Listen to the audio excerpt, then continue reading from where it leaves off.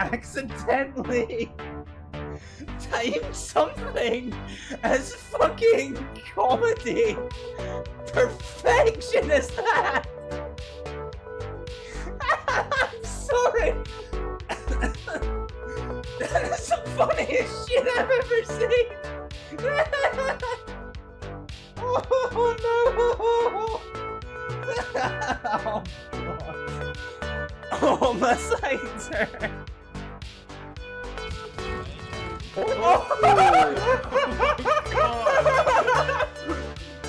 Hi there, Mr. Bradshaw. Pleasure seeing you again. Yeah, good to see you. I believe Mr. Julio and Miss Isabella have just taken the boat over to come and see you.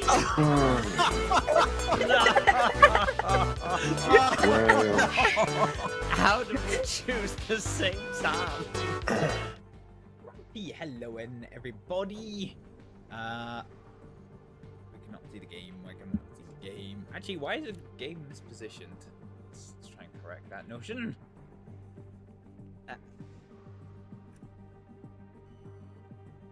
Okay. We need to fix this. Welcome back to Formula 1 Manager, folks. Is this the one where I don't have free reign of this? On one hand, it's really good games that just let you like resize the window to your choice, but it's also kind of frustrating in a small way because you can't then you can't then set it to like the best possible size. Anyway, it is what it is. Welcome back to Formula 1 Manager, and we are getting set up for the Monaco Grand Prix. The glitz and the glamour, and the challenge. The challenge of what is a very challenging racetrack. We are we had a bit of a stumble in Imola. I don't know, does it show us circuits?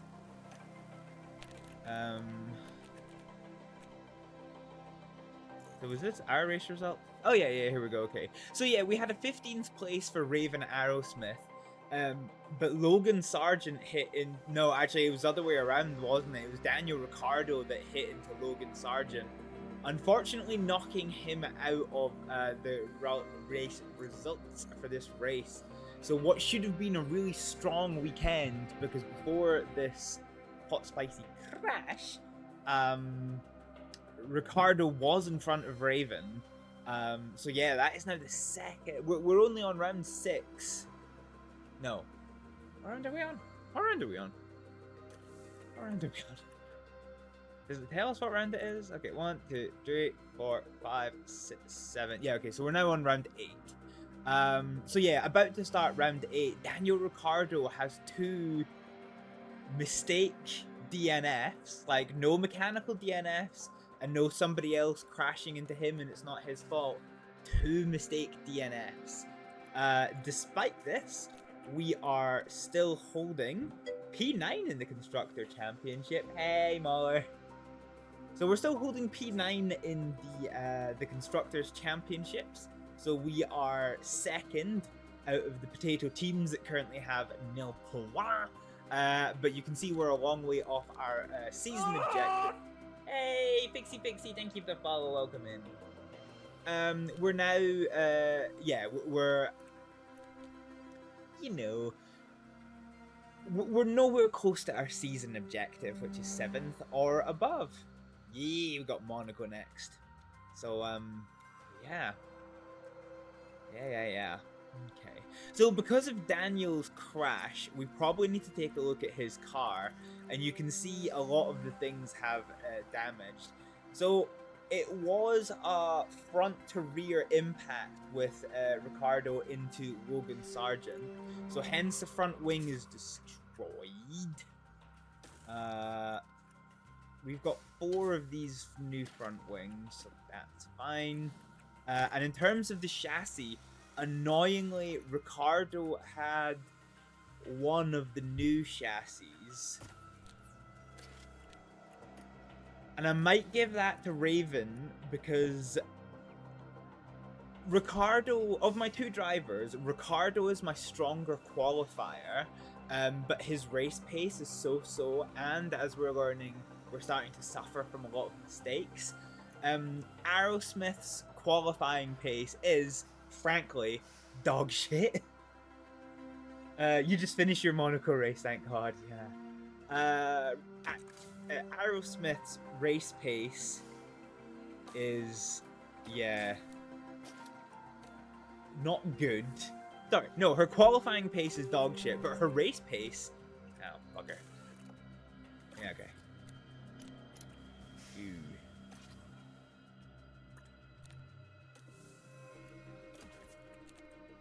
Well, that's annoying.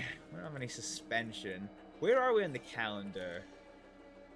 Okay.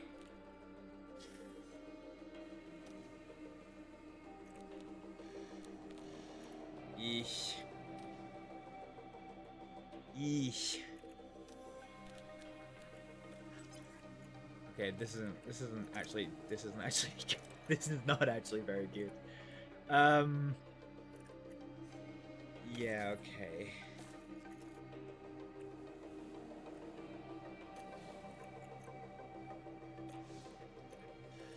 Right, let's look at our car parts development. So on manufacturing,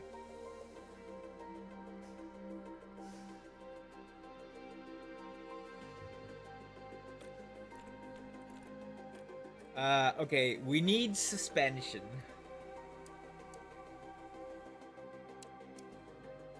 That's rough. That is really rough.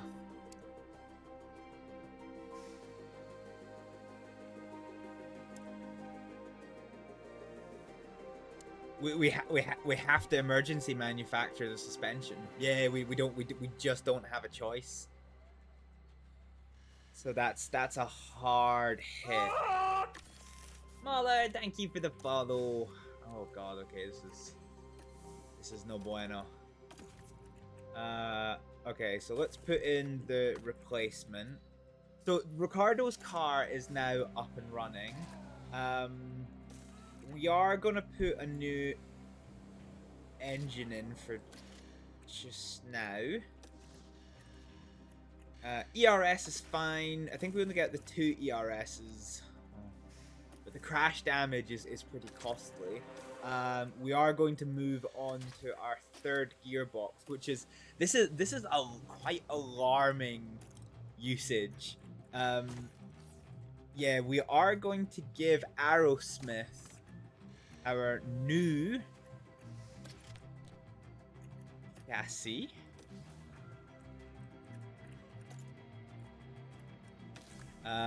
Okay. We'll put a new ERS onto Aerosmith's car, and a new gearbox. Fine. Okay. Alrighty. Fine. So our inbox probably had a bunch of stuff. So the Italy feature results. Yeah. Ooh.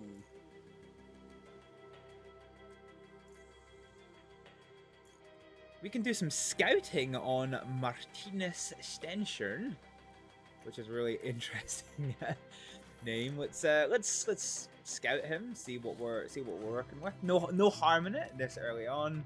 So yeah, the DNF. That was rough. Okay, so we fixed the problem. So we're kind of set up for this one. We do have a new tour center. Attention drivers, keep it out the barriers. Yeah, this is gonna be easier said than done in Monaco, isn't it? Okay, so we've got a new tour center, which is going to help bring in some $100 bill, and we have some new designs done. So happy days.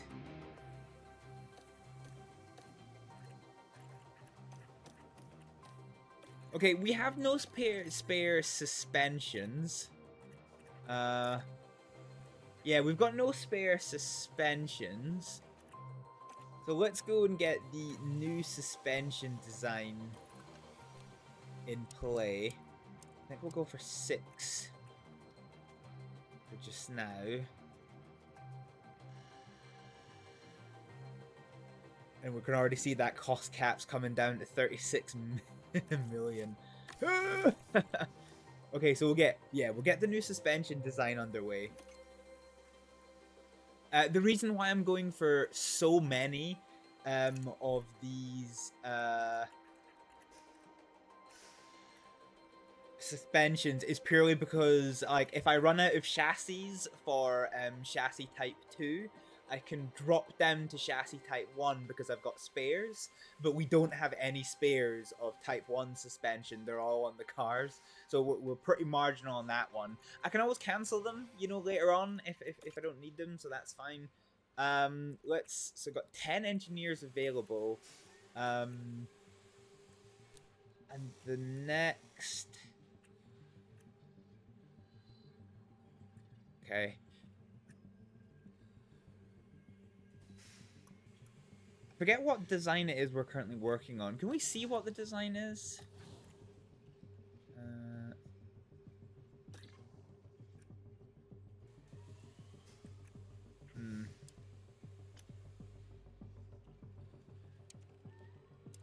Oh, hey. Okay. That's cool. I can add to that. Yeah, let's do that one then. Fine. So I think we are doing a... I think we're orientated for high speeds with this one. I should probably have noted this down. I'm usually quite good for my my like note taking for these Grand Prix, but I actually can't remember. I think this is showing that, yeah, okay, so this is showing the attributes for this one. So this has got better high speed cornering. So I think this is going to be like a high speed wing that we're working on just now. No, it's a rear. Yes, it is a rear wing. Yeah, okay. So we've got a high-speed rear wing on the go. So let's go ahead and get a high-speed front wing on the go. Now, we've got nothing left. Gee, I wonder if we just do research, to be honest. With these new technical changes. Because we've got nothing left. Let's just get a good balanced rear front wing on the go. Yeah, let's just get balance. And we'll bring this one. We'll just max this one. If you are hearing some banging in the background, by the way, for those of you who are not of a British disposition, today is Guy Fawkes Day, so the 5th of November. Which is basically Britain's celebration of attempting to blow the fuck out of the Parliament, because that makes sense. Yeah, fine. So let's queue this up for next year's research. Fine. Yeah. So basically, there's a lot of fireworks going off just now. So that is what that one is. Okay, cool. So let's continue, and we now get ready for the Monaco Grand Prix. Strategy preparation, cool. Okay, so as I said, we are going to take our little bitty of paper, and this is going to be the Monaco Grand Prix. Monaco. Cool. So the safety car chance is just 33%. The pit stop is 22 seconds under green and 12 seconds if race time loss under safety car. And it's estimated to be a 1-stop. Monaco, dreadful race. Yeah. It's yeah. An interesting one, isn't it? So it's 78 laps.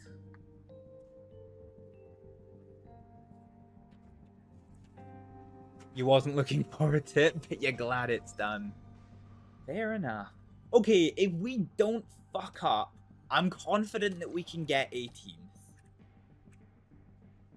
I am confident that we can do this one. Here we go. It is time. Welcome along to one of the biggest Monaco! weekends in motorsports, here in Monaco. Cars have been racing through Monaco streets since 1929, and this weekend is no exception, as we get to watch the new generation of world-class drivers take over Monte Carlo. Look at them yachts. That's Raven. They didn't bother to include a 3D face sculptor thing. So is Formula One. yeah, all of your AI generated drivers have their helmets on at all times. So it is due to be dry weather for the race, so that's fine.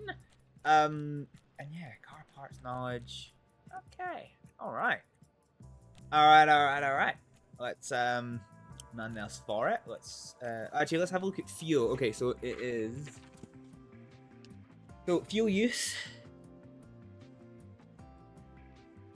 is 1.1 kilogram per lap. This is important because I typically underfuel my cars. Our engine cooling is suspect enough that I don't like to overfuel the cars and push the engines. I prefer to underfuel the cars and try to do what we can to avoid overheating the cars, and instead of using engine mapping to gain advantage, to use the lower weight to gain advantage. Remember, if you are just joining this series for the first time, we started with an absolute potato car, worst possible car, and the worst possible facilities. The only thing that we have that are slightly okay is the drivers, with our boy Daniel Ricciardo and Formula One's first full-time female driver. We're changing history a bit in Raven Aerosmith. But with that in mind, it is time for the start of the Monaco practice. Yeah, if we don't fuck up, yeah, this is always a problem. Look at this schmexy automobile. All right, our drivers are out. Nothing else for it. If my game looks a little bit different to yours, it's because I am using a modded race counter thing up here, which is pretty cool. It means I can see more information and minimizing the amount of times I have to flick through things, which is pretty good. Anyway, it is we're not going to be doing anything. We're just going to be skipping, so let's let them skip. So the way practices work, as a quick rundown, is you've got 3 practice sessions if it is a normal weekend, and 1 practice session if it's a sprint weekend, and you are trying to build what is called driver preparation, which is built up of 3 factors.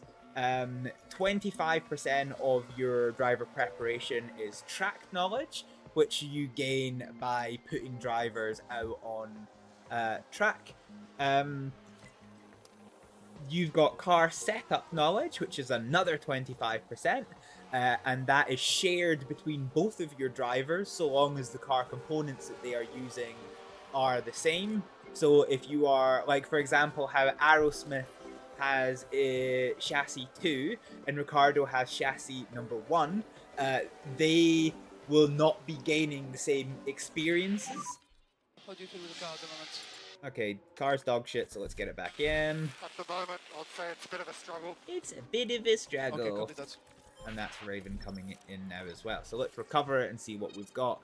The final part of it, which is worth 50%, is setup satisfaction. And as you can see, our dearest Mr. Ricciardo is not very happy with his setup currently. The front wing is pretty versatile, and camber and toe is pretty versatile. These ones are pretty. They change a lot of things, but they're a bit harder to get right. So the way I like to do it is I like to do the anti-roll distribution and the rear wing angle to be broadly right, and then use front wing, camber, and toe to fine-tune it a little bit more. So let's get our straight performance to just within the band. I usually feel that getting it just into the band, or getting at the extremes is better than getting at the middle. That might just be, how do you say, a bit of a misnomer, But yeah, that's what I feel for doing this one. So we're gonna go to try and get them to the edges on this side. Let's change the toe a little bit. Let's change the toe a little bit more. Okay, so everything is cool. Everything's pretty much at their extreme, so this is a good setup to try. So let's go ahead and get that done. The car was already coming in. What? That was confusing. The car does not feel good. Yeah. Yeah. So that is your 3 components to It looks wet. It looks wet, doesn't it? Yeah, that is your 3 components to driver preparation. The other thing that you can do in practice 1 is that you can put your development drivers in the car.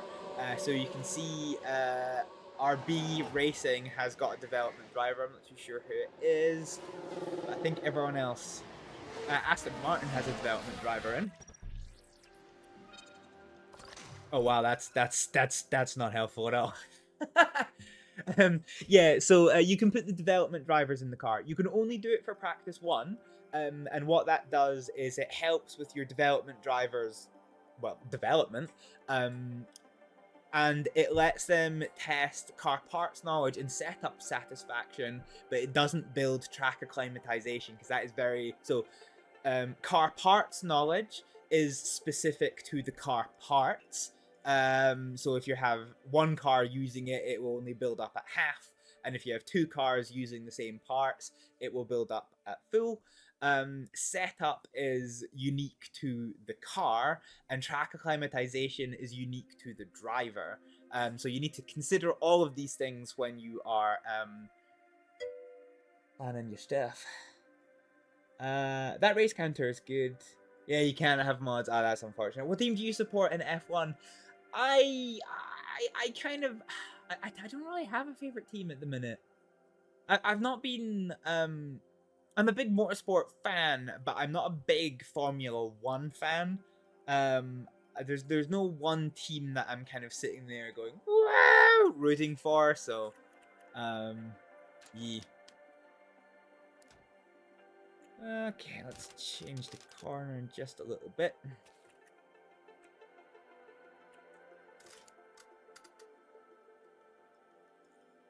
Actually, I wonder if we can just do this with... Can we do this with just the rear wing? Oh, the front wing, rather.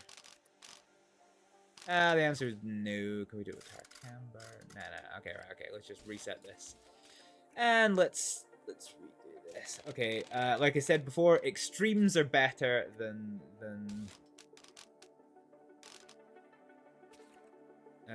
having it dead in the middle. So let's change this. Oh, botheration.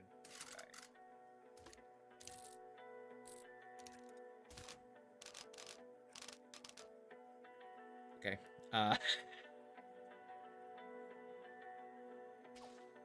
Cornering's fine, but yeah, this is cambers. Oh, bueno. You know, let's just revert this. This is doing my head in. Okay, right. Let's try and do this just with a little bit more sensibility to it. Let's run to this one. Let's give us a little bit more cornering. Let's give us a little bit less of that. And we need a little bit more camber. A little bit more camber again. So we'll keep those at the extremes.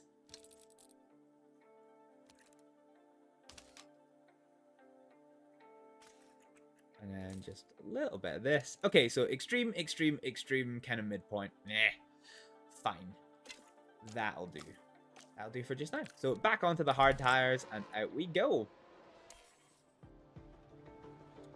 What team do you support, Mahler?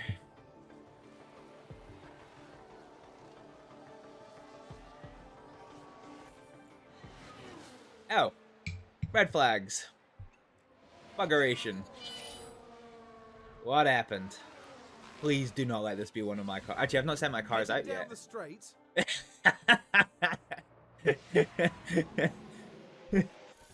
So, somebody made a mess of that.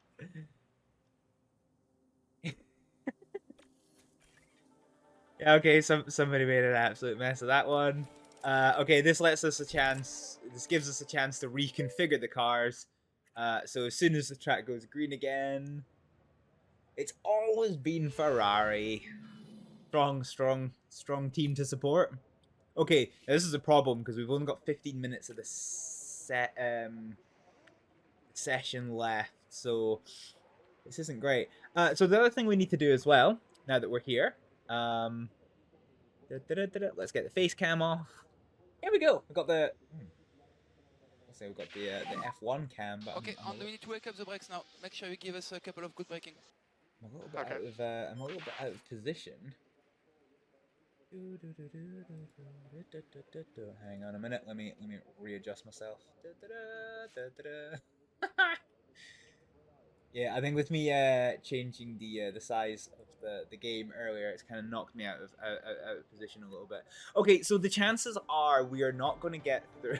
we're the only ones out on track. This is weird. But yeah, we need to get our insights in best we can before this session ends. So yeah, unfortunately, this red flag has cost us quite a lot of time out of this session. Normally, we can get pretty high with our setup confidence at the end of S1, but we've lost 20 minutes of the session to that red flag, which is no bueno. So let's keep going. So no, I don't think we're going to get to 5. I think we're going to be lucky if we get to 5. Okay, we take the flag. Do take the flag. Yeah, they're heading to garage. So it's possible we maybe got the 5th insight. But that is the end of... No, we didn't get it. God damn it. Okay, that's frustrating.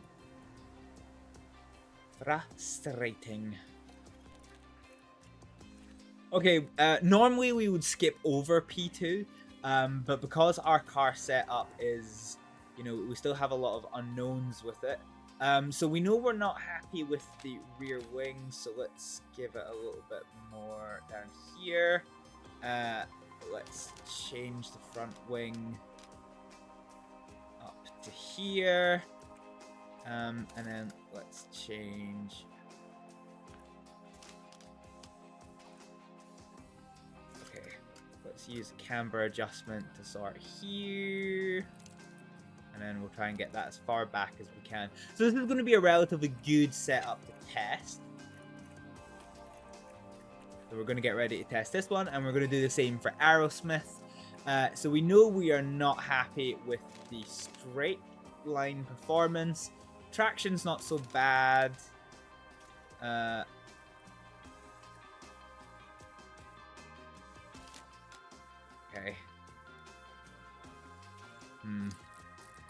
Okay, let's use the toe to correct this.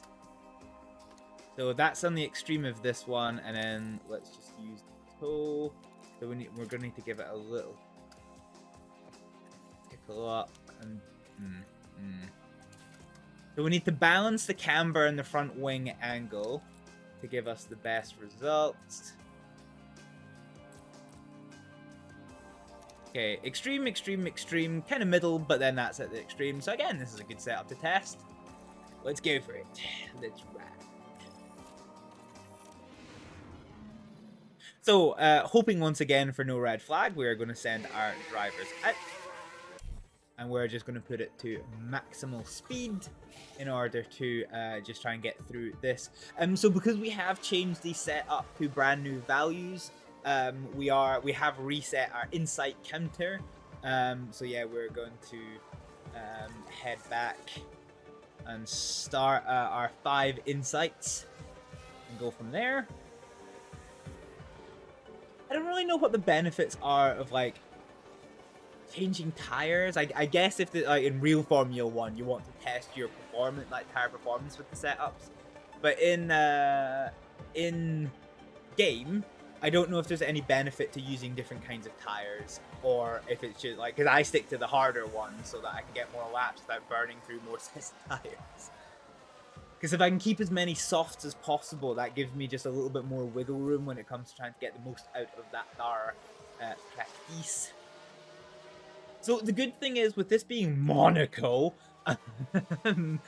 the high speed advantage of all the other cars of the grid is pretty much negated. Oh fuck, we didn't get all the insights. Okay, that's kind of frustrating. Okay, we need one more insight sent out. Hold the car. Okay, call Karen. Beans. Yeah, copy that. Come on, get the last insight. Okay, here we go. Okay, our setup is still pretty poor. Okay, so traction to here. Front wing angle to here. Let's tweak the camber back a bit. And then... Okay. Let's move that one here. Okay, this is a good setup to test. How are we doing for tires? We've still got good life on the tires. You usually compare your long stint times of hard versus mediums. Yeah. This is true. Alright, let's go up to 20 laps.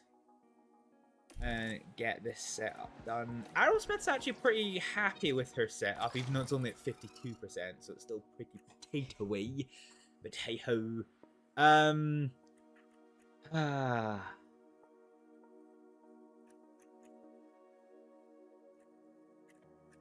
Okay, we need better cornering. So cornering, I think we can achieve probably best with something. Do you know what? Let's put the traction here. Yeah, this camber's pretty rough. Okay, I wonder if we go to this extreme with the rear wing. And so let's bring this to here, to here, to here. And then let's use the toe. Okay, so we're going for a pretty extreme setup, which will hopefully narrow down these bars a lot more. I'm not expecting these to be good setups. I'm just trying to push the limits to work out where we go. But normally with practices, we would not be at 14. So this is quite interesting for us.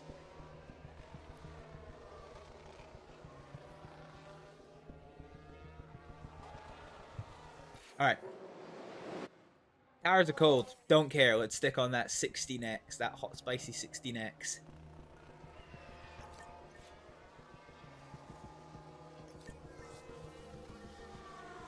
And then we'll try and build up some insight, and then hopefully the final practice session, we will get we'll really start getting on top of these setups now, and then we will be good to go.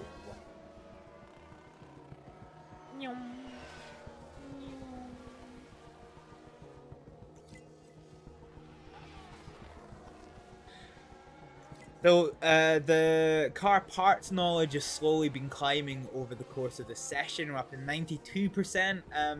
The other thing about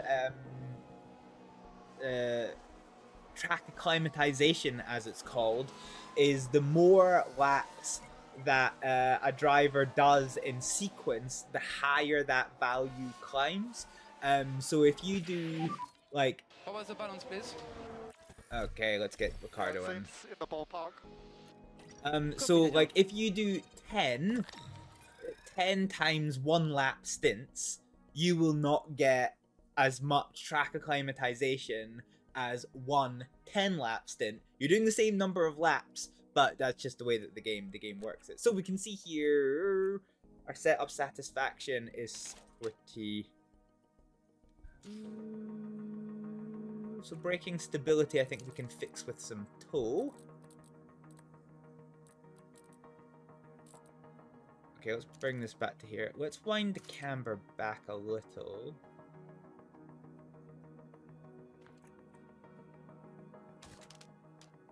And then give a little bit more front wing.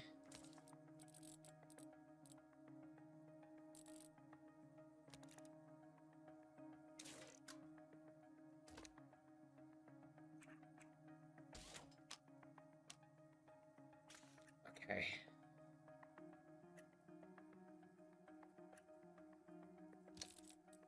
Yeah, okay, that might be about the best that we can manage. Okay, these tires have given up the ghost, so let's keep a set of mediums and let's actually switch to the softs on Aerosmith. Okay, the lap times I wasn't actually paying attention to, but we'll put our weight down to. It's going to take 4 minutes to do this one, so let's just put it to 8 laps. And we'll go from there. We should have done the same with Ricardo, but oh no, wait, that was Ricardo. Okay, whoops. Okay, so setup satisfaction 92%. Okay. Yeah, okay, that's pretty good. All things considered. So let's push the boat out with this one, and then let's use our tow to come back to here. So straight performance is optimal, so okay, fine. So yeah, so that was Ricardo. And this is going to take 4 minutes again. So the setup just now is 92%, so let's see if this is going to be better or worse. It's going to take 4 minutes to do this, so we'll bring us to just 7 laps of fuel.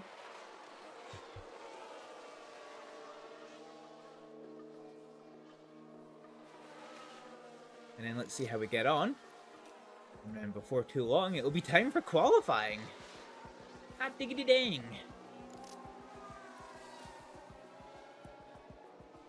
So yeah, it's a 1 1/4 minute lap. Is our time to beat. Anyway, both cars are out just now. We'll try and get the last few insights we can of this session.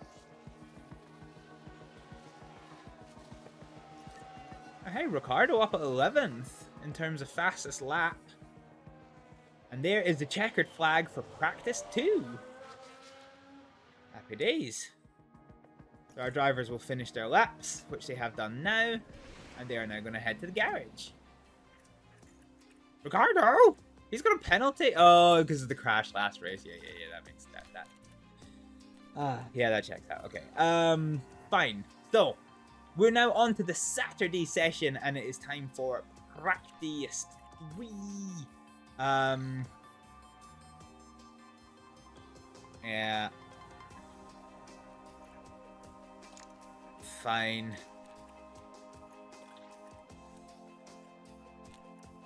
As much as it loathes me to do so, I think I am going to. Well, actually, what is the best? It's a 71%. Okay.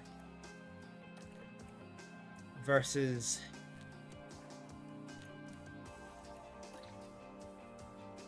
Well, we got 92%. Do you know what? Let's see what the AI can do, huh? Let's I've got a meeting. I've got a meeting in the morning, so let's go see what it is we're working with. Let's find out if all that practice will pay off for the drivers. Remember, we lose the slowest 5 drivers at the end of Q1, another 5 at the end of Q2, and Q3 will set the top 10 positions. And here's a driver there's been quite a focus on recently, Karun. Actually, how does this work? Is it 6 and 6? Because like I put a new team in. It could be that the team were so is it 6-6 in top 10 shootout, or is it 5-5 in top 12 shootout? Strap yourselves in. This is Formula 1. well, that's a crash barrier. We're hopefully not gonna give that any airtime today. Okay, so let's have a little looky and see. So we got to 94% with both cars. Ooh. I wonder if we can work on this.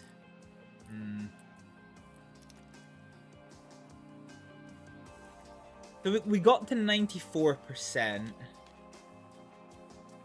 Oh no, okay, we don't want to change the rear wing angle. We want to do this. We'll give it a little bit more front wing. And then we can change the toe. Let's come back a little bit more on this. And then change the toe again.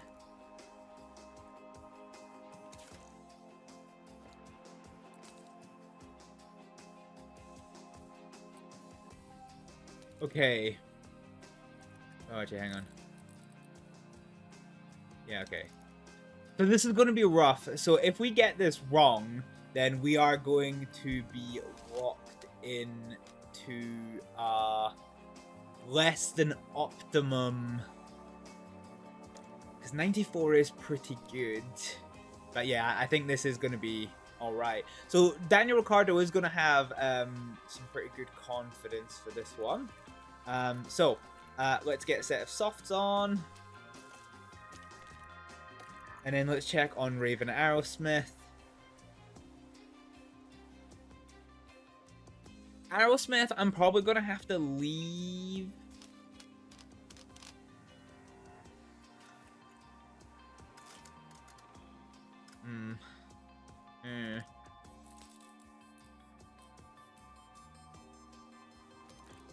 Because ideally, I want...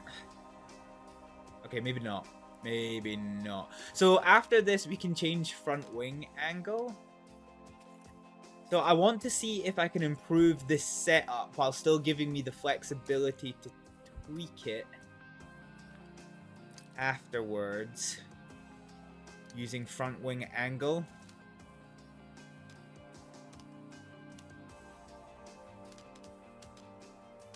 Yeah, okay. Yeah, so I can undo a lot of these changes with front wing. So this I think is relatively safe. Let's risk it for a biscuit and see what we can do. We'll do one flying lap with both of these drivers. And we're going to come back to change the setup on the front wing. So we're going to get both these cars coming out. We'll give it about a few seconds-ish. So Ricciardo's out. Now let's go into sector mode.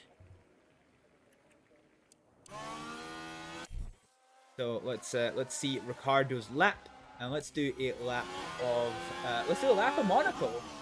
Good night, Mahler. Thank you for the follow, and thank you for the company. Have a good sleep.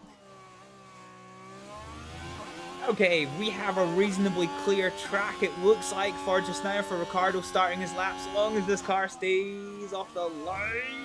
Is he gonna? Oh yeah, thank goodness he is. Thank goodness he is. So let's come into view here. So you'll have to forgive me, I don't know any of the corner names at at Monaco. But yeah, so we're an 18.4 for our first lap. This traffic's gonna be a bit rough. We really need these blue flags. The tunnel is a good place for them to let us by. Is it going to be clean? It isn't. Ricciardo is pipping Aerosmith by 0.2 seconds. Hulkenberg, so we're kind of on pace with Hulkenberg.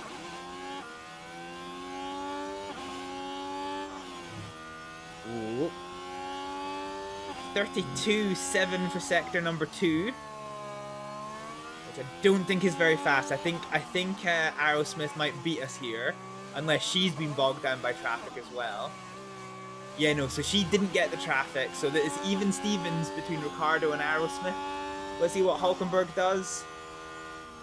So Ricciardo's a 1:11.3. Okay, that's actually alright. That's actually alright. Let's see what Hulkenberg does. So Hulkenberg beats Ricardo by 0.3 seconds, and he does, is it going to be a 99? So yeah, he's half a second in front of Ricardo. Okay, let's get the cars back and have a look at their setups. Okay, car setup. So, 100%. I took a risk. I took a big risk. Changing a 94% setup after qualifying, but we nailed it for Ricardo. Oh, our boy Ricardo. Let's give him some new rubber and send him out on a 1-lap run. His confidence is very high, so as long as we don't get flatlined by traffic, we should be okay. Aerosmith, we didn't get up to 100, but 97%. We gained 3 percentage points, which is pretty good. And she's still riding pretty high, so let's get her changed. So Ricardo goes out, and he should, hopefully, if we get enough speed, beat this Ferrari, which is doing stuff. And then there's a little bit of a gap, so let's try and get them. You know what, we'll just let that Ferrari go. Yeah, okay, fine.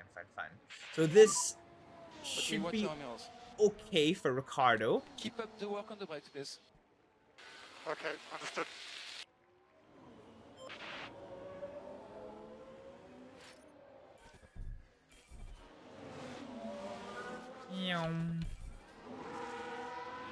Look at this beautiful Formula 1 car. Yeah, look at that. I love these. I love that I discovered this. I wish you could do this mid-race. I really wish you could, but yeah. Sometimes it is what it is. So Aerosmith does have traffic in front of her. I'm trying to see who it is. It looks like a...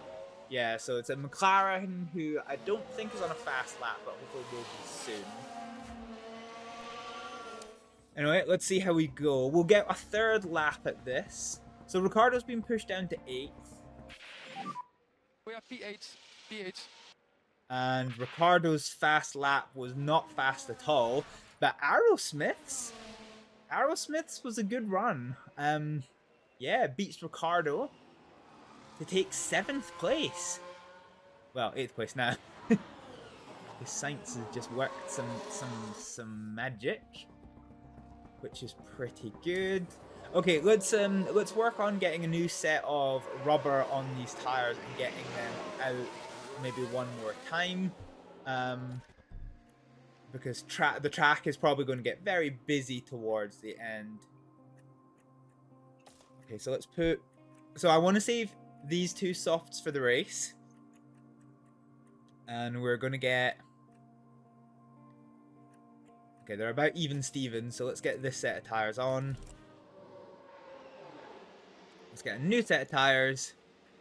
Ricardo out. Tires. Yeah, okay.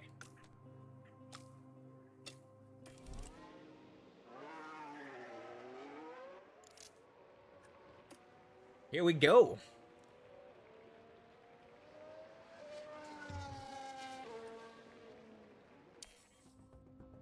So we're just going to time skip through this one. Okay, so our drivers. So Aerosmith is now on to her flying lap, which means Ricardo's already started his. Ricardo's first sector is not faster. Aerosmith is also not faster. Sector 2 from Ricardo.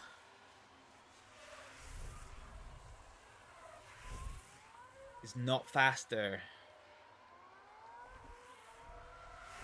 Aerosmith is also not faster. They're very evenly matched, unfortunately. No improvement for Ricardo on his time, and sadly no improvement from Aerosmith. So both of our drivers are in danger, and indeed Ricardo has potentially dropped out of Q2 advancement. And by not potentially, I mean he has. In fact, both of our drivers now have. The people that are in the drop zone at the minute are Kicksauber and Alpine, both of which are on par with us. I think we might have time for one more stab at this. Let's see what we can do, because ultimately we're either going to get out of this qualifying or we're not.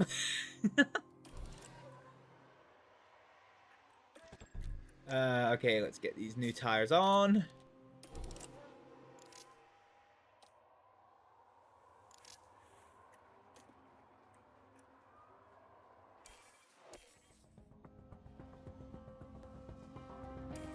So this is going to be a ditch effort.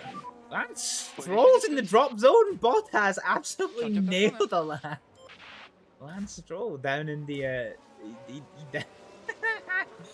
he's down in the drop zone. Anyway, we've made it out with both cars in good timing. So Ricciardo rounds out the final corner to start his 4th and final flying lap of qualifying number 1. This is kind of throwing everything to the wall at the minute. There is a lot of traffic. Oh god, that's a scary sight. God, they're all moving so slow. Aerosmith is going to approach that big gang of traffic, and she is going to catch them at a really unfortunate area. Yep. Oh no, get out the way. Yeah, no, that's a complete impediment. Yeah. So Aerosmith has got a wall of cars to try and get past. Oh, and the reds are out, so it didn't even matter. Okay, red flag, red flag. Didn't even matter. So red flags are out. Let's try and see what happened. Oh, well, it doesn't show us what happened. Fine.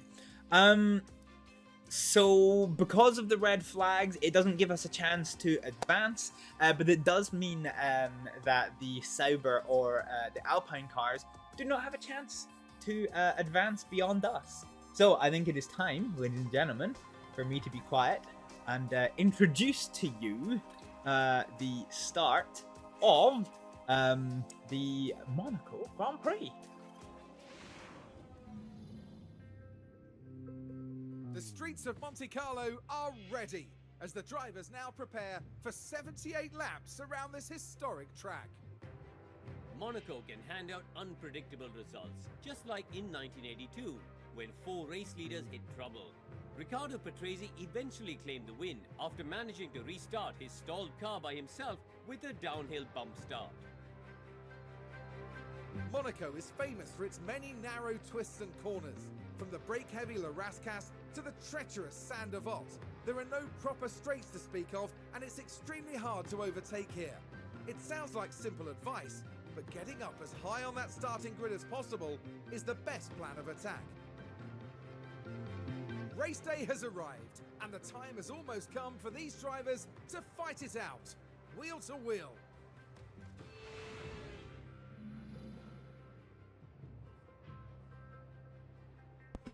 All right. That was your introduction to the Monaco Grand Prix. We are going to be starting in 17th place with Raven Aerosmith. No, that's not right. Race starting grid. Well, this is just not accurate at all.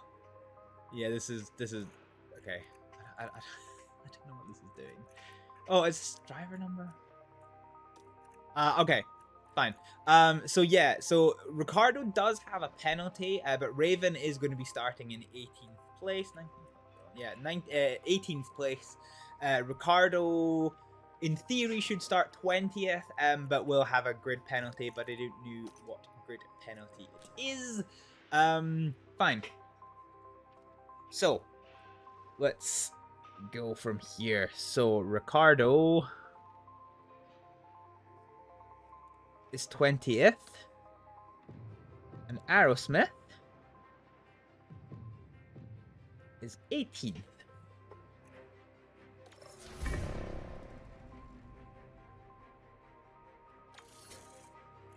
Fine.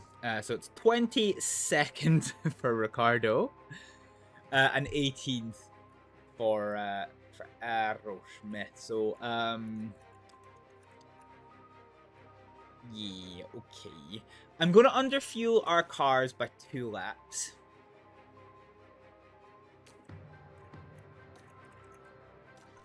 So both cars are now underfueled. Not hot about the idea of doing a 2-stop.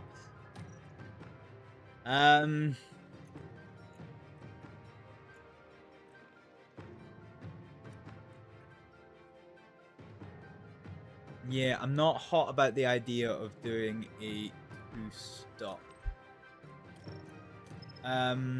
We might start Ricardo on the hards because he is... Yeah. Ricardo is... He's last anyway. So if we start on the hards, that gives us the flexibility if there is any early or mid-stage safety cars that we can do a little sun, you know, do a little something. See how we go. So let's start on the hards and do the 1-stop strategy. Aerosmith is clearly not quite as good on the tire, so let's just have a look at this. So this is a 3510. So Aerosmith. Oh. Okay. Apparently the 2-stop. What happens if we do that with Ricardo? Let's try strategy E. Let's start on soft.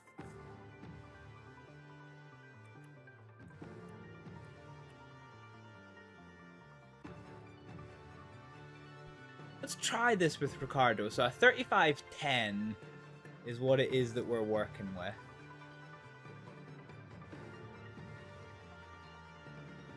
So 35-0?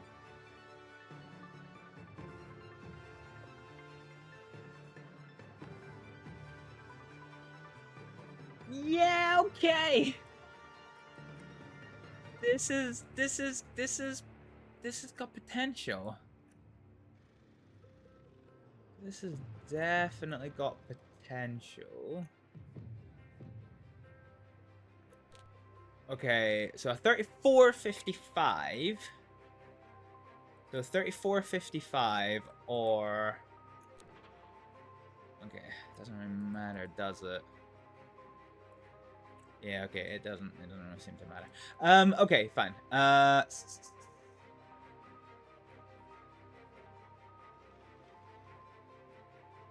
Fine, that works for me. So the 2-stop potentially shaves 10 seconds from this, which is pretty good going. Okay, so that will mean 1 pit stop on lap 22. And another.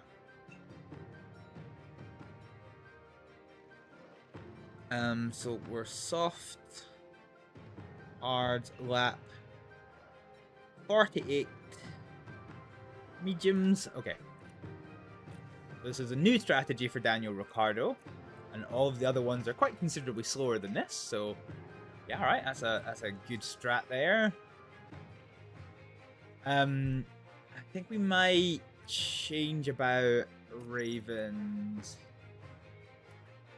strategy. So I don't want both cars coming in on this same lap.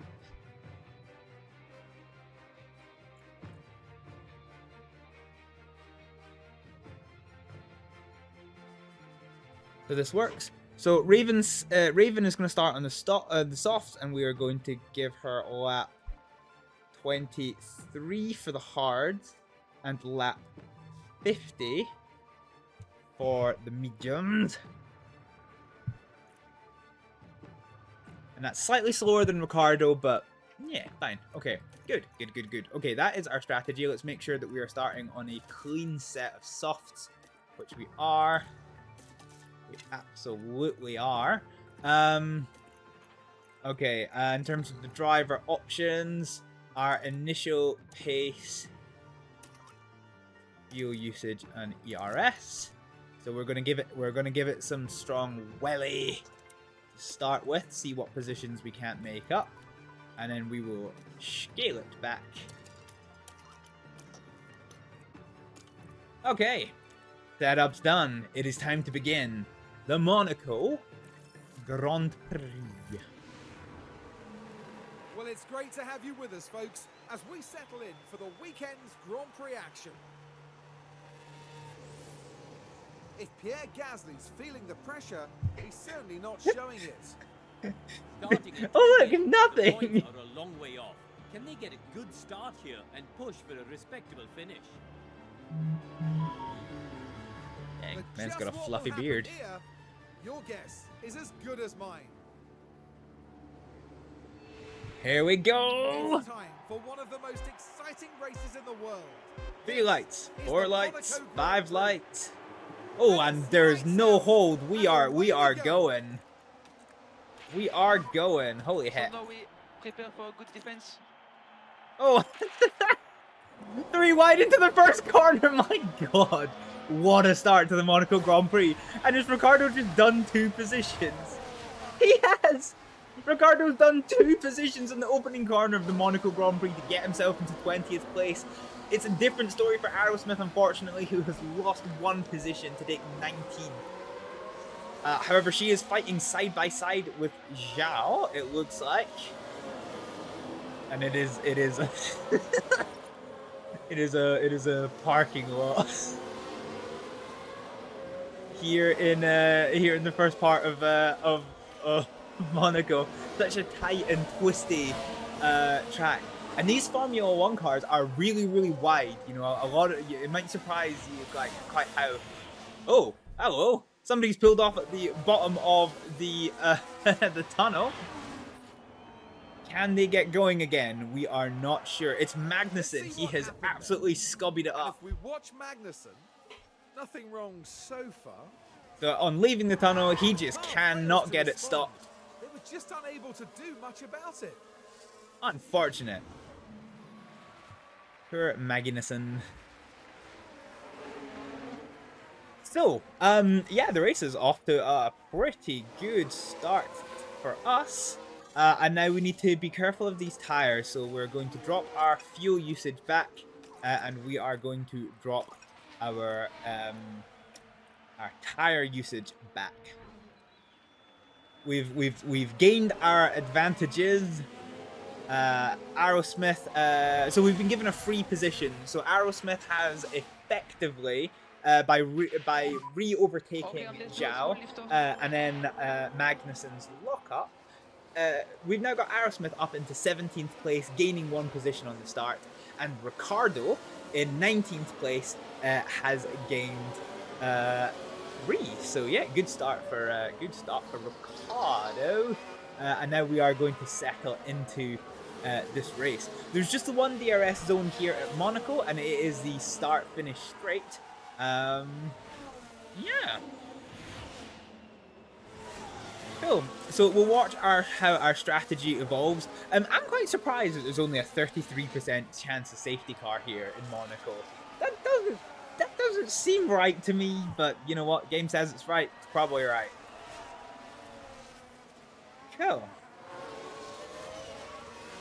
So we've got a really tight pack here. Aerosmith is fighting off against a good gaggle of people. We've got Lance Stroll right in front of us, who's got Juan Manuel Carrera right in front of him. And Zhao is not putting the pressure on Aerosmith, which leaves Aerosmith free to hopefully put some pressure onto Lance Stroll. Aerosmith does have the softer tires, and their race isn't quite the same, so I would ideally like to see Aerosmith try and get past, although we are starting to thread out a little bit. However, this battle between Juan Manuel Carrera and Lance Stroll, yeah, might allow some kind of opportunity for Aerosmith, but the race is still young.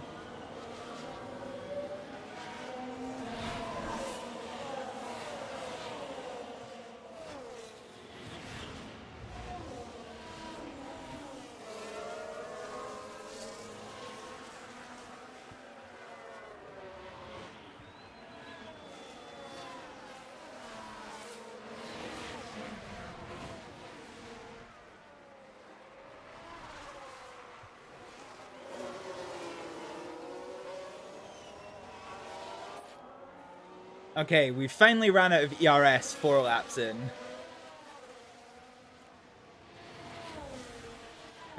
Okay, let's take stock of this race. We have Verstappen in the lead of this race, who's managed to pull out 2 seconds on Charles Leclerc, who is himself 2 seconds adrift from Perez.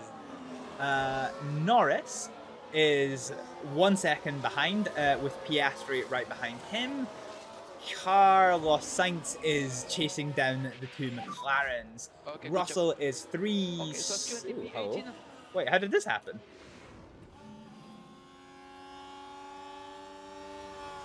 So this is Ricardo. Oh, okay. So Zhao was going for the left, he was going for the right, he was going for the weave, and Daniel Ricciardo just sailed past. Very nice.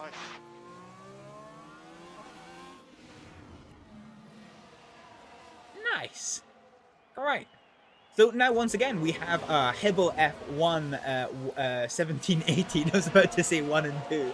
That's a bit of wishful thinking, I think. I wonder if we can maybe grab some more interesting screenshots of our cars. Oh, yes, look at that. The Hibble F1 1718. Yeah! Very good. Aerosmith is still within half a second of of Lance Stroll in front of her, so she might still make something happen when we get round to the start-finish straight. 1 second is what the gap needs to be, and the only DRS zone is the start-finish straight. So you can see Aerosmith's DRS is now open, but we are... Oh, yeah, okay, so she got a bad run out of that corner, unfortunately. We can still use the DRS to try and close up, but it is very, very short DRS zone, courtesy of how short this this track is. And unfortunately, Stroll got a really good run onto that start-finish straight, as well as the DRS of his own. And yeah, left Aerosmith in the dust. That is unfortunate. So, where do we get to? Alonso is hunting down George Russell like nobody's business. And Hamilton is 1 second off the pace behind. Tsunoda is 2.5 seconds behind, with Albon a second off the pace, as in Hulkenberg, as is Bottas, as is Sargent. Then we've got a battle again with Juan Manuel Carrera, who's chasing down Logan Sargent. And Juan Manuel Carrera is himself being chased down by Lance Stroll, is himself being chased down by Raven Aerosmith. And then Ricciardo is 1 second off the pace of Aerosmith, with Zhao, Ocon, Gasly, and Magnussen behind. That's how the race order is shaping up just now.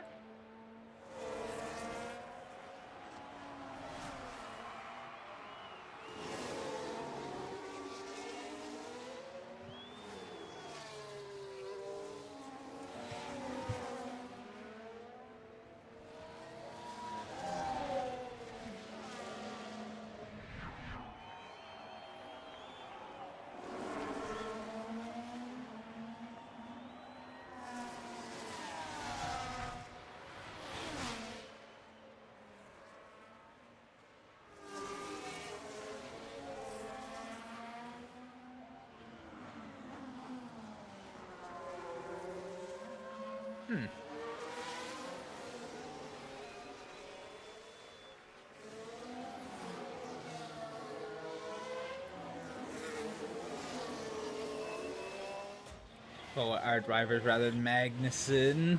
Things are starting to close up slowly. Very slowly.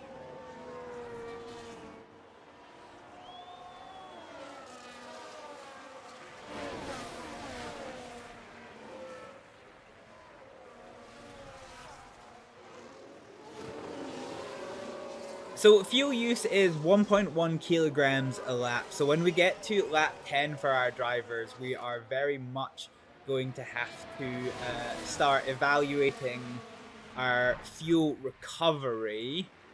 Because I would ideally need it to be... So let's say we started at 2.6.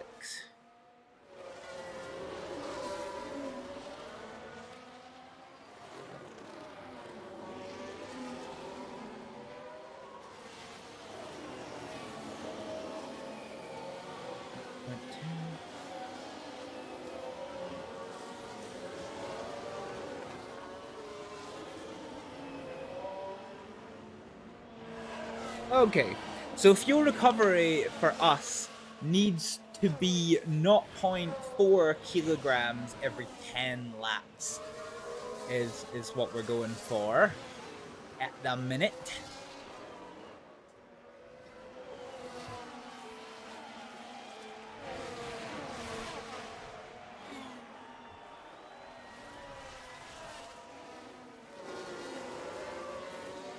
So we'll need to see what our fuel recovery is, but we will wait until we have a good landmark for it. Actually, we're just starting a lap just now.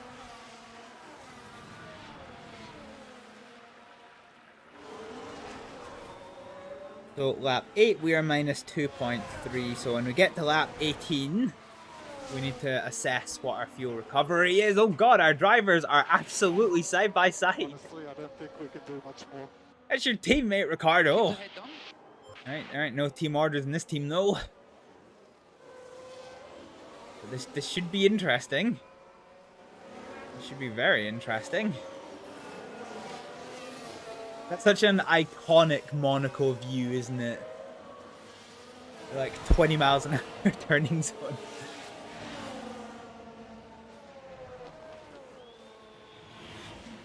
Trying to see if there's any other interesting battles on the go. Alonso and Hamilton are going at it for 8th place. Ooh, let's see if Hamilton get a good run. So Alonso got a relatively good launch out of the corner, but Hamilton's got the DRS closing right up, but he can't do anything with it. But it has allowed Hamilton to get right on the tail of Alonso. He tries to go down one side, but Alonso blocks it off. And Hamilton has no choice but to follow as the course starts to tighten up. Yeah, no chance of an overtake from they two. Meanwhile, Stroll has got past Juan Manuel Carrera. So it seems Carrera was holding up Lance Stroll. Lance Stroll is in a fairly fast car, potentially. Given that Alonso is in 8th place fighting off Lewis Hamilton. And because of that, that's probably been what opened up that gap. Aerosmith will catch up, but it will probably take a little bit of time.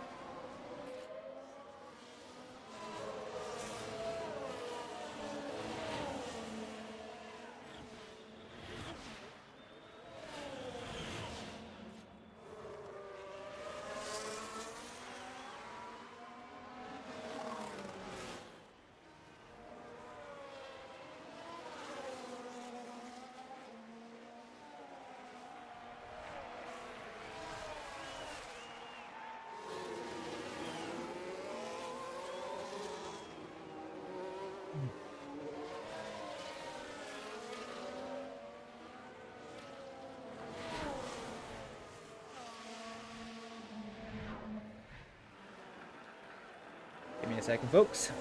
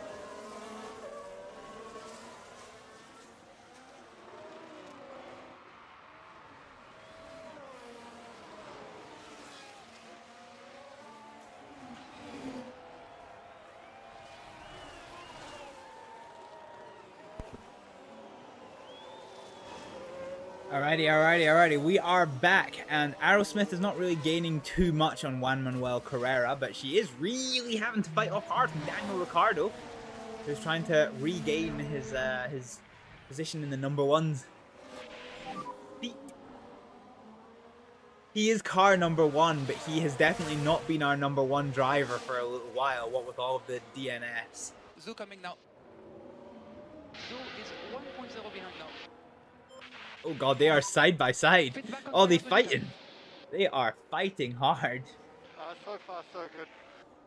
Yeah, both our drivers are fighting really hard for their positions here. Look at that. Beautiful Monaco angle.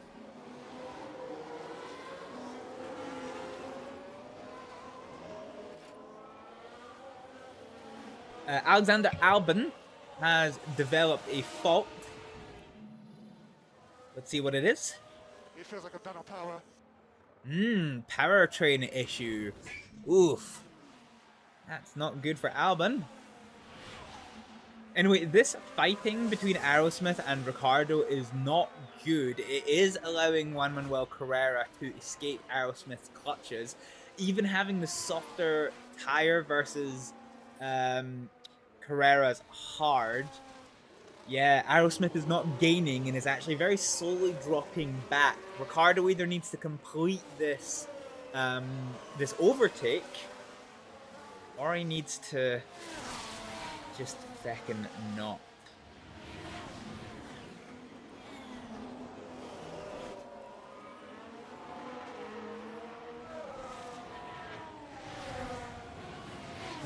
I might have to change the stinting here because Aerosmith is using her tires more than Ricciardo is, and she is due to stop 1 lap later than Ricciardo, not before.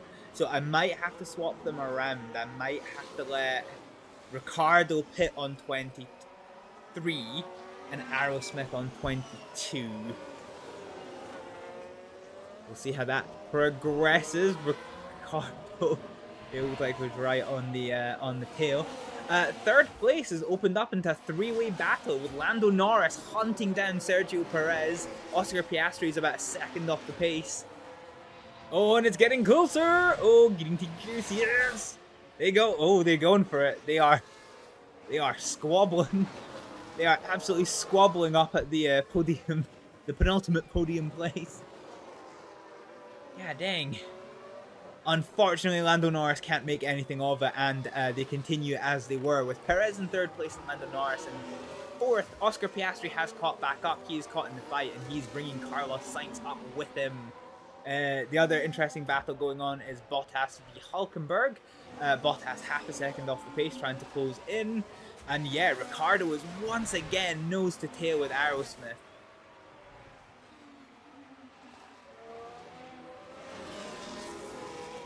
Good grief, what a battle this is.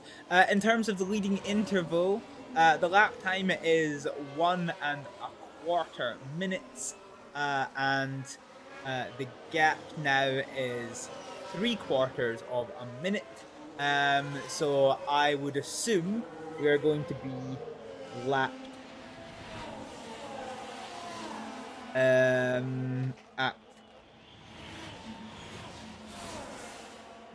around about lap 25. I think we are going to get lapped, which potentially means we are going to be lapped twice. Potentially.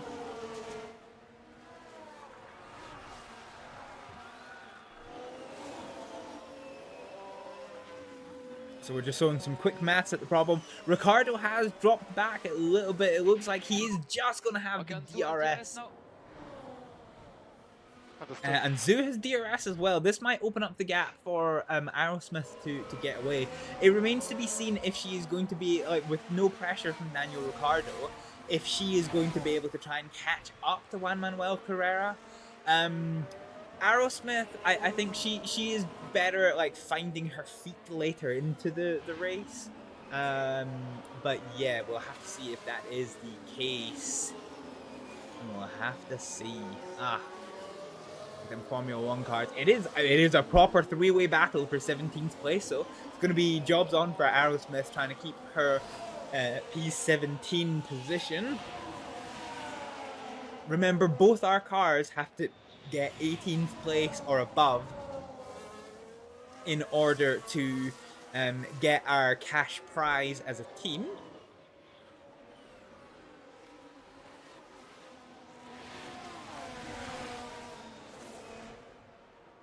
Okay, we've done some good recharging. Let's let Aerosmith deploy.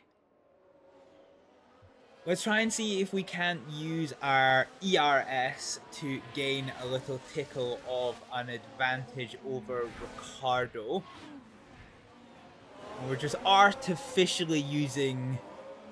We're using car mechanics to give us that little bit of an advantage.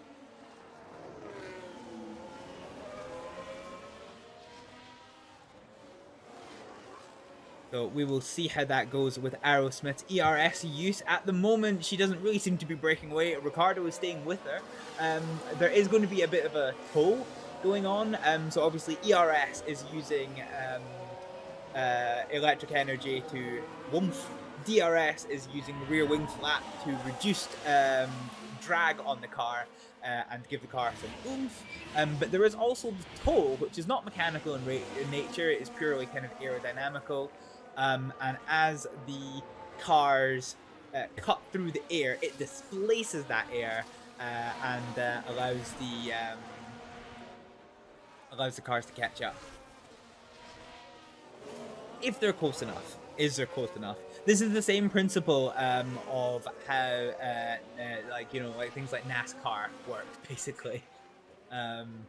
They are interested. They've got a very interesting aerodynamic profile, NASCAR cars, because mostly when you talk about the tow, you are talking about the car in front punches a hole in the air, and then it will slowly refill, but it does take about a second. So if you're within a second, then you get less drag, which allows you to carry more speed because of the reduced drag. NASCAR, however, their cars on ovals travel so close that not only does the car behind get that drag reduction, but because the car behind is also pushing what air is started to refill, that actually has a knock-on effect in the car in front. So actually, by being so close together in NASCAR, both the car behind and the car at front get aerodynamic advantages. And by burning through the ERS as we have done, we have allowed Aerosmith to drop Ricardo by 2.5 seconds.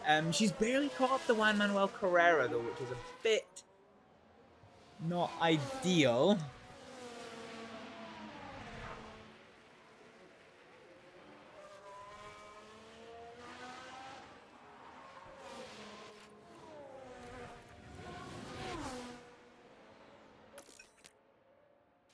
Okay, we're going to go for neutral ERS use. That is going to allow this to slowly build up, and we'll see if Ricardo does catch up. But Aerosmith is now no longer under pressure, which is fine. Her confidence is pretty much so-so because we're not attacking, we're not really defending.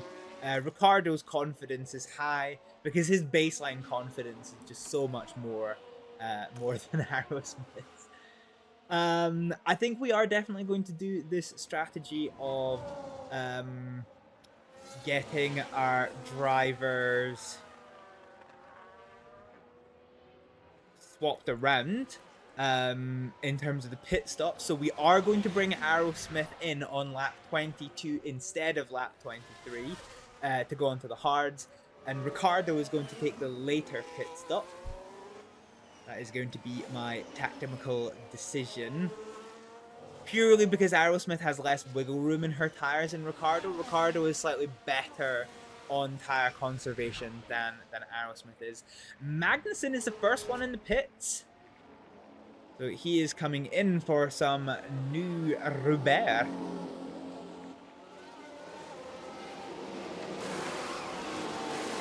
And it's a hard he goes onto, and they are out of the pit lane. Nice clean stop for Magnussen. Okay, so we were on lap 18, just gone into 19, so we've missed this by half a lap. But we are conservatively on minus 2.1. So we are deltaing at 0.2 kilograms of fuel per lap. So, as a fuel table, we won lap 70 to to be 0. Lap 60 to be minus 0.2. 50 minus 0.4.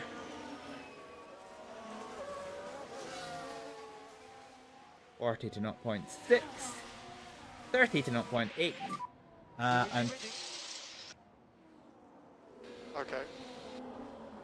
20 to minus 1. Okay. So yeah, we're gonna have to embark on some tire conservation. Methinks.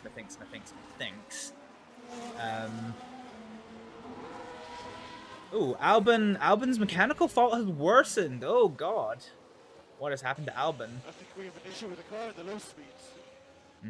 So that is the powertrain issue is worsening. So this might be another free position for us. We shall see. Oh, this is risky for Ricardo. Zhao is caught right up to the back of him. Let's deploy this ERS. Press overtake where possible to discharge the battery a little bit. Okay, understood. Okay, let's do some strategy editing. So Aerosmith, we're going to change you down by 1 lap and 1 lap. So 22 and 49. And Ricardo, your strategy is going to be amended. So you're going to be 23.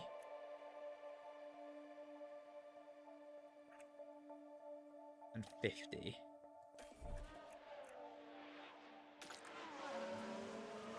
Okay, so Ricardo is 23 and 50. 22.49 for Aerosmith. So good, we have no driver conflicts.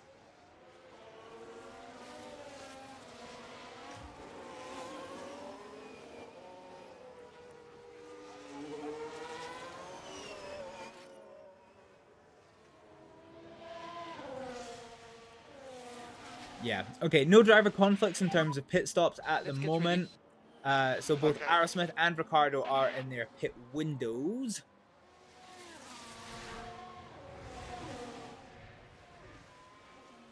The leaders are currently on, they have just started lap 21. Remember, we predict lap 25 is when the back markers that haven't pitted are going to be lapped. So we're just about there. So yeah, Gasly is 21 and Verstappen. Yeah, okay, so I'm pretty much right on the money with my quick maths. I'd make a good Formula 1 team engineer, I think. Terrifying prospect. Yeah, okay, our tires are about in the worst of the field, so I think Team Hibble, or Hibble F1 more correctly, is definitely going to be the next ones to pit. So we're going to finish this lap. And the end of lap 42 is going to be Aerosmith's pit. God, Ricardo is caught right up to the back of her with that ERS. That is crazy. Let's just burn what we have. And then this. No, so this is us going into lap 20. Yeah, okay, so this is our cars going into lap 21. So at the end of the next lap is when our drivers are going to pit, and they are neck and neck already. Jesus Christ, Ricardo shot right up to the back of Aerosmith. God, that is crazy. Okay, they both have ERS advantage, although Ricardo has more of it. And it's game on between Team Hibble F1. Good grief. Zhao is just dropping back. Ocon has overtaken him and is right on the tail. Keep looking after your tires. You did a very good job. But yeah, at the end of this lap, Aerosmith is going to come on in. And that's Ocon directly behind you. So I think we can start to burn these tires. So let's call it attack, attack, attack. I'm slightly worried about our fuel use, although the only thing that is stopping me from doing it at the minute is the fact that we are probably going to get lapped during the pit stops. Oh, Ricardo's going for an overtake. My boy! He's going for it. He is well and truly going for it. He is going for it. He's going for it, and he has gone for it. A clean overtake. And we are going to come in to pit for these hard tires for Raven Aerosmith. So let's just burn what we've got. And Ricardo, I think, can probably do a couple of laps of burn as well. Keep pushing. So yeah, let's use what we've got. Absolutely tear these tires. Let's get into the pit lane, get some new rubber on, and see how this race is going to progress for us.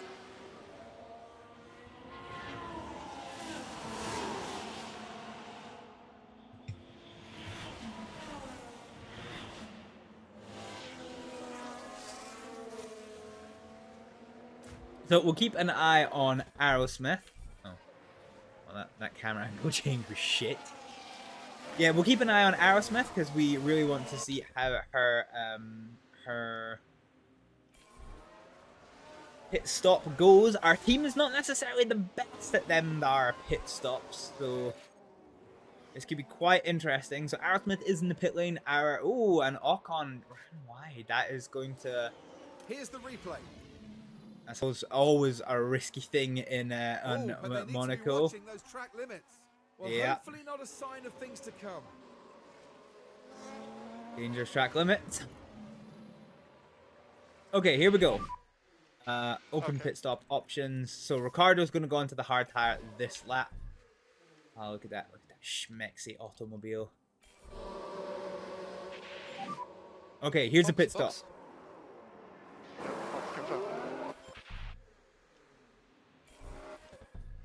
Can we... Ooh, a 2.5 second stop. That is good for Hibble F1. That is actually really good for Hibble F1. That is not too bad. And we are now lapped. So, our fuel usage, 1.1 kilograms per lap. Okay. So let's just remake this table. So 70, 60, 50, 40, 30. Don't have to bother with. Well, actually, I guess we can do 20.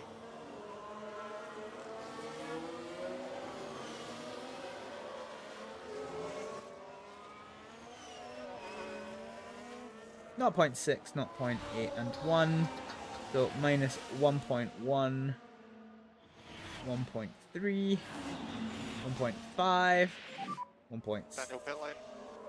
1.7, 1.9, and 2.1 for one lap down. Ricardo is now in the pit lane. Let's see how things go with this. Let's burn these tires just a little bit more. Oh, that is not a good stop. Ugh, that is not a good stop. No full throttle before pit exit. Yeah, that is not a good stop. So both of our cars have now been lapped. So we're going to attack until we get our tires up to temperature.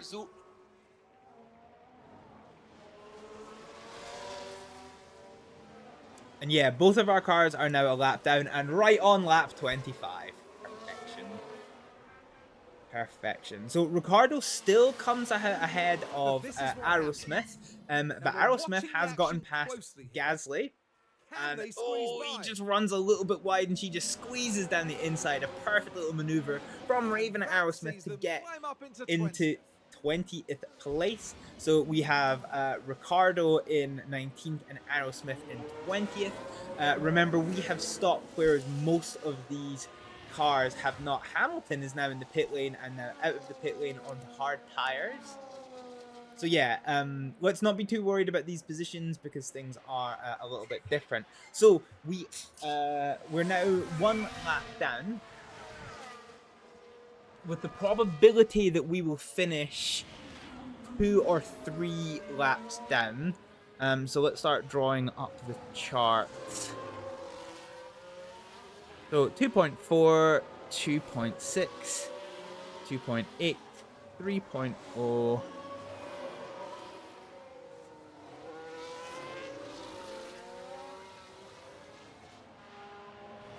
23.2. So currently, for being 1 lap down, we are aiming for minus 1.9 kilograms by lap 30. So we can get rid of the 20. So yeah, 1.9 kilograms for lap 30. So 1.9 is our ballpark, so we can keep our engine use the same as it is. Tires are very much up to temperature now, so we can drop back to aggressive. And we are going to top up our ERS for both cars.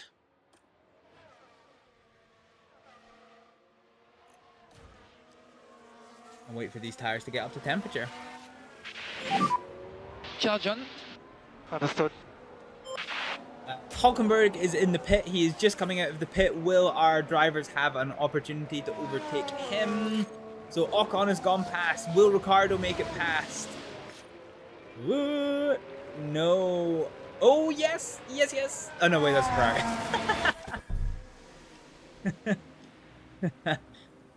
Yeah, okay, so no. Hulkenberg comes out 13 seconds in front of Ricciardo. That is a bit too loud.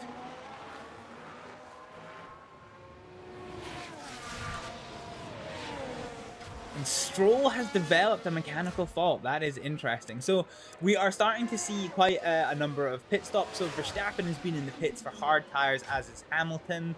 Hulkenberg has pitted for soft tires, and Ricciardo and Aerosmith have both pitted for hards. Magnussen and Zhao have also pitted for hards. So among the pitters, we are racing Hulkenberg. We're not racing Gasly. What are we for? So for 22 seconds, we might just be racing Ocon. It's going to be tight for Ocon, I think. And yeah, when Gasly pits, he's going to be out of the picture.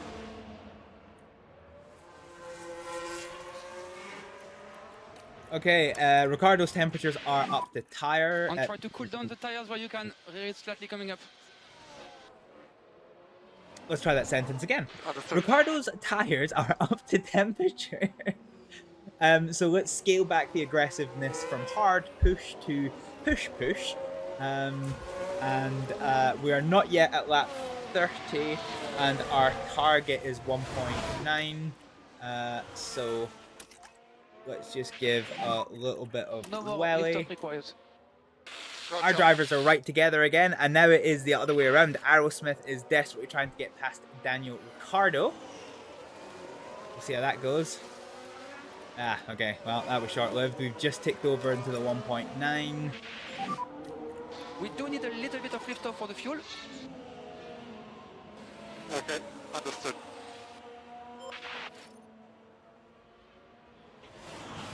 Fine, so let's scale the engine use back, and yeah, so our drivers are once again racing for position.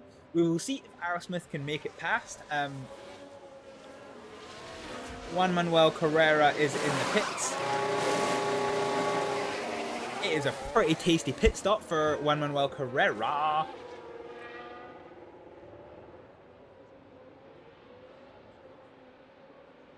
And he comes out in the lapped position.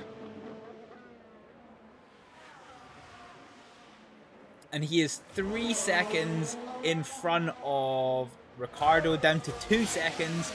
Ricciardo is gaining hard. So this might hopefully become a little bit of a fight. So from here, Hulkenberg has pit. Yeah, he has. 10, 14, 19. Okay. So Sargent and Ocon, when they come in for their pit stops, we are going to be in their race. We are racing Carrera. Sargent's coming in for his pit, so this is going to be, he is right on the fringes. Ricciardo is probably going to be nose to tail with him when he comes out. So let's see how this goes for Logan Sargent. He's coming into his pit lane. He's got the stop. The mediums are on, and he is leaving the pit lane. He is going to be well in front of us, I reckon. But on the big hill climbing out of the first corner, we might be able to catch him up. So Carrera has already overtaken him. Ricardo. Ooh. Okay, so Ricardo's 2 seconds behind.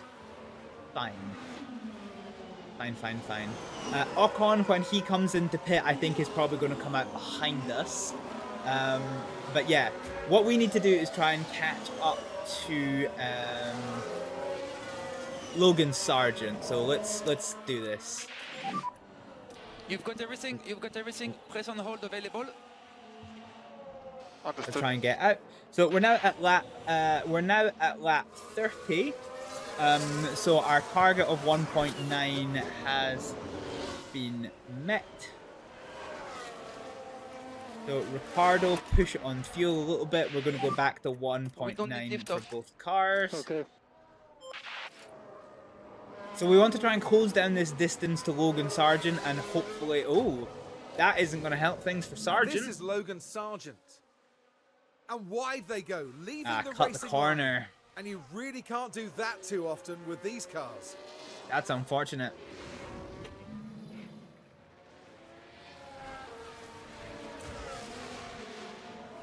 Okay, so Ricardo is desperately trying to catch up to Logan Sargent. We are now within 1 second. We're going to try and give Ricardo just a little bit of a welly to hopefully get past. Our tires on Aerosmith are overheating quite a fair bit, but we're not dipping below the usage line, which is fine. Oh, and it is a big gang. It is a big gang of Ocon, Juan Manuel Carrera, Logan Sargent, Ricardo, and hopefully Aerosmith can catch up to this. What an impressive little battle we have the potential to develop ourselves into. We're going to come off the fuel use and we're going to conserve for 10 laps. But Ricardo is still pushing on the ERS, hopefully going to try and get past Logan Sargent. We have the Ferrari of Carlos Sainz leading this train. And yeah, we need to hold on to the back of Logan Sargent. We are so close to the back of them, so close. We are going to have DRS. Both Stroll and Bottas are in the pit lanes. They, I think, are too far ahead of us, but Ocon is going to be our fight when they come out. There's been a crash. I think there's been a crash. Oh no, Albon's issues have proven terminal. Oh yeah, that's smoke. Stopping. Oh no. So Albon is a wounded bird. And meanwhile, Ricardo has gone past Logan Sargent. Amazing. The question is Albon going to be able to make it back to the pit, or are we going to have a safety car? And in front of you is Bottas. That is going to be the main thing. Let's see how it happened. And we're watching Daniel Ricciardo. Oh, beautiful, beautiful. Down the inside. This is Hibble F1's corner at Monaco. Ah, oh, beautiful. And up they go to 17. Nice. So I was mistaken. Bottas has come out right in front of us. So they are indeed in our race. So let us see if we can make anything of this. And Albon, it looks like, is making it back through the pit lane, thankfully. Ricardo is right on the tail of Aerosmith and Ricardo is right on the tail of Bottas. And for Aerosmith, we are going to tell her to deploy. Let's get that ERS used and let's go for these positions. So the 11th place runner of Alexander Albon has retired, and unfortunately Lance Stroll's issues seem to be worsening. It looks like they've developed a fault. Okay, we don't know what the nature of their fault is, but their fault has got worse, so that is very concerning for Lance Stroll. So we get a free place here. Let's see if we can do anything with this. And unfortunately already Ricardo has kind of dropped off the pace of Bottas. The fight between Bottas and Ocon has swapped about, however. No, not Bottas and Ocon. Juan Manuel Carrera and Ocon. Ocon, with his older tyres, has been overtaken by Juan Manuel Carrera, who's now leading this absolutely stunning freight train around the streets of Monaco. And I think as we start getting close to the halfway point, it's probably a good time for us to take stock of this race. So, without having pitted, Charles Leclerc is in the lead of this race, followed by Lando Norris, who has not pitted. Max Verstappen is in third, along with Perez, who has also not pitted. Carlos Sainz has just come out of the pits in 5th place, followed by Alonso, Piastri, Tsunoda, Russell, Lewis Hamilton, Hulkenberg, Stroll, and Juan Manuel Carrera, who are not in any particular fights of their own. Esteban Ocon is in 14th place, who is leading an absolute freight train of Valtteri Bottas, Daniel Ricciardo, and we're going to stop there because Bottas is going right the outside on DRS into the first corner, and he has done it on the DRS. That is huge. Ocon's tyres are absolutely giving up the ghost. So Bottas now assumes the 14th position and the lead of this freight train, with Ocon in 15th, Ricciardo desperately catching him up, Logan Sargent desperately hunting him down, Raven Aerosmith in 18th place, hunting down Sargent, Magnussen is 9 seconds off of the pace, but he is in a battle with Zhao, and Gasly is in last place, 20 seconds off of the pace. Let's keep an eye on Ricciardo. So if we can get past Ocon before he pits on his hard tyres, then this is going to be monumental. Our tyres have almost twice the life of Ocon's. So if we can get past here, this could potentially be huge. We're probably not going to be able to do it in this, like, twice? What is up with my brain's word selection today? This tight, twisty final section of Monaco. But now as we come to the start-finish straight, Ricciardo has the DRS. Ocon is pulling away slightly. Sargent is following. And we can't do anything in the DRS zone. Can we do anything in Ricciardo's favourite point? He's positioning himself, and he's going for the inside once again. This is the Hibble F1 corner, and Ricciardo gets 15th place from Esteban Ocon on his wounded tyres. What a fantastic overtake. It's now down to Aerosmith to see if she can't gain some positions. Let's watch the replay, see how that happened. Right, so this was the 4th corner. There's the opening. Oh, down the inside. Beautiful. Beautiful, beautiful. And Daniel Ricciardo moves up the field.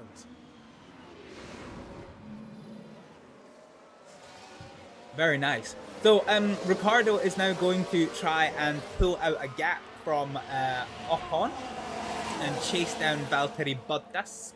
And we are going to follow Raven Aerosmith. And we are basically going to try and see if we can, if she can achieve the overtake on Logan Sargent. So this is going to be quite challenging because Logan Sargent does have newer and softer tyres, so it's probably not going to happen. But we are going to battle with Ocon, so fingers crossed that Sargent can get past Ocon very easily, which he does, using the DRS across the start-finish line. Sargent moves ahead of Ocon, which will free Aerosmith with her fresher tyres to chase down Ocon and hopefully get past for 17th place. Unfortunately, that was a very clean pass for Logan Sargent, which unfortunately means he is free with his newer and softer tyres to start chasing down Daniel Ricciardo. So here's hoping that we can do something with this. But yeah, this might be a bit of a race management kind of thing. So we are aiming for 0.17 with the tyres. I think at lap 50 we are probably going to get lapped again. Oh, and Aerosmith gets past Ocon. Happened so quickly, I didn't Let's even have a see it look at happen. Let's see how it Now went. we're watching the action closely here. The Ooh. opportunity's there.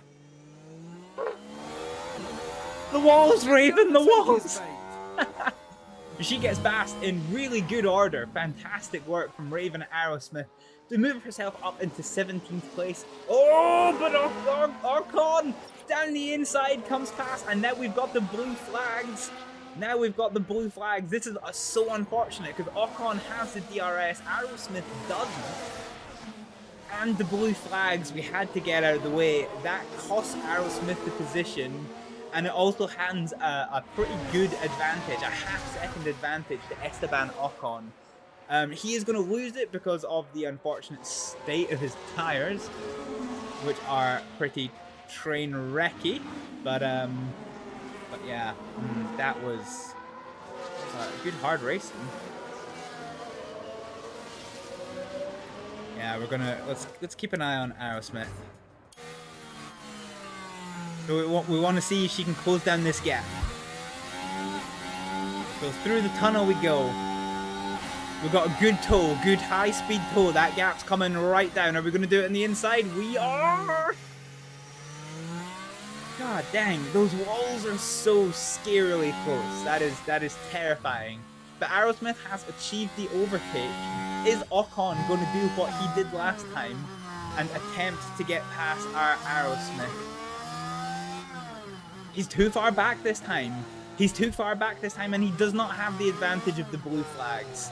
So he has to yield to Aerosmith, who does move into 17th place and cements that 17th place. Ocon is eventually going to have his pit stop and drop down to probably last place or fighting for 21st, which is unfortunate. Alonso finally takes his pit stop, which is going to drop him down the order a little smidgen.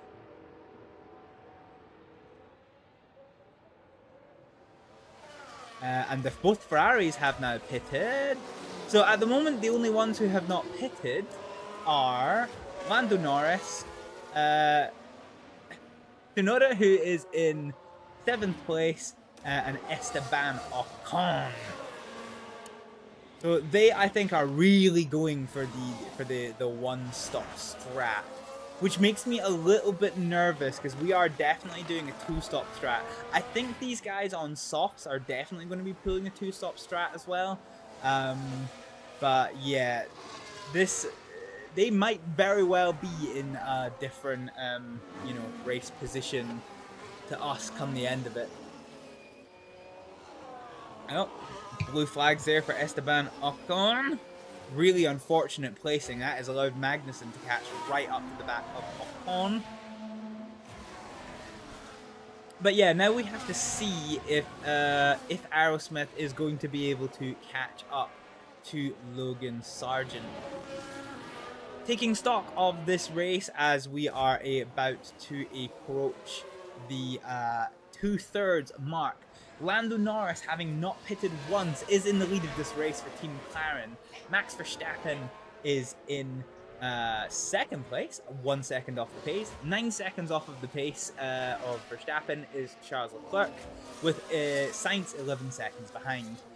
Perez is in 5th, along with Oscar Piastri, Russell, Hamilton, Alonso, Tsunoda, Hülkenberg, Stroll, Juan Manuel Carrera, Bottas, Ricciardo, Sargent, Aerosmith, Magnussen, Ocon, Zhao, and Gasly is the race order, with no one having any particular fight with one another. Although I say that, Verstappen is now rapidly catching up to Lando Norris with his newer, fresher tyres. Let's see what happens when they get into the tunnel. Is Verstappen going to make a move? And more importantly, is he going to come out victorious? Safety car, safety car. Aerosmith.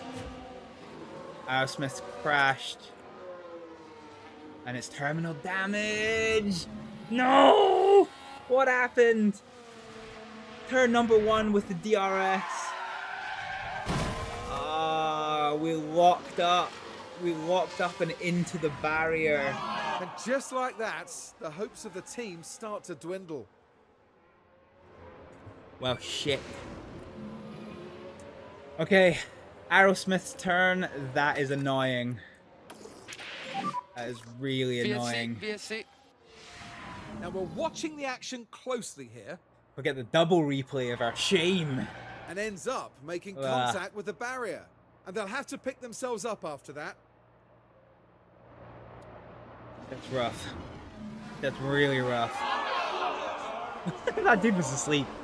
He was asleep. And he just nods back off asleep.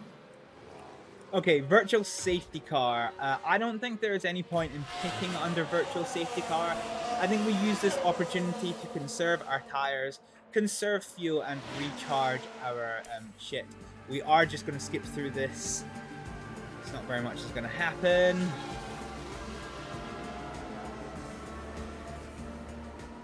Okay, Aerosmith's car has been recovered.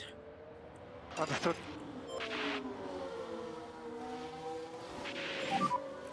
DRS enabled. You can reduce liftoff. Okay, let's go for it. Let's go for it, Ricardo. And reminder, overtake available. Okay, so deploy. Let's get some life back into these tires. Let's see if we can't hunt anyone down. So Ricardo is in 15th place, with Sargent hunting us down behind, and Bottas is 5 seconds in front of us. We really need to try and push out this gap from Valtteri Bottas. And in front of you is Bottas. And see where this takes us. Directly behind you is Sargent. Okay, so we are on lap 43, and we have been lapped once. So our goal is when we get to -1. So when we get to -1.5 of fuel use, that is when we are going to stop with our hard push on the engine and take it from there. Sargent is really going to be fighting us. This is going to be really, really tough for us. Bottas has picked up a hard mechanical fault. That's interesting. That is really interesting. So that sounds like an ERS issue. It sounds like his ERS is giving up the ghost, which is really unfortunate. The worst part of this crash for Aerosmith is we put a lot of brand new infrastructure into Aerosmith's car, which is not good. So if it is very heavily damaged, then that is not good. Hulkenberg ran wide in turn 16. Seems to be a running theme of this race.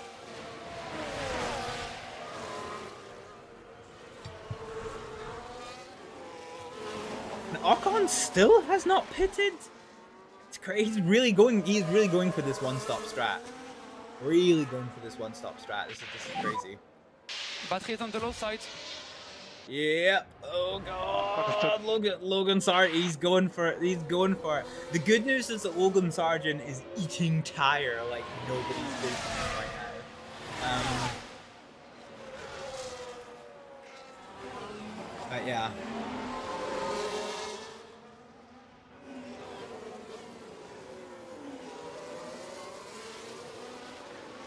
Yeah, if we keep him behind, then we keep Sargent burning his tires, which gives us an advantage. I think the only thing that might prove a bit screwy with us is blue flags. Perez is very slowly hunting us down. So yeah, we'll just have to see how this fight goes. So at the moment, we have lost the possibility of getting our £1 million big spicy bonus. God, Sargent is so close. But yeah, look how much he is burning his tires. So he had like 3 or 4% advantage on tire use before the virtual safety car, and he's now got 2% less than this. We are forcing him to absolutely burn his tires trying to get past, which is great news.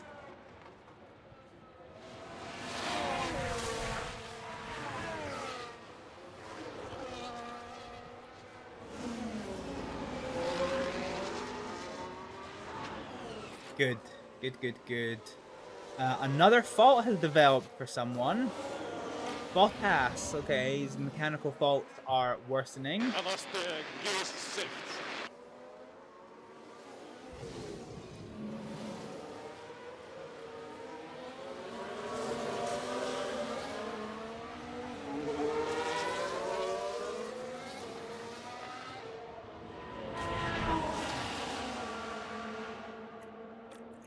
Okay.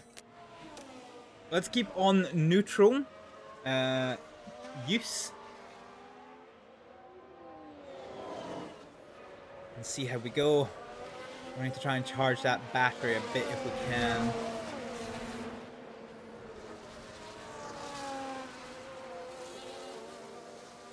Sargent has dropped off. He might have just been within DRS range. Let's see if he is. The DRS does not open. It does not open. Ricciardo has broken the DRS pull to Logan Sargent, which is pretty huge.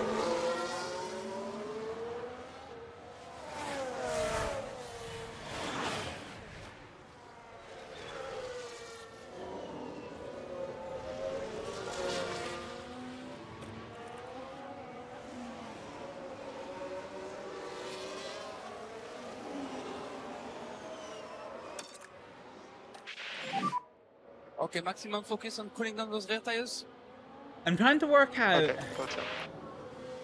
I'm trying to work out in my head. If we change this to soft, so 34:55 is. Oh, that's so loud. 34:55 is our current race time.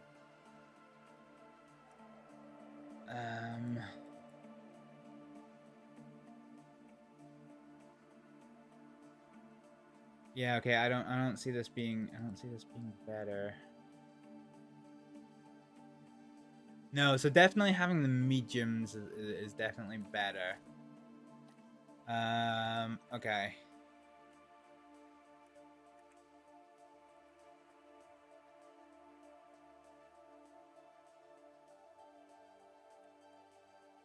Because I think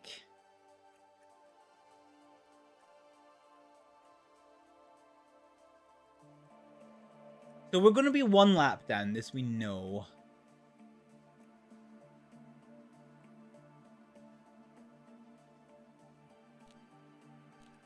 Yeah, okay. Okay, yeah, let's cancel this one. Fine. We're going to be sticking to the mediums. Okay, let's go. Let's go for it. Let's go for it. Let's go for it. Trying to plan strategies in my head. Update on tires, please. Still has some drag.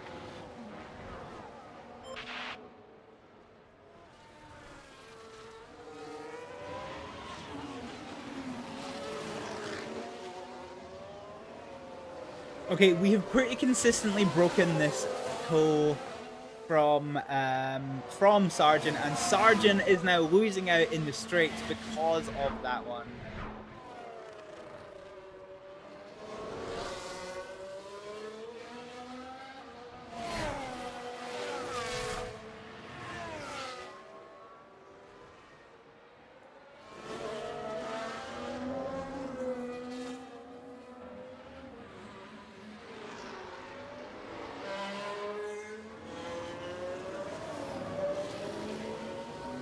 Oh no, okay. Oh, that is unfortunate. The blue flag screwed Ricciardo over, and Sargent is within a second already. Ugh.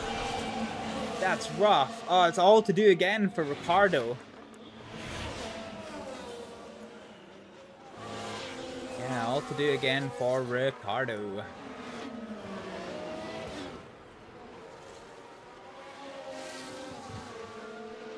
So how are we doing for lappage? We're still a lap down. Verstappen is here in first place, and Ocon. Okay, so Ocon is about to go 2 laps down, which is interesting. So we predicted it was going to happen around about lap 50, and that is right. Probably going to be lap 58 for Ricciardo. Okay. we are now in our pit window for Ricciardo. Yeah. I think we're going to keep him out like this and let Logan Sargent keep burning tires. We have Sargent behind you now on hards. Yeah, he is gaining. Sargent's not on hards, he's on mediums. Yeah, but look at that, he's burned nearly 10% of his tire. Ah, I mean, I know that the harder is more durable, but yeah, he's burning through this tire rate very quick. Because even for the hards, we're still burning through our tire rate pretty quick on account of our aggressive tire use strategy.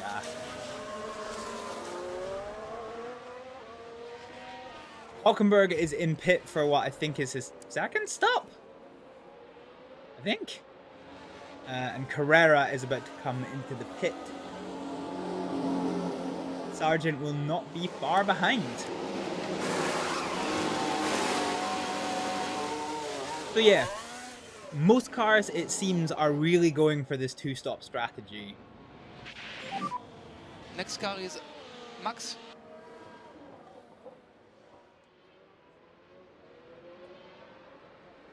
Keep the head down, we can get him back. Wait, whoever took us? What? Oh, Sargent is... Oh, Lord, he coming! Oh, Lord, he coming!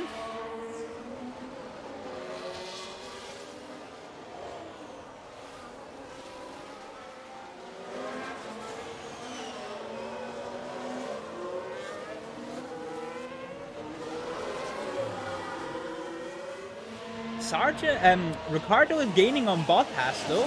That was a 2-second gap, now down to 1.1 second. His mechanical issues are really, really hurting him. We've been given blue flags apparently. Oh, because Oscar Piastri is coming behind. And Ricciardo is now within a second of Bottas. Unfortunately, Piastri... Is it Piastri? Yeah, it is Piastri. Piastri has the potential to really fuck up this. But we have the DRS anyway, so we can move out the way and use the DRS. And I think Sargent doesn't have DRS, so that still gives us a bit of an advantage. Okay, keep it clean. Focus on the pace. Bottas is going to move out the way, and that was a relatively clean pass. I don't think that Ricciardo's going to get too much time. Oh no, I lie. He is. Ricciardo's going to get right up behind Valtteri Bottas. Now 0.3 seconds behind. This is a real chance for Ricciardo to get position, because Bottas, I think, is going to have to pit before Ricciardo. So most of these cars, so I think Tsunoda in the RB is on a 1-stop, as is Alonso.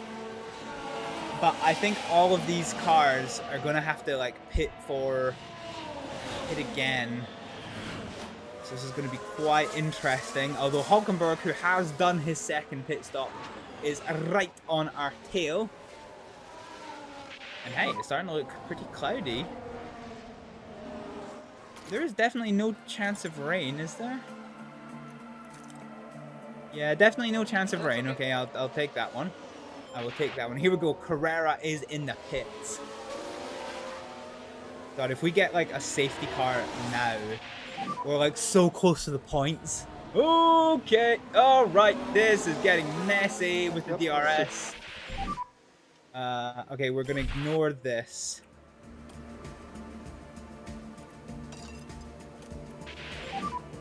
Let's try to clear him as quick as we can.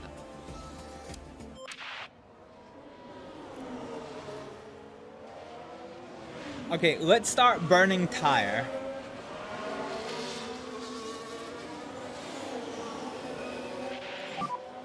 No concern on tire wear. So yeah, let's just burn. And when we get to 35%, we are going to bail into the pit.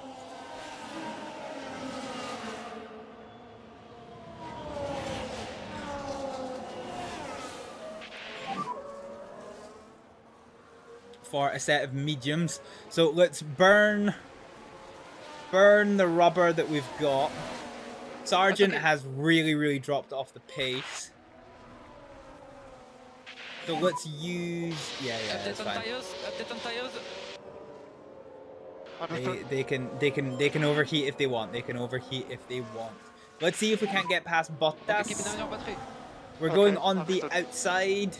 Woo, can we do it? Oh god, okay, apparently, apparently we can. That was a ballsy DRS move into turn number 1 from Daniel Ricciardo. You're doing a very good job. Huge. Racing Stroll in front of you. Huge. We're not going to catch up to Stroll. But yeah. Hopefully this fight lasts a while between Bottas and Hülkenberg and gives us a little bit of a gap. Hülkenberg is going to be miles in front of us when we pit, but we want this entire 13th to 16th train to be delayed because Carrera, we are going to be fighting for position. So if we can delay him, then this is going to be massive. And already Bottas is well dropped off the pace, and Hülkenberg cannot seem to find a way by. So this is huge for us. This is all massive for us.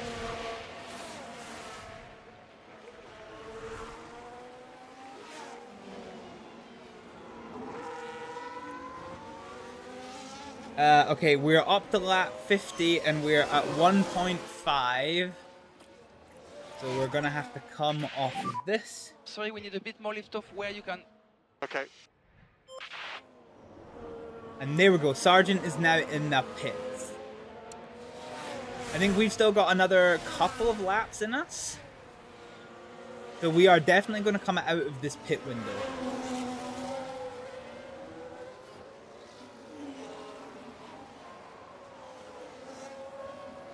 So Sargent is in the pits, and Hülkenberg has now found his way past Bottas. So that now frees Hülkenberg and Carrera. So let's just see what damage we can do to Hülkenberg's race, I guess. Hülkenberg, I imagine, is actually probably going to get past us in very, very quick order.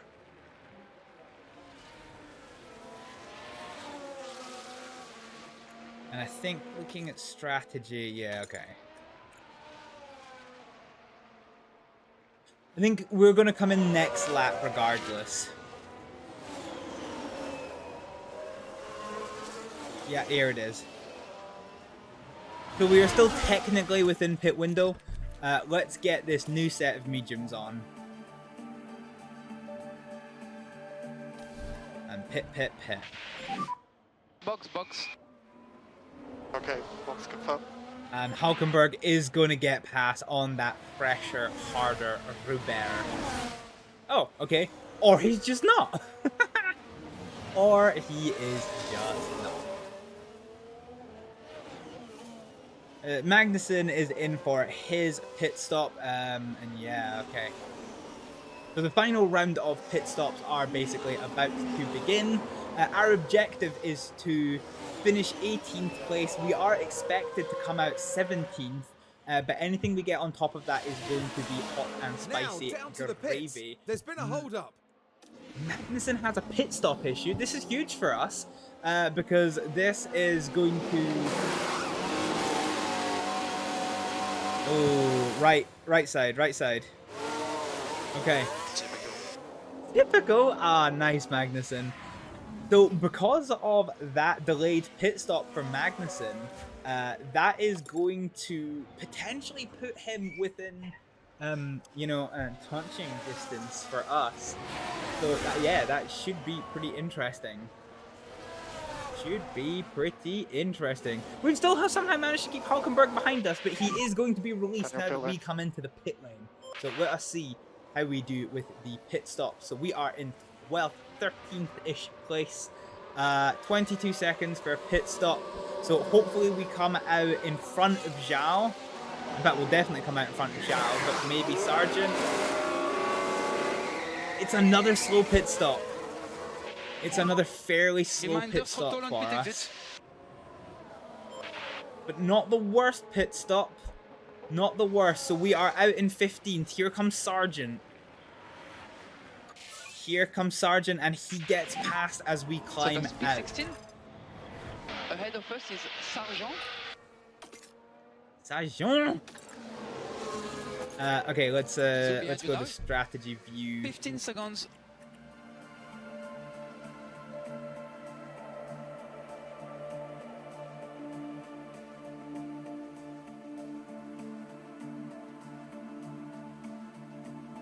So 1. Yeah, okay.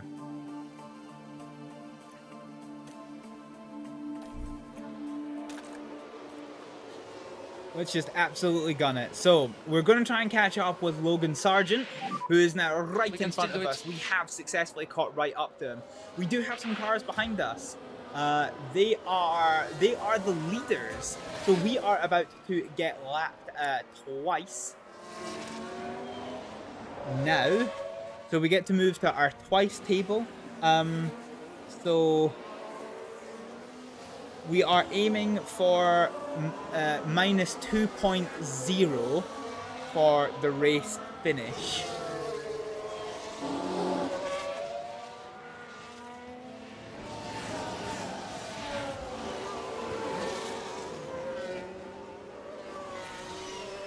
Okay, very good, very good, very good.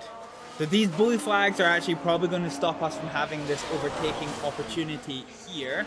But we do pass Bottas to get up into 15th place. Remember, Kick, Alpine and Williams are our constructor competitors. With Haas, I think, having like 1 point, so they are above them. We are right on the tail of Logan Sargent. We are 2 laps down, so let's give it some welly. We can cancel liftoff. Okay. So yeah, we are aiming for 2.4. Oh, let's just say 2.2. Okay, let's just say 2.2 is what we are aiming for. We have done all of the pit stops, so this is for position. Stroll is going to have to pit again, but I think he is probably going to come out 13th. So he isn't really going to be a factor. It's the best I think we can get, unless there is a crash, is going to be Sargent's 14th place. He does have softer tires, so he will wear them more than us. But yeah, we will just have to see how we go. Let's use the DRS. Unfortunately, Sargent has the DRS to the I was gonna say back marker, but he is the back marker to the lapping car in front. So that's giving him a bit of an advantage. Oh, Ricardo was going for it. Who's this? It's going really slow. Honestly, I don't think we can do much more. Is that a Red Bull? Is it Perez? No problem. No, Verstappen, no. Oh, it is Verstappen. Verstappen's going so slow. He's got pretty wounded rubber on his car. That's not great. Verstappen is probably not going to win this race, to be honest. So, with now 20 laps to go, let's take stock of this race. We have Leclerc in the lead from Max Verstappen, who is going to have to pit again. Leclerc is on a 1-stop strategy, Verstappen is on a 2-stop strategy. Norris is in 3rd place, 5 seconds off of Verstappen's pace. Sainz is in 4th, followed by Perez, Piastri, Russell, Hamilton. Hamilton is once again fighting off Alonso, although the order is reversed this time, but this is a pretty heated battle on the go. Tsunoda is 10 seconds off of Alonso in 10th place, with Stroll behind in 11th, Hülkenberg, Carrera, Sargent, Ricardo right behind him, Bottas 9 seconds off of the pace, Zhao 12 seconds off their pace. It's an Alpine 18-19, and then Magnussen. Ironically, the best battle on circuit right now is a 3-way battle for 18th place between Gasly, Ocon, and Magnussen. That is a pretty tasty battle. Yeah, Verstappen on wounded rubber is an interesting combination.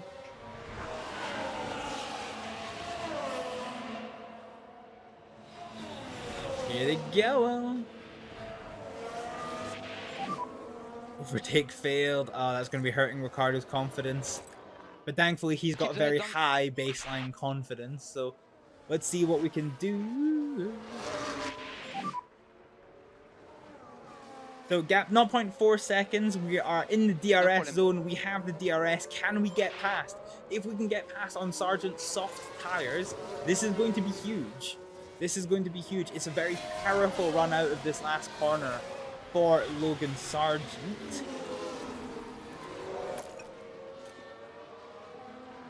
And yeah, we can't do anything even with the DRS. Although I say that, we are coming up to Daniel Ricciardo's favourite overtaking place, but we are not close enough to do anything with it. We got very close at 0.18, but we are about to get some hot, spicy blue flags. Come on, Ricciardo, use your accelerator. Use your accelerator. Come on. So hopefully this McLaren gets blue flagged past Sargent in an inopportune pace, which allowed Ricciardo to close up, and that has kind of happened. That has kind of happened. Ricciardo is right on the pace.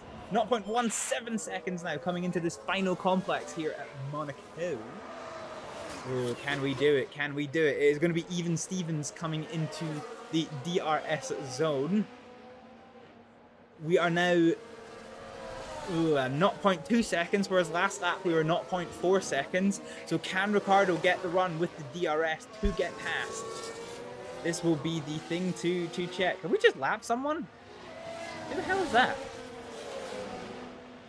Okay, we've got the DRS. Can we do anything? No, Ricciardo thought about it, but not quite. Instead, we keep this 0.2 second gap.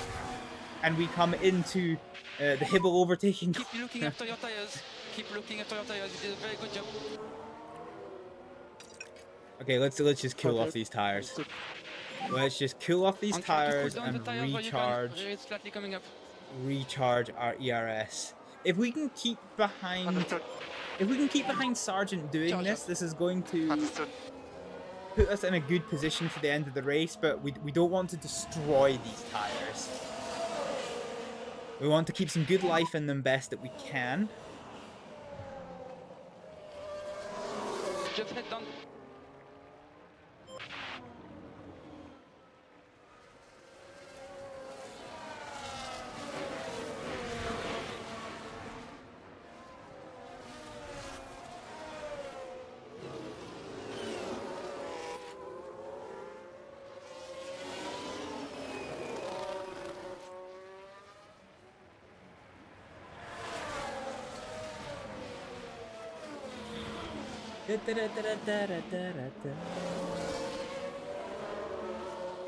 Okay, so we're starting to get a bit marginal on fuel use. We are recovering our ERS best we can, and we are going to try and cool off these tires over a few laps.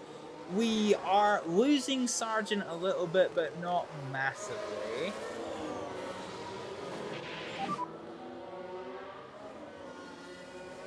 Who is this? This is an RB. Is it Tsunoda? Oh, it is Tsunoda. Okay. Yeah, so he's coming to lap us.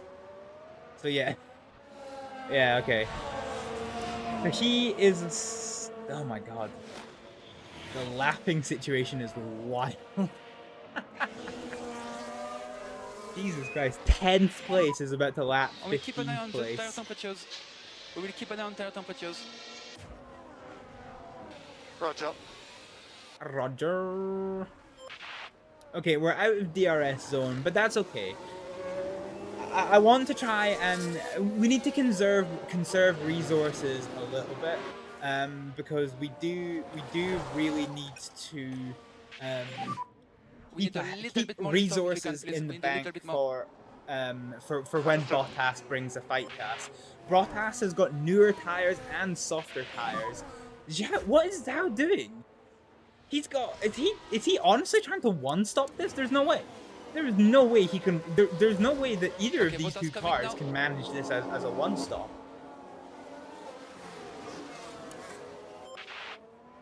Like 26%. Those tires are in crisis. Okay, well we don't have to worry about dropping down into 17th or 18th, because these cars, I don't think their tires are going to last. These guys are probably going to end up with punctures. Jesus Christ. God, that's a crazy strat. I can't picture this in my head about what's going on. I feel Hamilton might have to stop as well.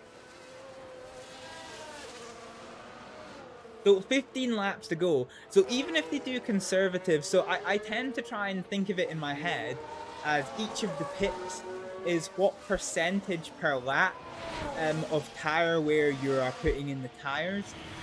So with 15 laps to go, even on full conserve, that's 1% a lap.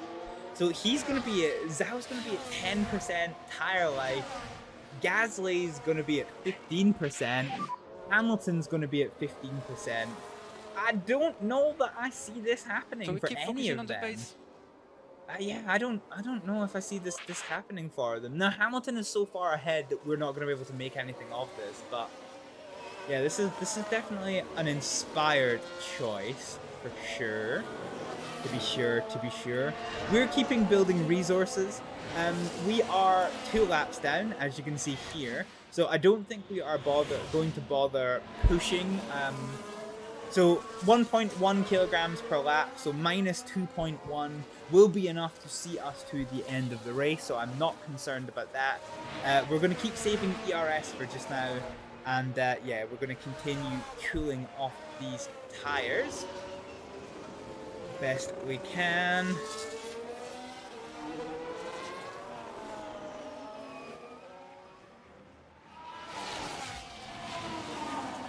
And yeah, this is the fight of the scuffed tires down here. So Zhao's got nothing left in tires.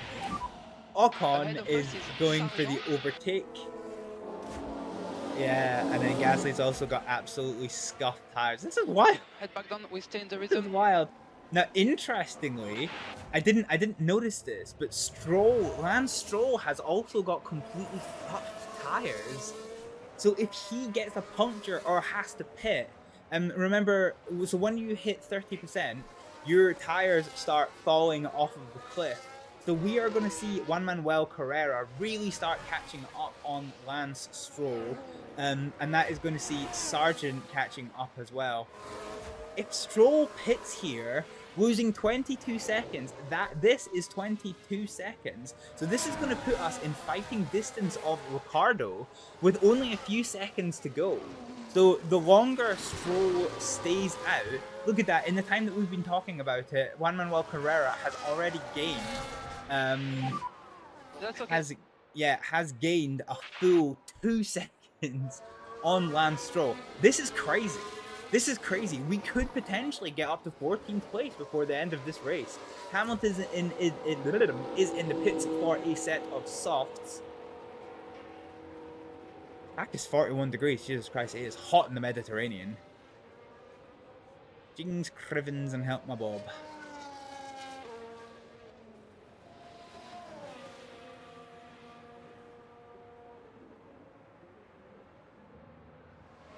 And Zhao has a puncture. It happened. So we've hit the cliff and Zhao gets a puncture. Thankfully not too far from the pit lane, but you can see Zhao is suffering from the forbidden the forbidden sparkage. Oh, is he gonna be able to make it back to the pits? He is. Okay, this is fine. This is fine. Stroll, I think, is probably either going to get a puncture or is going to have to bail into the pits. Let's see what it is. The longer, if he stays out, and he is staying out. This is ridiculous. So the longer he stays out, the more this puts Ricciardo into the game. So this is ridiculous. This is absolutely ridiculous. This is like taking candy from a baby, I think. I might get proven wrong, or alternatively watch Ricciardo just absolutely fuck it into a wall. But we don't have to fight Sargent. We just have to wait for Stroll to get a puncture, and we get a free position. I don't see any possible way that those medium tires hang on to the end of this race. I just don't. Those soft tires definitely will. Our medium tires will. Those softs definitely will. Yeah, this is ridiculous. God, this could have been such a good race if Aerosmith hadn't crashed. It was her turn, right enough. But nevertheless. Ah, beans. So let's watch for it. Let's watch for Lance Stroll hitting the pity lane.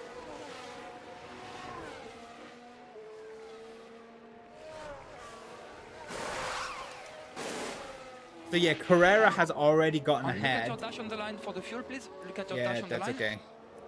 That's okay. Yep. And Stroll is still staying out, and he is using his tires at 2% per lap. So with 10 laps to go, that is 20%, which is -2. So there's no way he finishes this race. This is a guaranteed free position for us. So yeah, if we can overtake Sargent, this is going to be stupendous. This is So going we to be just have to, absolutely stupendous down. for us. It's exciting. I like this. I like this. I like this. I like this. Okay, let's do a tire wear calculation. So, 78, 77, 76.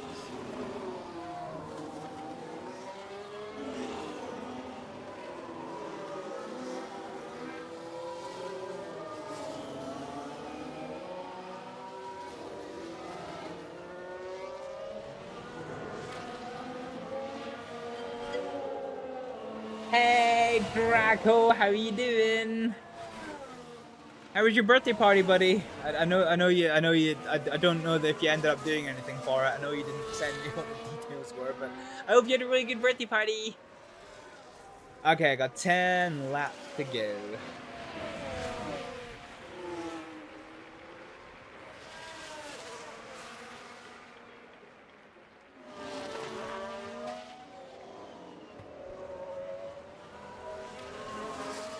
Okay, so we're going to start exploring some tire management. So as we come over the line, we have 63% tire wear in the bank. You strive? Wait, what? What? I don't know. I understand. I'm being dumb, Draco. I'm being dumb. I fail to understand. Okay, we have 10 laps to go. Leclerc is absolutely cemented the lead of this race. At the moment, unless there is major dramas, P1 and P2 I think is set in stone. Sainz is in 3rd place with his old set of hard tires, being hunted down by Max Verstappen with his newer mediums. Max does have the fastest lap of the race, and he is gunning for that final podium spot.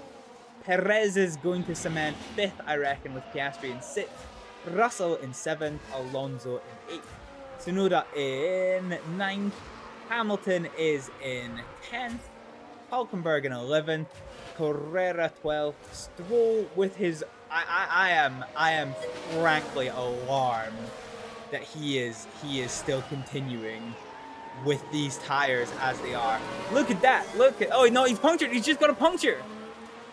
He's literally just got a puncture. This is going to allow Ricardo to get past, and there we go. It's a free place. It's free real estate. It is free real estate. Also, we have just gone past the line, so we're going to conservatively call it. We're going to call this 3% per lap. So 33, 36, 39. 42, 45, 48, 51,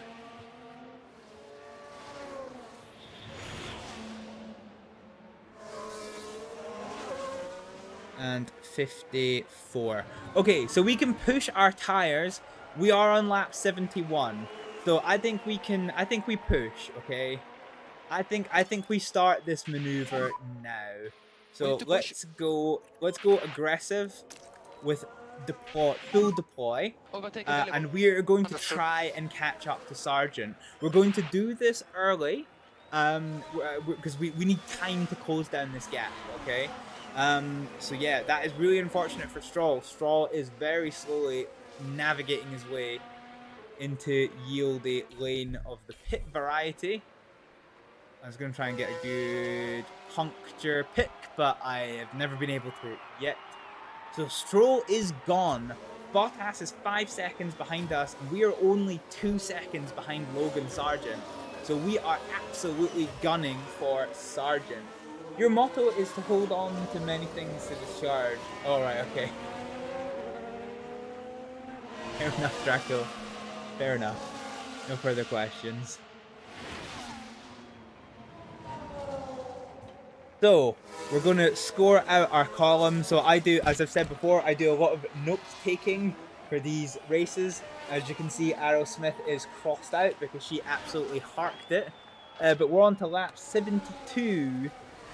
So our tyres can get down to 48%, and that'll be okay. So this gap is coming down. Let's go really aggressive. Okay. Let's go really aggressive.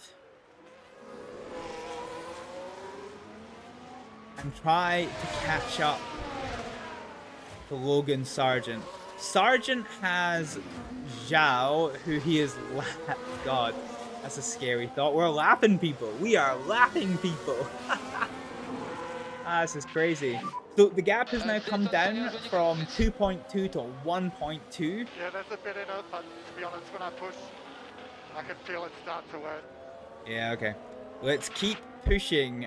Sargent's got softer tires, so they are faster tires, but they do wear more than us. And look at that. We are almost 3 seconds faster than Logan Sargent at the minute. This is crazy. Just to double check on the lapping situation. Yeah, we are still 2 laps down. And we are now within 1 second. Hopefully we can close up into the DRS zone. Come on, Ricardo. Come on, Ricardo. Okay, it's going to be really hit and miss to see if we got that DRS. And we do! Perfect. This is going to allow us to close up on Zhao, which is pretty good. So the leaders are on lap 73, so we can get down to 45%. And be okay. So basically, as long as we don't beat Sargent with tire wear, I imagine that we are going to be okay. Imagine Logan Sargent gets a puncture. That would be quite interesting about now. Anyone else likely to get a puncture? I don't think they are. Sainz is on the harder tire, so yeah, I don't see a world where that happens. 5 laps to go. Oh.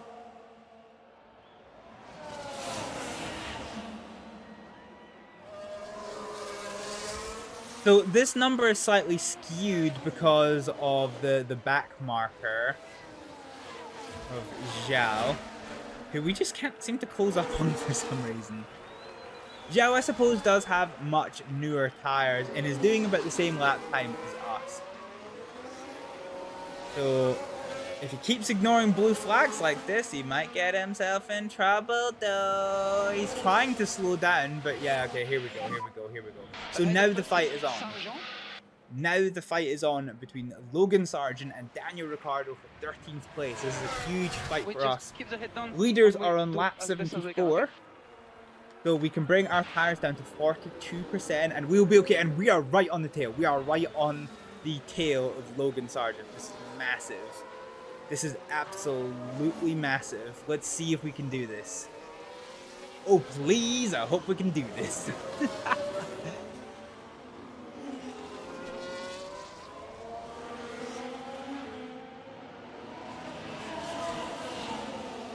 0.4 seconds, so we're still well within DRS range. There is almost an overlap there. Almost an overlap. It is getting dicey between these two.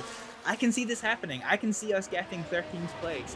This would be huge for us as a team in the competitor, in the Constructors' Championship, because this might allow us to move above Williams. I think both Alpine and Sauber are already behind us, so that is okay. But yeah, I think Williams are in front of us, so this win may potentially allow us to move up into 18th place, which would be phenomenal. 6 more laps. Okay. Leaders are on lap 75, so we can get down to 39%. We are we are munching tires like nobody's business. No concern on tire wear. Come on, Ricardo, let's keep throwing it at the wall.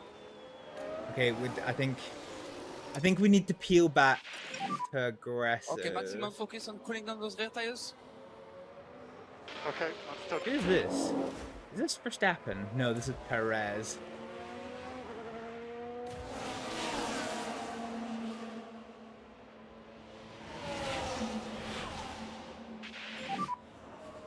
Okay, let's stick on aggressive and work on just slowly cooling down these tires. We need to try and get past, but that gap is opening up. We're using all of the ERS that we've got. It's going to come down to pure skill from Ricardo, I reckon. I reckon.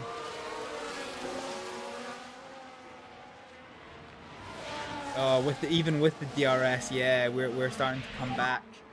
Sargent might have this in the back. Might have this in the gap. Yep, understood. Oh, hello. Oh, like somebody had a puncture in front of us. Tires are too hot now. Yeah, we're trying to kill them. We're trying to kill them.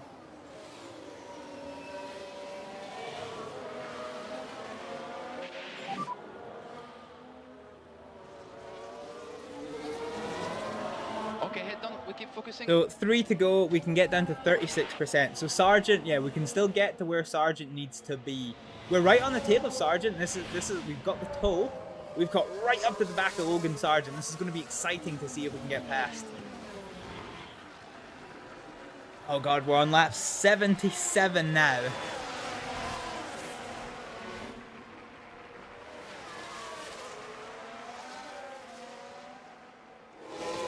We're gonna have the DRS, but we are not going to have ERS.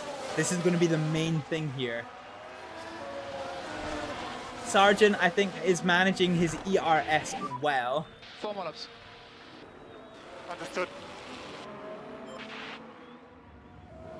Oh, but we've got a good run coming into Ricardo's favorite overtaking place. Are we close enough? We are not. We are not.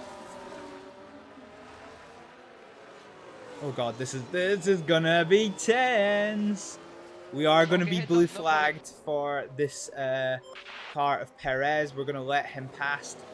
We need to accelerate. Oh god, okay, that came at a really unfortunate place. And the leaders are now on to their final lap. So we're gonna absolutely fucking Hail Mary it. Hail Mary, full of yeet, hallowed be my tires. Let's go. So hopefully this overtake from Perez happens at an inopportune time, but while they are back, let's take stock of this race on the final lap. Charles Leclerc is in the lead of this race. 9 seconds to the good from Lando Norris in second place. We do have yellow flags. 2 cars out, a lot of debris. We've had a crash. Oh, what happened? Okay, we have possible debris reported in turn 4. What happened? So on the final lap of this race, we have Esteban Ocon. Oh, side-to-side contact. Ah, that's rough. Poor Esteban. Poor Esteban, he has had one of them thar bad times. Okay, fine. So, Perez is in 5th place. Piastri in 6th, Russell in 7th, Alonso, Hamilton. It's going to be a race to the line for them too for 8th place. Tsunoda in 10th place, Hulkenberg in 11th, Carrera, Sargent, and Ricardo. Oh, come on, my boy. Come on, my boy. This is the last possible chance. So Leclerc comes across the line to win the race. We are going to just focus on Ricardo because this is going to be it. This is going to be it. It is going to be a final lap dash. Hamilton on the last lap of the race is going to take fastest lap and the fastest lap point from Max Verstappen. That is huge for Hamilton. Absolutely huge for Hamilton. Okay. So we've managed to fuel well. Oh, it's going to be so fucking close. It is going to be so fucking close. We are going to have the DRS. We are not going to have the ERS. This is... Oh, come on. Oh, and unfortunately, there's going to be nothing we can do to take 13th place from Logan Sargent. Ricardo finishes in 14th with Zhao in 15th. And Bottas is going to come across the line in 15th place. And that ladies and gentlemen, is a slightly more exciting Monaco Grand Prix than the real life Monaco Grand Prix. I hope you can agree with that. We've seen incidents, last lap crashes, we've seen punctures. Sometimes I think you just have to accept that There we it's go. not going to be your race. They'll be very Aerosmith. disappointed to have had their race end early. No driver wants that to happen, but now they just have to look forward. And the Monegasque driver certainly proved There we his go. worth with a terrific drive today. Charles Leclerc and What an Verstappen did excellent take way third to take place. the second win of the season. Nice. With a composed performance today. Huge. Lando's got his floofy hair. Always a special occasion here in the incomparable Monte Carlo. They'll be pushing the boat out here tonight, no doubt. Ah, look at them all. That'll be us one day. That will be us. Well, Karun, how do you think they'll be feeling in the team garage at the end of that? It was a strangely mixed weekend for them. We saw one driver put in a strong performance, but it was a different story for the other. Definitely positives there, though. It's just he fucking crashed, didn't it? And thank you everyone for joining us this weekend here in Monaco. For the next round, the teams are traveling to the I'd love to go to Circuit Monaco Villeneuve one day. for the Canadian Grand Prix in Montreal. We're going to the Canadian Grand Prix, god dang. Alright, so this is the result of that race. Charles Leclerc gained 1 place to finish first, Lando Norris gained 2 to finish second, and Verstappen dropped 2 for third place. Lewis Hamilton gains a point for the fastest lap with a 1:11.1. As we scroll down, Daniel Ricciardo gains 8 places to finish 14th, which is massive. And Raven Aerosmith sadly crashed out of this race, going from 18th to 21st, with Alexander Albon at technical retirement. So, in terms of the Drivers' World Championship, there is no change at the top. Although Charles Leclerc does eat into Max Verstappen's lead ever so slightly. However, Verstappen does have like fucking 50 points in the bag. So, you know, yeah, that's kind of fine. At the potato end of the grid, Juan Manuel Carrera, with his good finish, has gained 2 places in the Drivers' World Championship, pushing Daniel Ricciardo down to 16th and Valtteri down to 17th. So yeah, in the battle for best potato, this is kind of where we are working. In terms of the Constructors' World Championship, Ferrari, the big news is Ferrari has overtaken Red Bull to take lead of the Constructors' World Championship by 5 points. Williams sadly does retain its 8th place. And at the potato end of the grid, so does Hibble F1, Sauber, and Alpine. I think had we got past the Williams, we would have, you know, we probably would have overtaken. In terms of the fastest pit stop championship, we just missed out. We just missed out. So our fastest was 2.56, and the slowest on the grid was a 2.51, so we miss out on that championship. That is unfortunate. Aerosmith crashed, technically been classified in 21st position, so we do not get our contractual bonus. Ricciardo took 14th position, giving us $500,000 of Holla Dollar Bill. Ladies and gentlemen, we are going to take a quick intermission. Ooh, our boardroom is completed, which is quite nice. So we're going to take a quick intermission, and when we come back, we are going to get set up and indeed do the Canadian Grand Prix. Yeah. Oh, that was synchronized. Synchronized as fuck. You're a grenade. Ugh, fuck! Okay, yeah, you are a grenade. But how can you love an 8? Oh, it doesn't have to be you that loves them. I'm sure somebody out there's got low standards. Oh, right then. I'm on 6 health. They are. Oh! Fuck up here! Don't bippity boppity fuck up some property. Oh fuck! actually gonna do a train simulator stream again. I'm gonna do a train simulator stream again.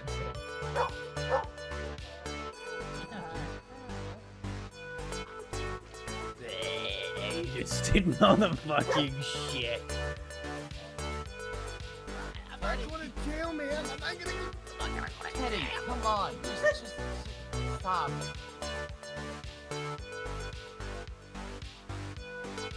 I've beansed this up, haven't I? Well, I'm just gonna leave. I've already ruined this. I'm being bullied by a goat. Why'd the goat just come in and fucking bully me? Cardamom, coriander, cilantro there. I might leave out the cilantro. Got some black cardamom, it's really nice with some ginger there. Are you kicking me? You don't want to count us down for? No, I'm just making my great grandfather's recipes. If it makes you feel better, my partner's called Daniel, and I get the I's and the E's crossed up all the time. Yeah, see, there you go. Just say Danny. That's easier. D-A-N-N-Y. Oh my god, I thought you said daddy. What?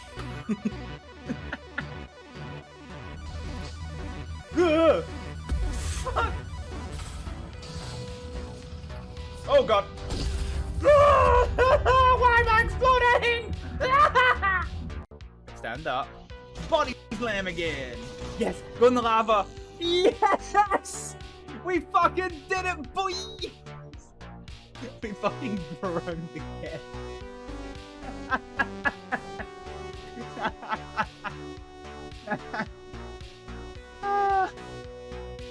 Or did you see where my mouse cursor was in that one pic I sent you? Let me take a Suspiciously look. placed. Oh my god! What the fuck? Gotta clip That the actually was dick. actually unintentional. Clickus dickus. Click this. Biggest thing.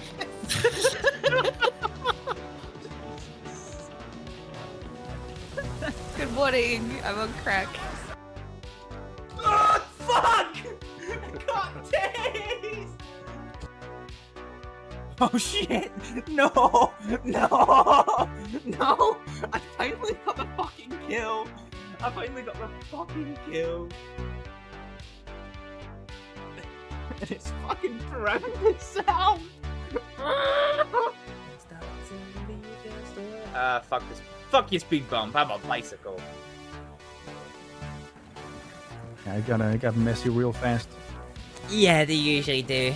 I think I only ever tried it the once, and I ended up with a bullet in the back of my kidney.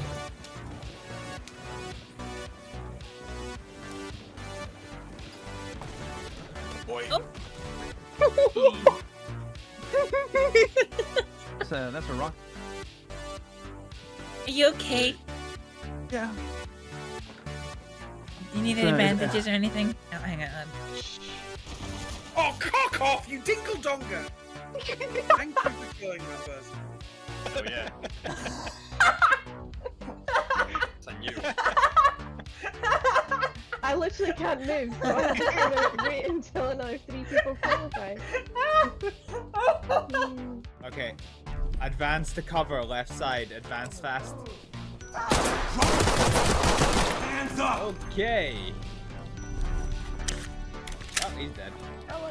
No, oh, you could have done that if you did.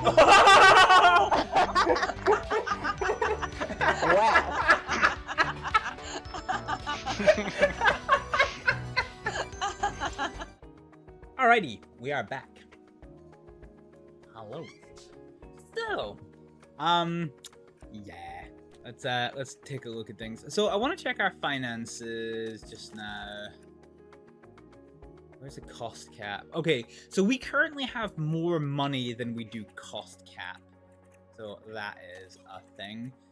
So in terms of the boardroom upgrade, so we get some team attractiveness and race confidence, which is pretty good.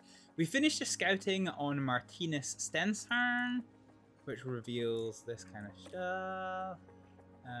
Monaco feature race results. So yeah, so this is Formula 2 and Formula 3. Oh, it is a Prima Racing 1, 2, 3 for Formula 3. and this is the result from this one. Okay, fine. Actually, let's just keep going with the manufacturing. So we've got a low thing of the underfloors. Yeah, we definitely need more suspensions. So hey, our race facility, our race upgrade is.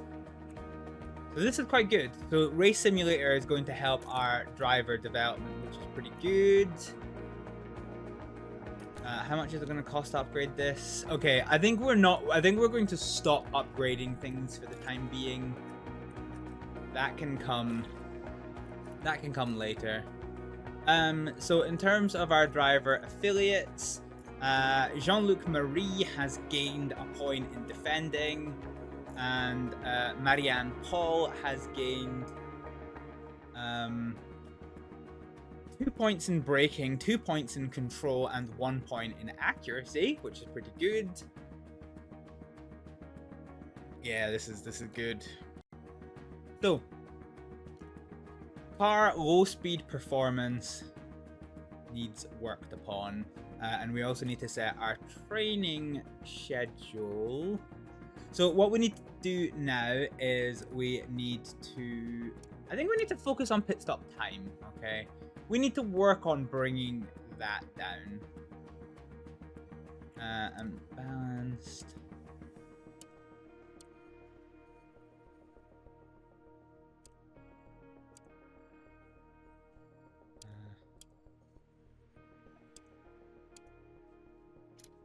What if we keep it balanced?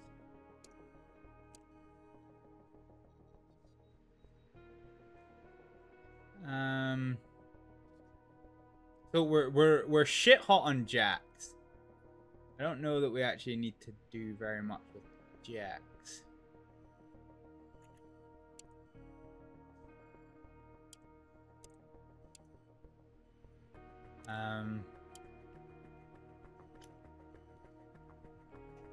Car release. Our lowest skill is car release and use tires off. Ugh. Car release?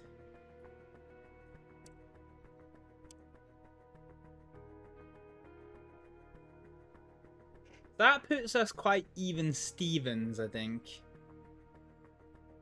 Yeah. Okay, that works.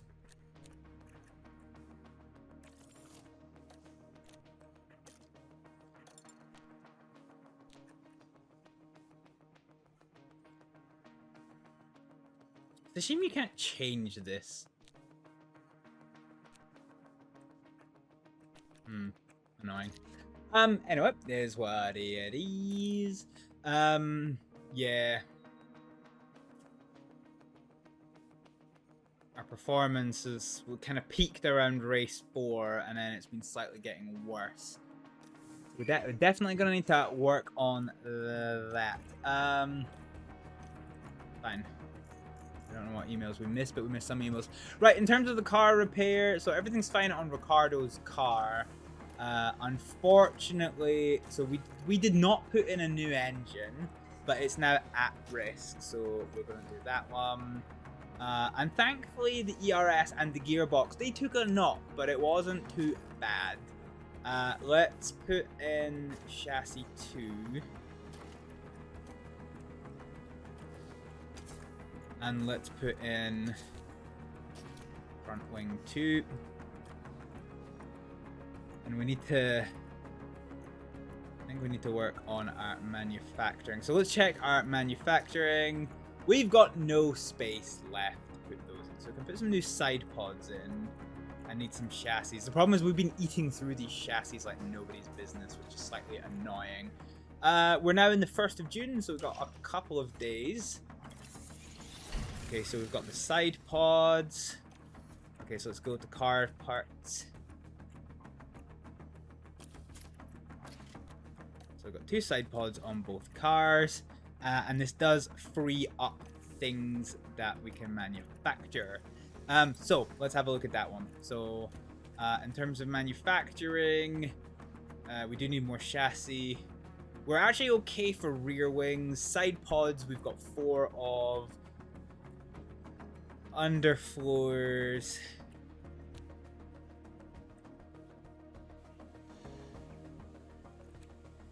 Did we get a suspension manufacturer on the go? Yeah, we did. Okay. Let's get underfloor. So right now we've got 3. So let's just get 4 underfloors. Takes 32 days. And if we rush it, it will still not be ready in time. So let's not rush it. Let's just keep money.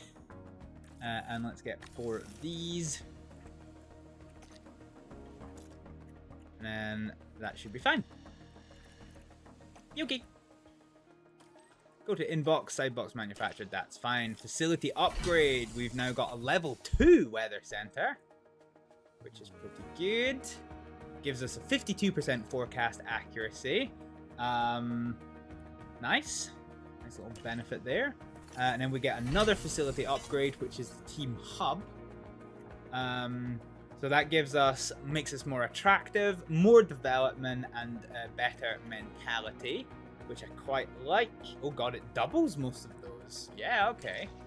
So this is good. And it is now time to prepare for the Canadian Grand Prix. So as we come into this, this is the standings of everything.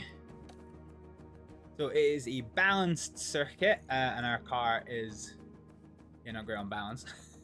Hang on. I need a bit of paper, is what I do. I need a bit of paper. Give me a second.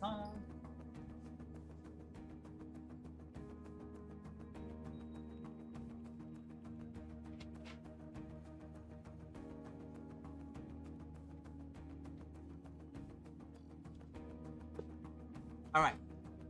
We have paper in hand.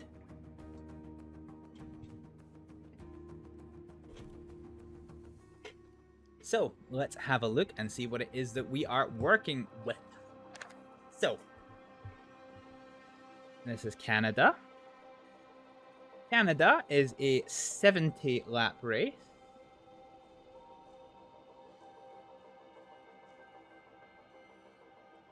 The safety car chance is 50%. Pit time is 19 seconds under green and only 9 seconds under safety car. We suspect it's going to be 1 stop, and we don't know what the fuel per lap is. Race targets, once again, as long as we don't crash, I am confident that we can get these.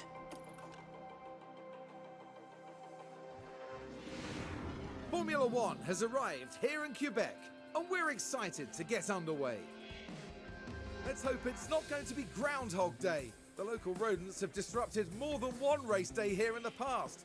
The Canadian Grand Prix is ready to kick off, and the only drama on the tracks we want to see is the best drivers in the world battling it out for a place on that podium. Yeah. Success elsewhere in the pack means that we've got a team principal who's feeling the strain, and if they don't deliver, the board will be starting to ask questions. The weekend begins. We're doing okay, guys. We're doing okay.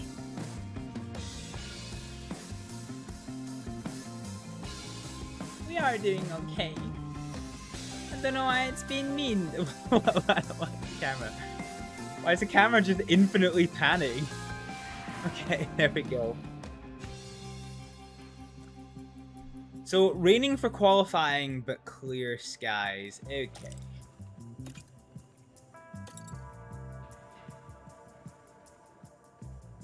Nice. Let's ride. So what we're going to do is we are going to swap our cars out.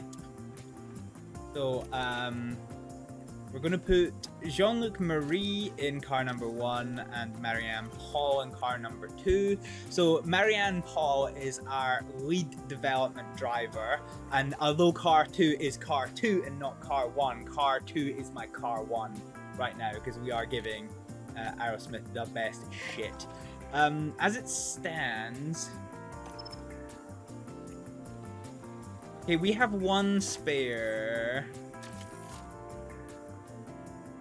Okay, no, okay, we don't have any spare chassis because we keep eating them. So underfloor, we don't have any of the new underfloor, and suspension.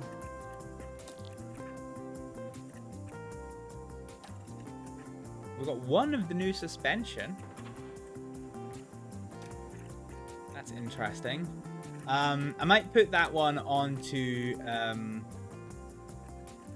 this car. Two. Yeah, let's put the new suspension on this one.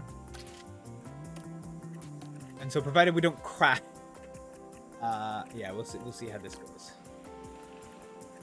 Okay, our development drivers are in. We've got some new car parts, so you can see that the car parts knowledge has actually dipped down for car number 2 because this is a brand new component.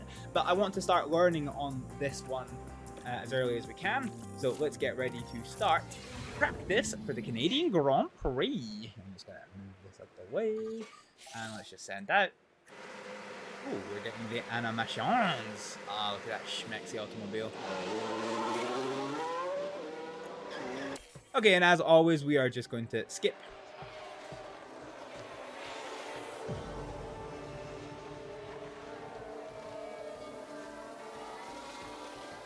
And we're going to let our driver start building up insight. So we've got our 2 development drivers in. Let's see. Williams has not put any development drivers in. RB Racing hasn't put any development drivers in. Ferrari has 1 development driver in. Let's see. Red Bull does not. Aston Martin has 2 development drivers in, so they're doing the same strategy as us. Mercedes has none. McLaren has 1. Haas does not. Sauber has 1. Yeah, there we go. Alright, anyway, our first car is about to result.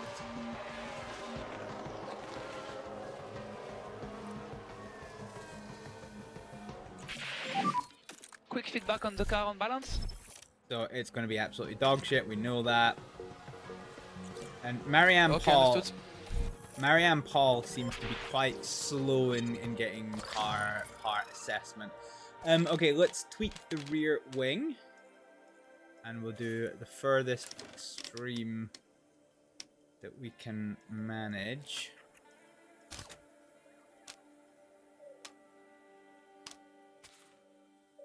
Okay.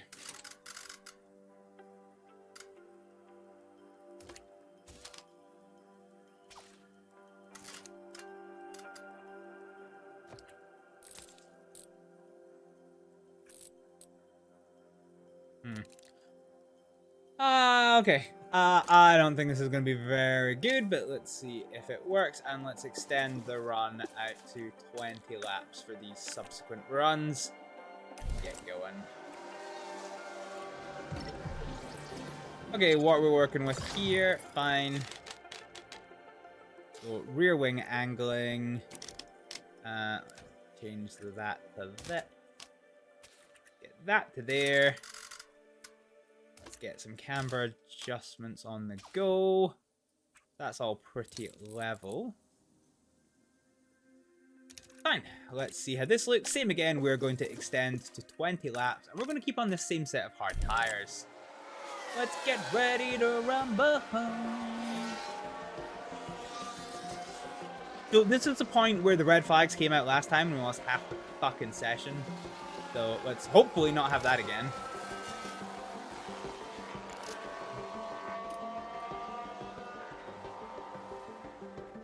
So we can see here we're getting close to maxing out the car parts knowledge for this car, which is pretty good.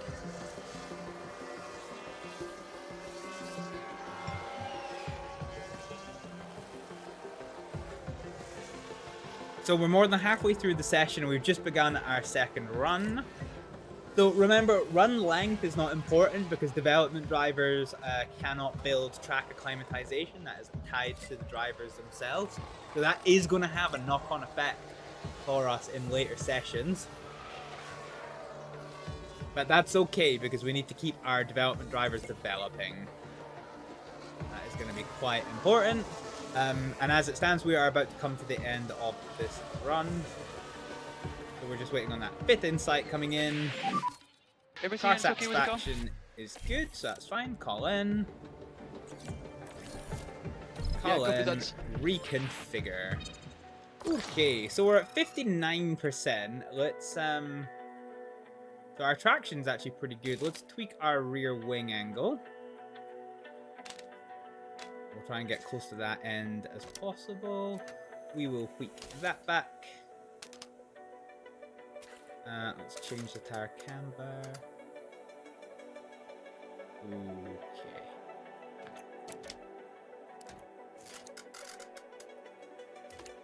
And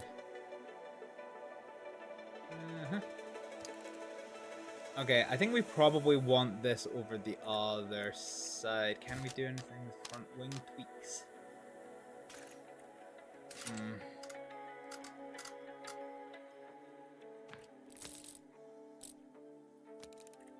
Yeah, that's kind of rough.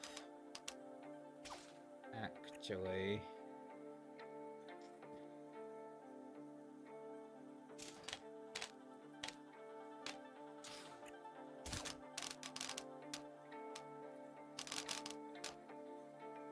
Beans, okay. No, so we need to do that. And if we bring this to about here, and then tweak the camber back. Okay. Yeah, that works. This is going to be a good one to test. So we know this is optimal, so that's fine. This is a good one to check. This one is a good one to check. This is a bad one to check, but let's get the rest of them sorted and then we'll take it from there. Okay, so this is going to take us 4 minutes to sort. So that will take us down to 15 minutes to go. And for 4 laps is 5 minutes. So 12 laps is how much fuel we need to account for. So we'll call it 13 for good measure. And let us do the same with Marianne Paul. So the run plan, we're going to change down to 13 laps. And let's tweak this setup. So, rear wing angle, we are going to bring all of the way back here. Traction, we need to tweak back a bit more.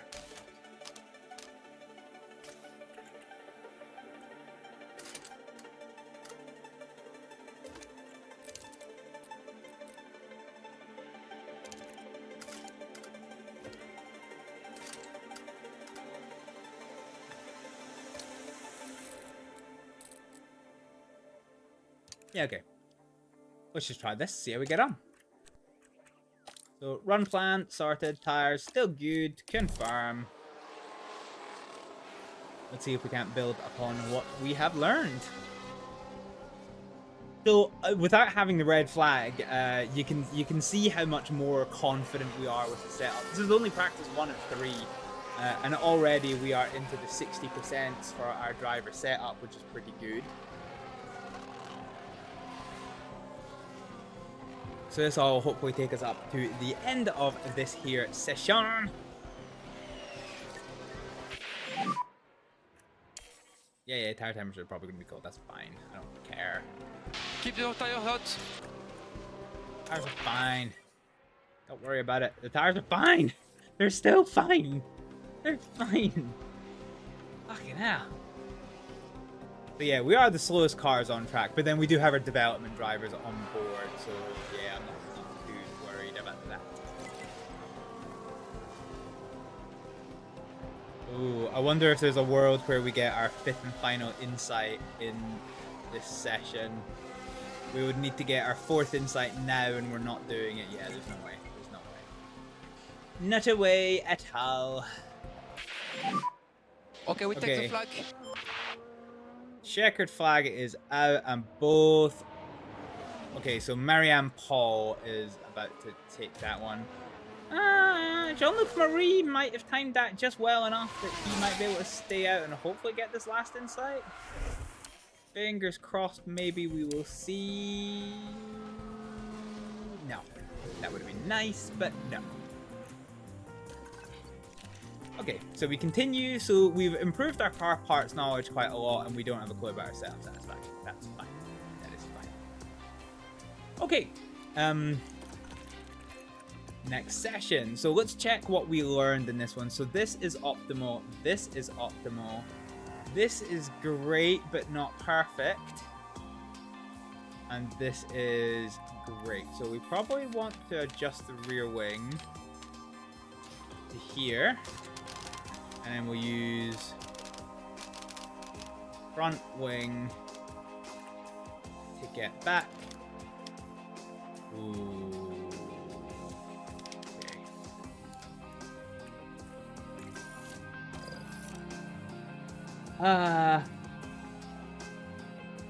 Oh, okay, that's interesting.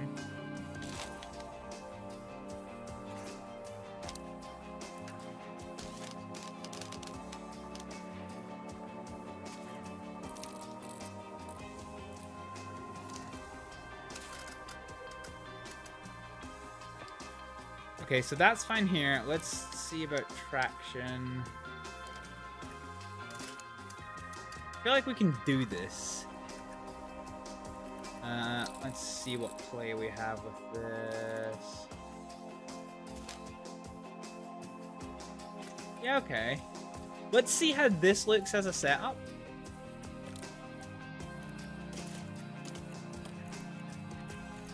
And similarly, ooh, okay.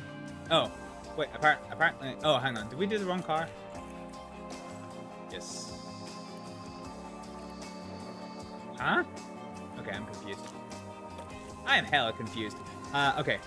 We're gonna simulate this session.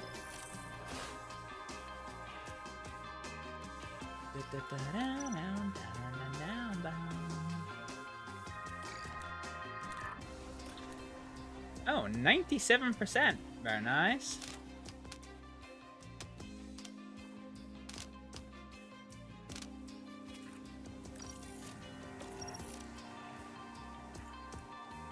Okay, the best way for braking stability seems to be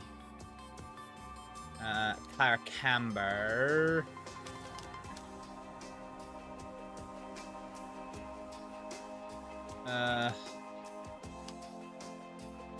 Okay, so we go to here. This makes the traction a little bit fucky-wucky. So that makes this all pretty good. Can we bring this back by 1? We can. So that's fine, that's fine, that's fine. Oh, that's actually a little bit not fine.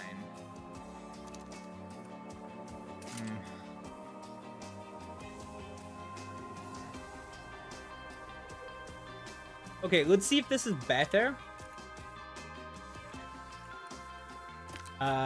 Compounds is wet, apparently. Okay. Car setup 97% because of the cornering. Okay. Yeah, I don't really know that I'm going to be able to do much with this.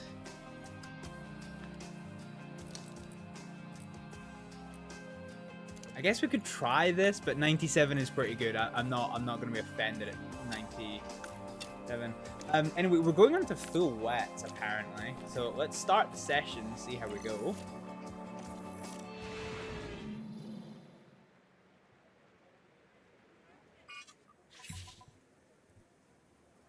So let's have a little look at the track details. Okay, so it's due to dry up in a little bit. Let's reconfigure. Let's go on to inters. Confirm. Okay, let's go into inters for these cars. Because the track is going to start drying out. Let's start getting on top of this. It's green. Track is green. Oh, okay, I didn't expect them to come right out on top of each other like that.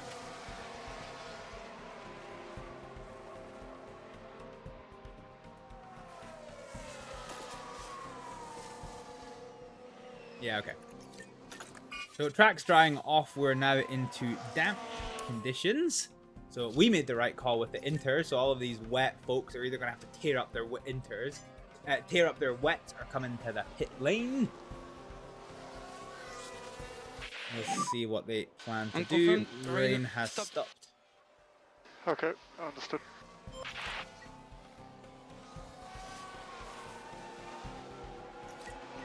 So it is damp out there. Rain has very definitely stopped.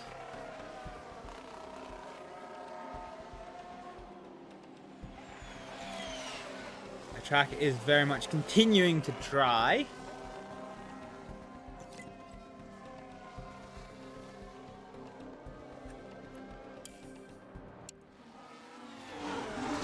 Okay, at this point we are going to bring our cars in, because I don't want to shred this set of inters for absolutely no reason.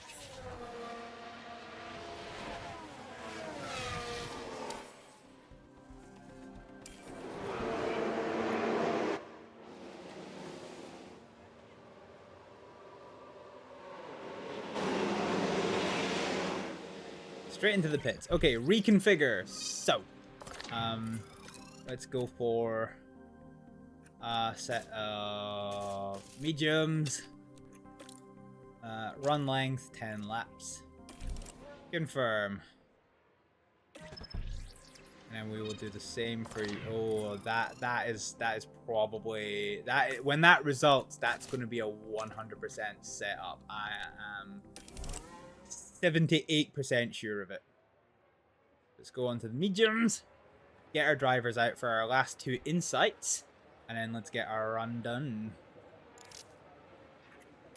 There we go. There we go.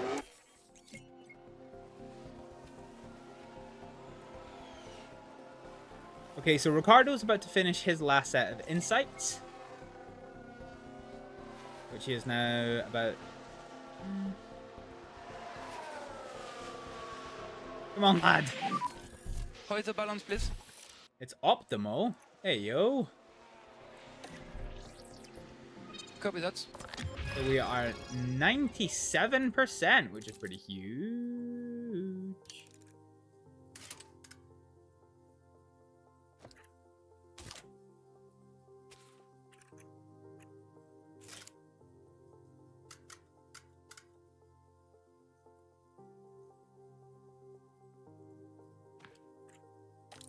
Okay, let's try this. So we've got 35 minutes, so we've got 30 minutes, so that's 6 times 4, maybe 24 laps. So let's call it 25 laps for the good and even.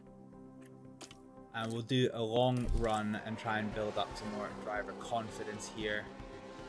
So yeah, we are pretty optimal, which is good. Let's call car in. We'll just make sure this is definitely 100%.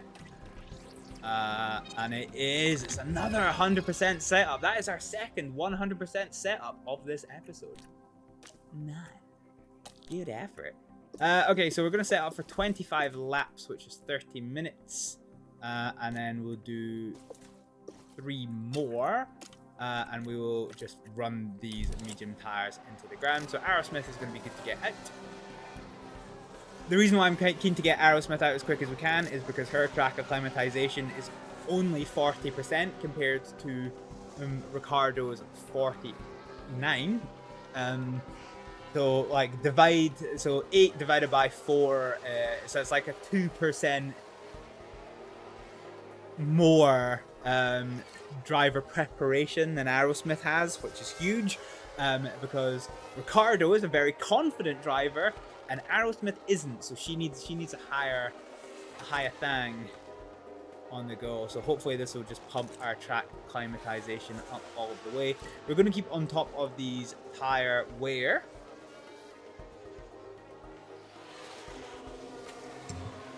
Now let's just verify that the track isn't due to get any wetter anytime soon. Okay, it's not. Fine.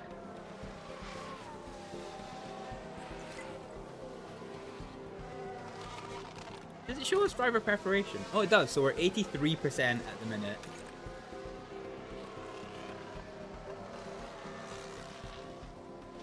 So Aerosmith is not going to be able to get to 100%, unfortunately. Ricardo in theory could, but I would consider it very unlikely. If we didn't have our practice drivers out, then yeah, like fair enough. But yeah. Come on, guys. Quick feedback. How's the feedback? Optimal. Copy that. 89%. What is the setup satisfaction? Well, it hasn't really told us yet.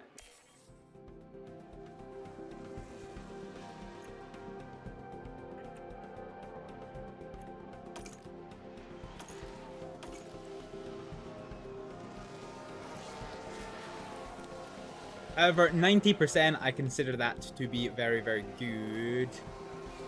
And the session is very almost about to come to an end.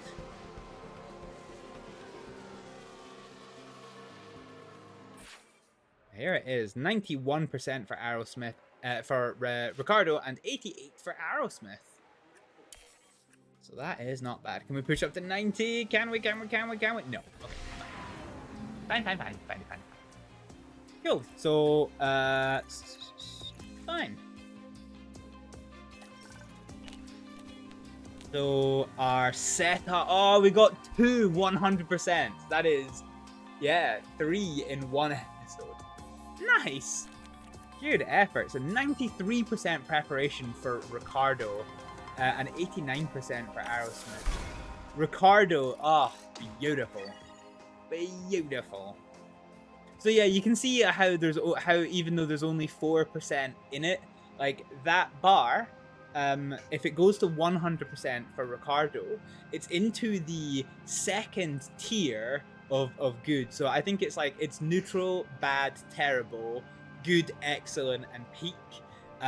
So we're currently into like good, but even if it's 100% for Aerosmith, it's only just into good. Whereas 100% is into excellent, so yeah. Anyway.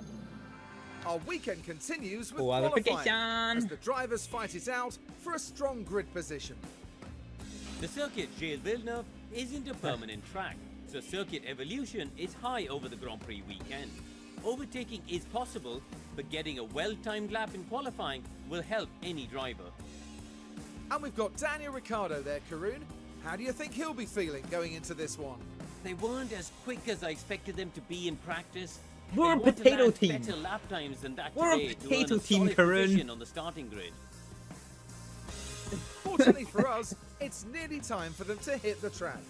We are literally a potato team that just turned up to Formula 1. Like, what the fuck are you talking about? Okay, so light rain and track water. Hi.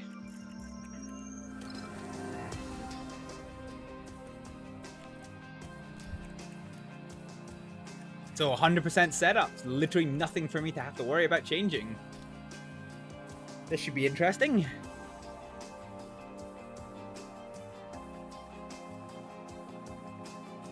Let's qualify.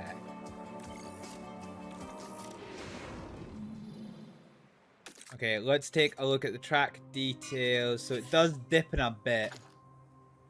Let's get a lap in just now. This will probably be a not great lap. But we'll get a lap in just now. Potentially using our cars as a tow. And then I think the track should dry off a little bit. Join in box. Understood. Yeah, loads. Aerosmith.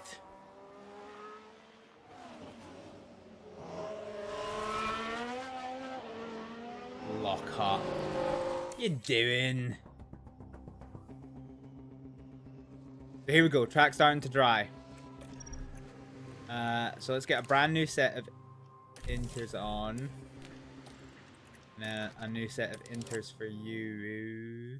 And how much is it set to dry by?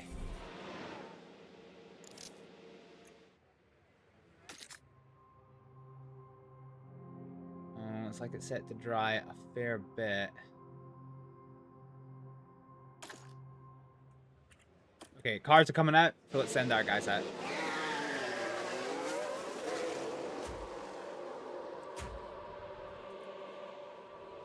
Okay, thankfully our position right at the end of pit lane means that we can get out.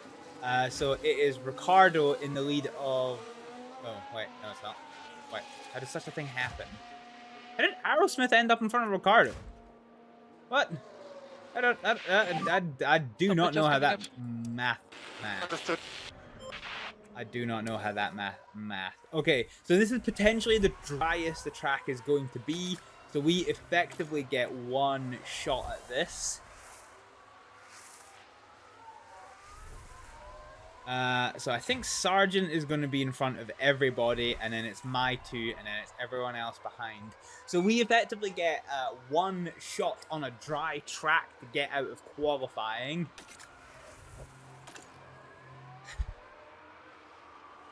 Let's see how it goes.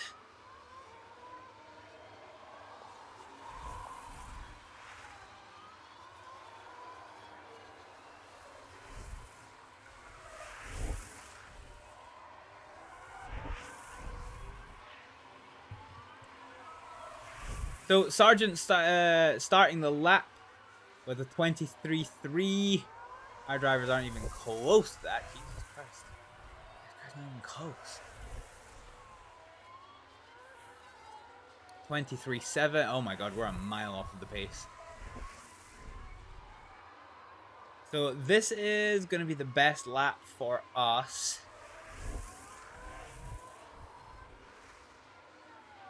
Yeah, but it's still a poor lap. Still a really poor lap. Compared to Sargent, who... They are in front of us, but like, this should still be competitive. Let's get... Okay.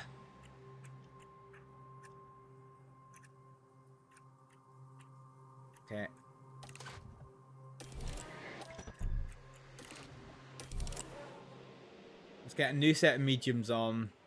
Let's try this again. The rain is starting to intensify, but we may as well go for this.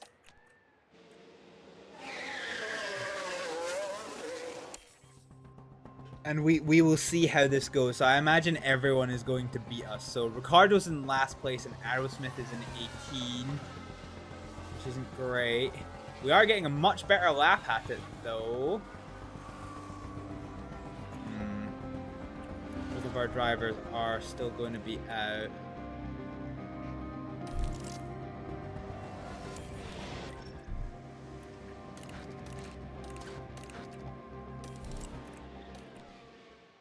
I wonder if there's a world where we can get one more lap in. I don't think there's any way. Yeah, I don't think there's any way. I think we send those guys out for no reason. Back. Yeah. Okay. So, we're going to be starting the race with Ricardo in 19th and Aerosmith in 18th. Now, because Aerosmith didn't hit anything when she crashed out of Monaco, it means neither of our drivers will have a grid penalty. So, yeah, not great, not terrible. So, after qualifying 3, Charles Leclerc is on pole position with a 1:16 Chevenne. Those Q3 times 1:18.3. Followed by Max Verstappen, Carlos Sainz, Perez, and the McLarens. So, time for F1 in Canada. 70 laps of the Canadian Grand Prix await our drivers here in Montreal. Named after the legendary Canadian driver, the circuit Gilles Villeneuve has been host to plenty of first-time winners. Jean Alesi, Lewis Hamilton, Robert Kubica, and Daniel Ricciardo all got their maiden victories here.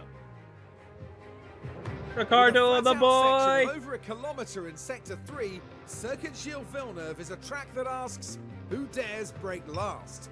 And that means it's tough on tyres and brake temperatures the whole way round. It's race day, with the teams and drivers ready and raring to go.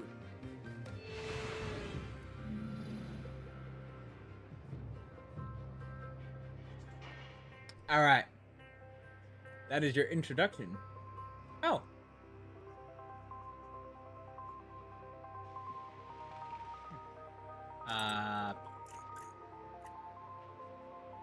Yeah. Okay. So, what are we working with here? So, we were pretty low down the order, so I'm gonna underfuel the car by 2 laps. So we are 1.4 kilos a lap.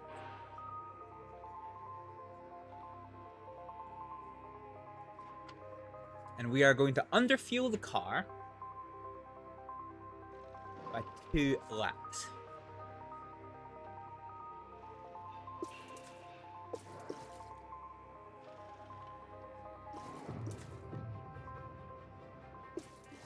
Like nearly 3 kilograms. What the fuck? Well, yeah, no, that makes sense. Okay, so 3 kilograms. Okay, so we're underfueled by 3 kilograms. We're gonna do some quick math at the bottom. Okay, fine.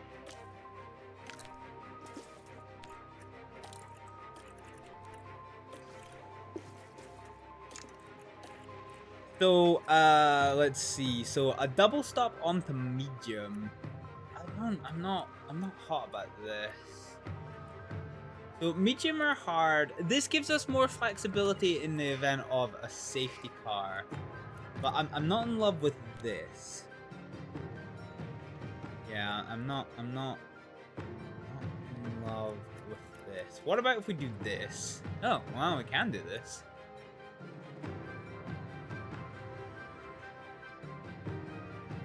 Yeah, okay. Yeah, alright.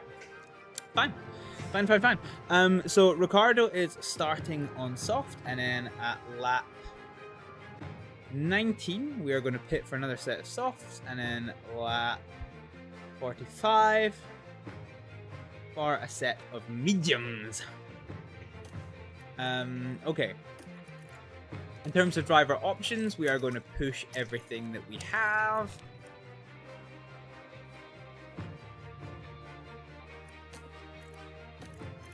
Fine. And then our strategy for Aerosmith is probably going to end up being a little bit different. So I'm not sure how hot I am on the mediums. Ugh. Not really much in it, is there? There's -1.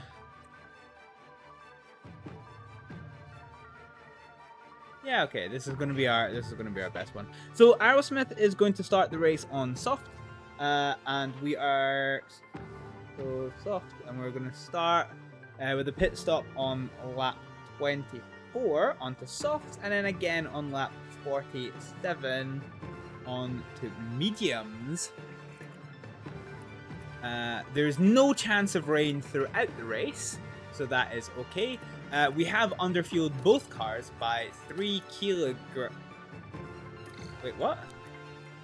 Because the fuel use is different between each car. Yeah, okay. Whoa, okay,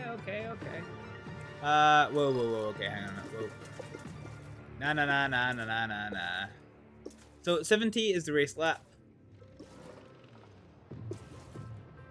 Yeah, okay. So we're underfueled by 3 kilograms.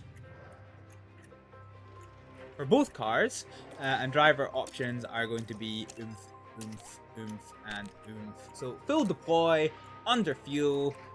Let's start the Canadian Grand Prix.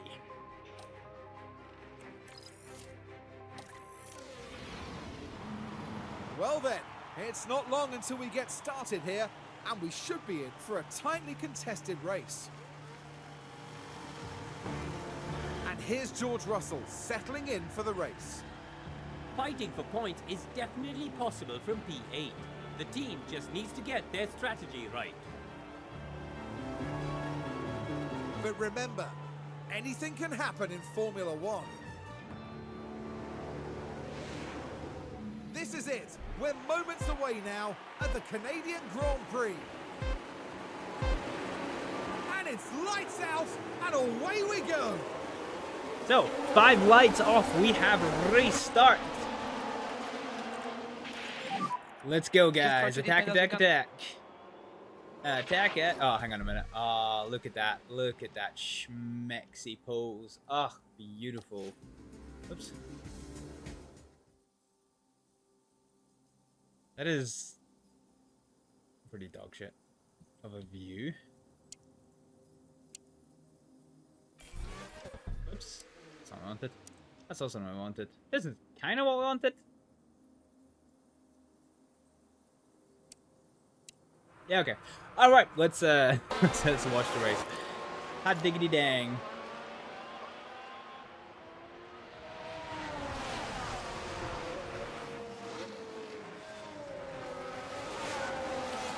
So, we are underway with our cars, and we are side by side, still holding on to that 18th, 19th place for our team. Our drivers, I think, are side by side. These camera angles are kind of dog shit, NGL.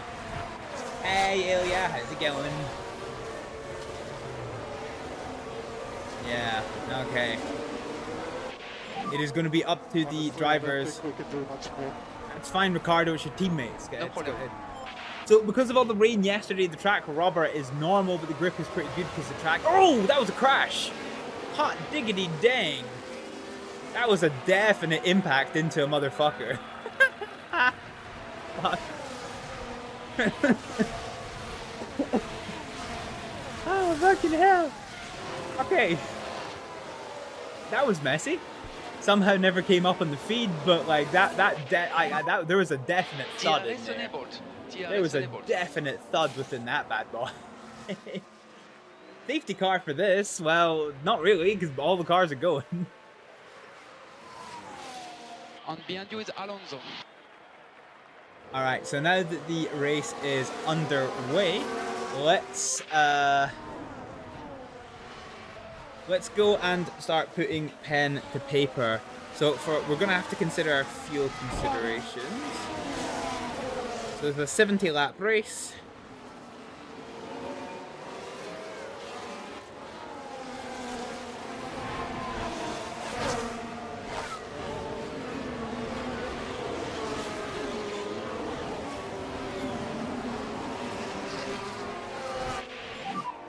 You're doing a very good job.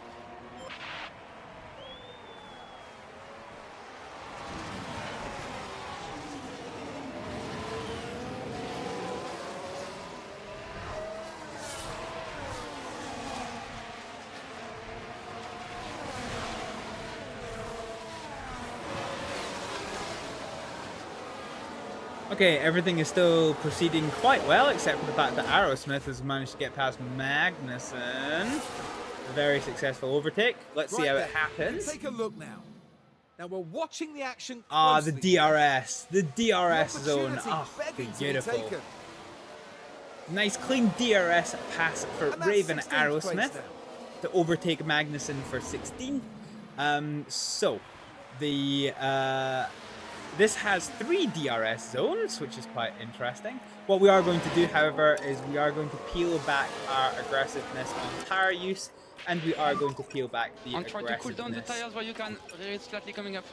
Perez, mechanical fault this early? That's rough. I'm running out of battery. So he's got an energy recovery fault. God, that's tragic for this point in the race. Hot diggity dang. Diggity dang. The tires are done. What do you mean the tires? The race has just started. What do you mean the tires are done? Oh, Perez is leading this race as well. Fine.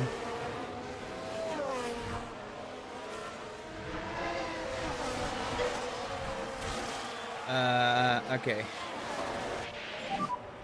Reminder on the battery.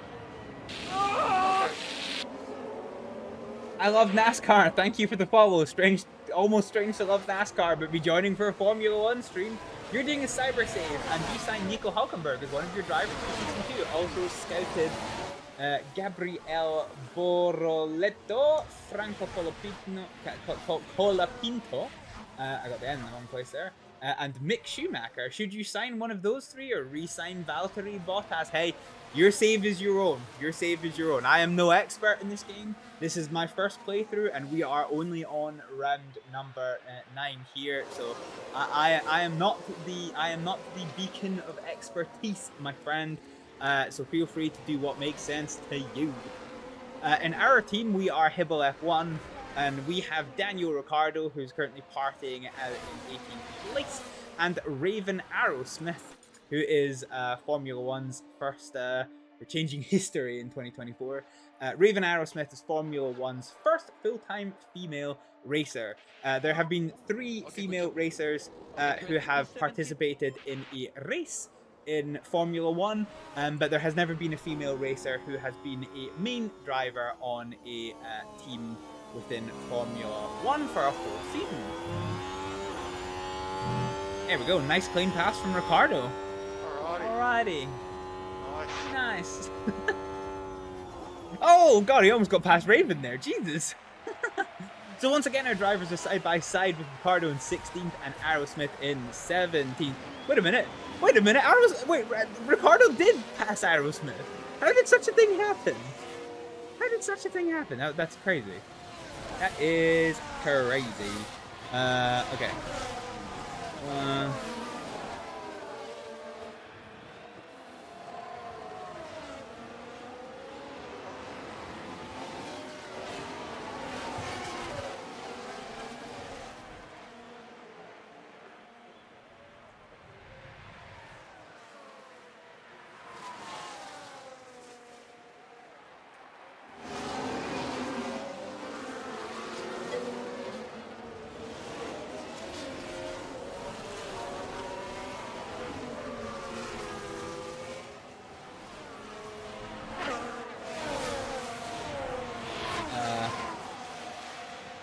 Okay.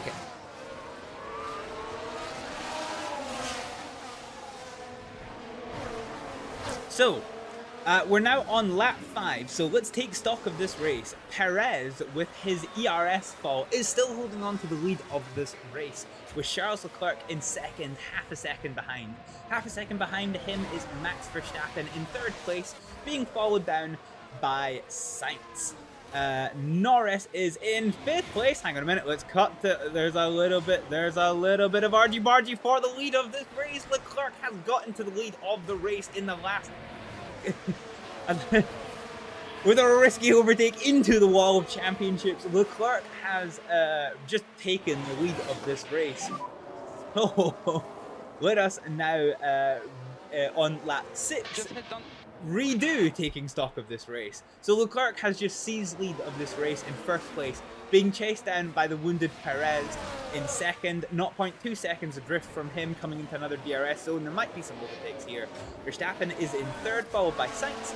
Norris is 1 second off the pace in 5th, with Hamilton hunting him down in 6th.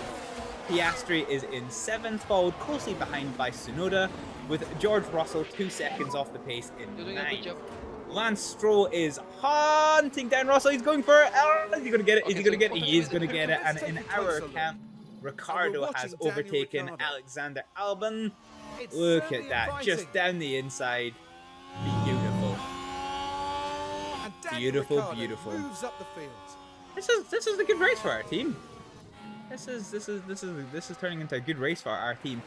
Continuing what we were talking about there. So Stroll has now taken 9. Oh, hang on a minute. Arrowsmith has got past. How did that happen? Down at turn 7. They decide to give it a go.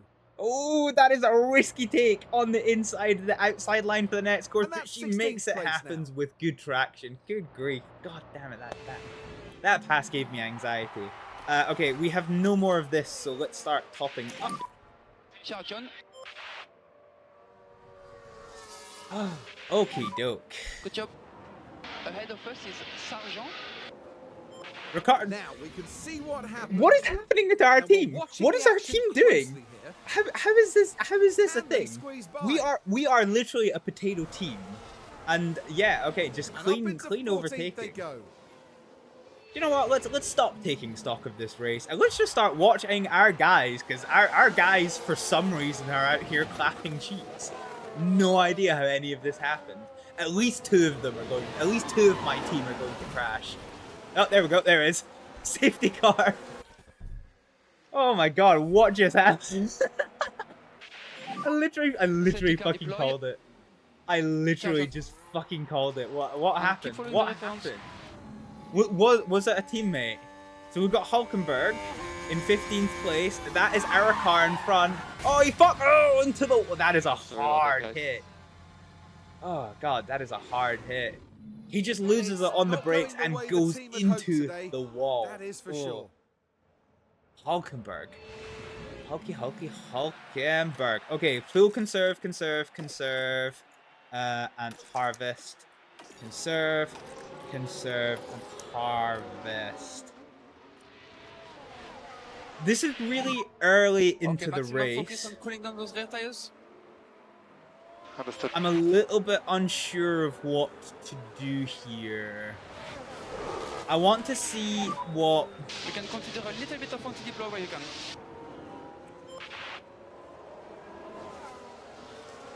Yeah, okay. So we're under safety car conditions. We've got a little bit of a gap until the leaders reach the safety car. I want to see what they do in terms of pitting. We might jump onto hard tires here.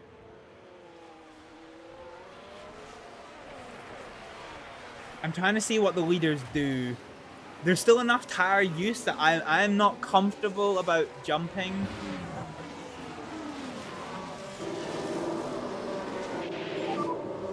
The moment you're P2. Okay, yeah, basically everybody is going into the pits. Max coming now. Everybody is going into the pits. Okay. Let's take an unusual little pause for us. And let's go into the pits. And we're gonna change to hard tires. Yeah, I know we're gonna strategy conflict. That's fine. So the question is, how much of a gap do we have between our drivers? This is the rough part.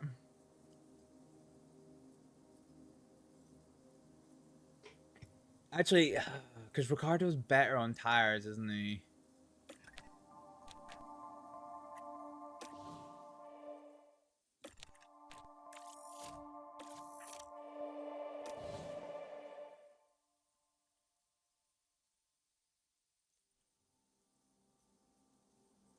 You know what? I think everyone's gonna be pitting.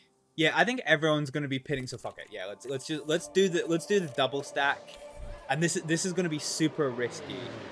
Okay, but we're gonna do the double stack, and we're gonna take a set of fresh tires. So we are currently 14, 15, coming into the round of pit stops, and everyone is coming in.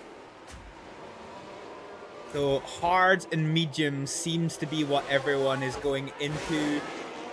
So Ricardo's pit stop is going to have to be shit hot because we are going to be double stacking here.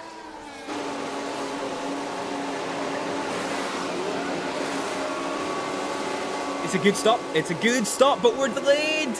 Come on. No, that's rough. That's so rough. Fuck.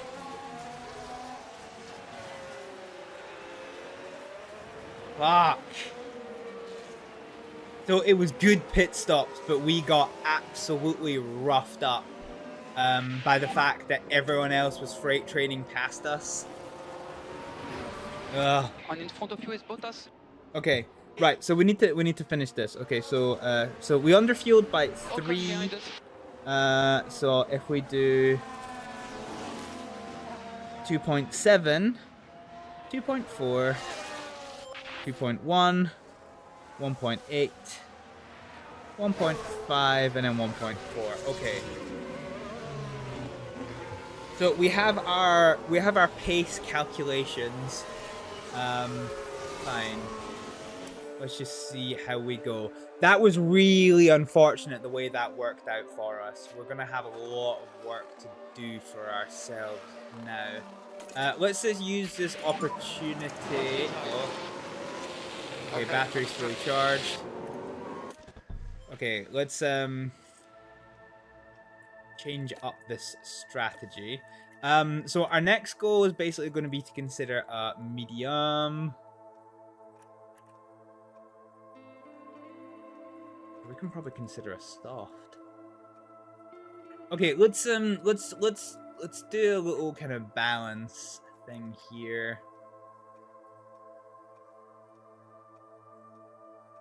Okay. So this is 2602.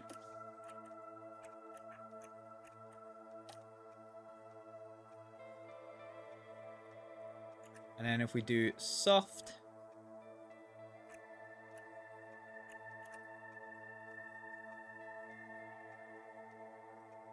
oh wow, okay, the softs are actually pretty viable here, Jesus.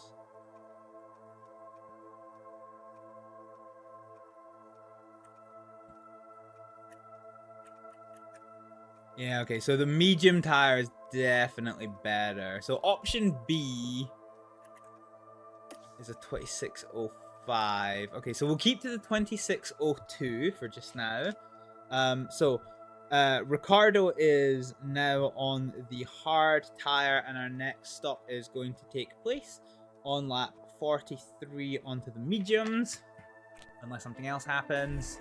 Aerosmith is not so good on her tires, so let's do this again. Let's do 4 and 4, and let's see if we can make this work. Might not.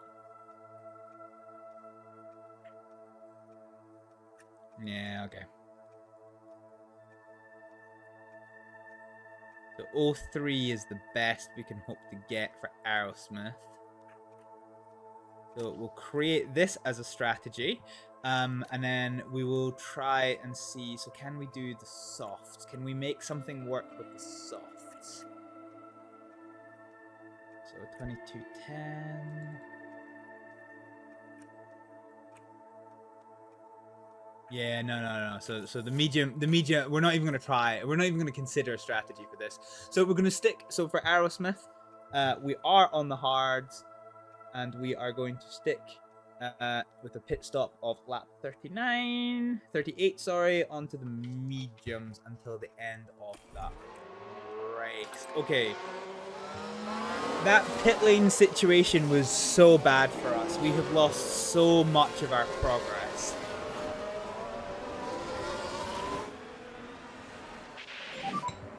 We're happy with tires, which is not good. So let's keep going until the end of safety car. So it's not coming in this lap. Expect it for probably a few more laps. Safety car ending. Safety car in this lap. Get ready. Okay. Let's go for a push.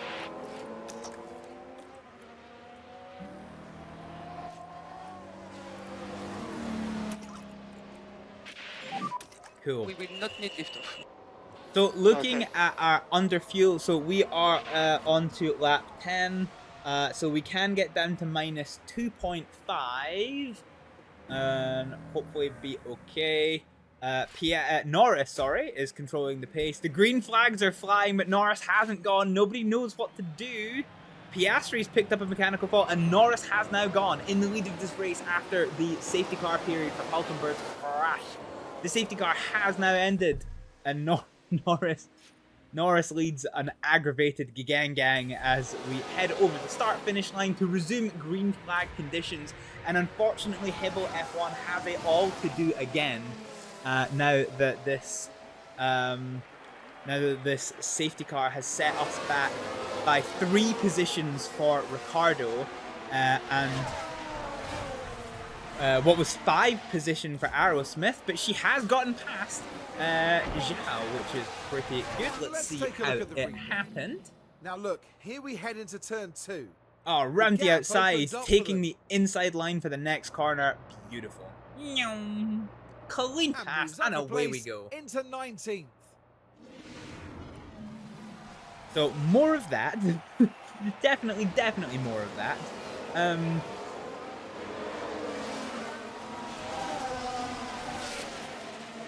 Yeah, let's see where we can go. Oh, we lost a place. Zhao gets a place back. Let's see how that happened. So, looks fairly even so far. And then just on the brakes, he goes around the outside into the inside and just steals a place from right underneath Aerosmith's nose. That is unfortunate. We will do one lap. We will do one lap under green flag conditions. And when it ends in approximately 20 seconds time, we will go to DRS enable, which is pretty good.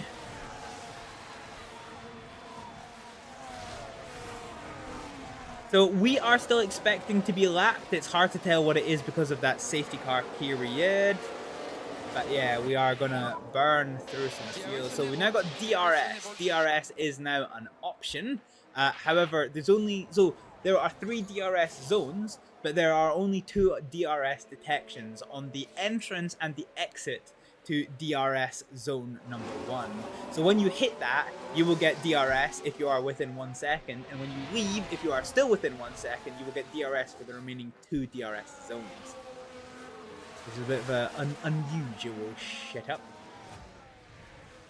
Ricardo is desperately trying to... In fact, it's a Hibble F1 against Cyber F1. So Ricardo is desperately trying to find a way past Valtteri Bottas. And Raven Aerosmith is trying to get herself past Zhao. And as we look away for 1 second, Ricardo does it. He just goes right past. And we fucking missed it. So let's see how This was it good. Currently P16. Let us see how it happened. So here we go, and on the overtake, straight up DRS pass. Oh, alrighty, nice. You will hear this so much during this series. So Ricardo moves up into 16th, and Aerosmith is still stuck in second 20th place. So in terms of our team progress, we are not obtaining the results that we need. David Baz, thank you so much for the follow. Welcome on in. There we go.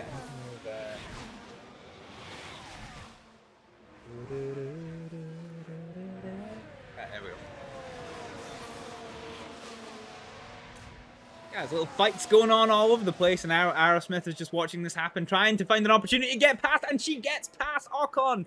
Ocon and Zhao were battling side by side, and she was just waiting patiently for the opportunity, and actually manages to dive down the inside, catching Ocon entirely by surprise. Can she catch Zhao by surprise? I think she can. She's trying. They are both side by side. Both drivers are side by side. Coming into the first DRS zone, Aerosmith does fall behind Zhao, but perhaps this is a tactical advantage. And Ricardo overtakes Alexander Albon to take 15th place. It is just a straight pass under the DRS, coming into the inside line into this little mini complex that they have here. And that sees them move to 15. Taking the plate. Nice. Absolutely nice. Aerosmith has eventually got her way past Zhao under the DRS, but can she get enough of an advantage to break the toe to Zhao, who is behind? Ricardo up in 15th place. This is huge. And both of our drivers have now achieved their strategy. We are going to go to DRS top-up. Zhao unfortunately has the DRS, so he is now side by side with Aerosmith, and this should be a relatively clean overtake. He is probably going to get the double DRS.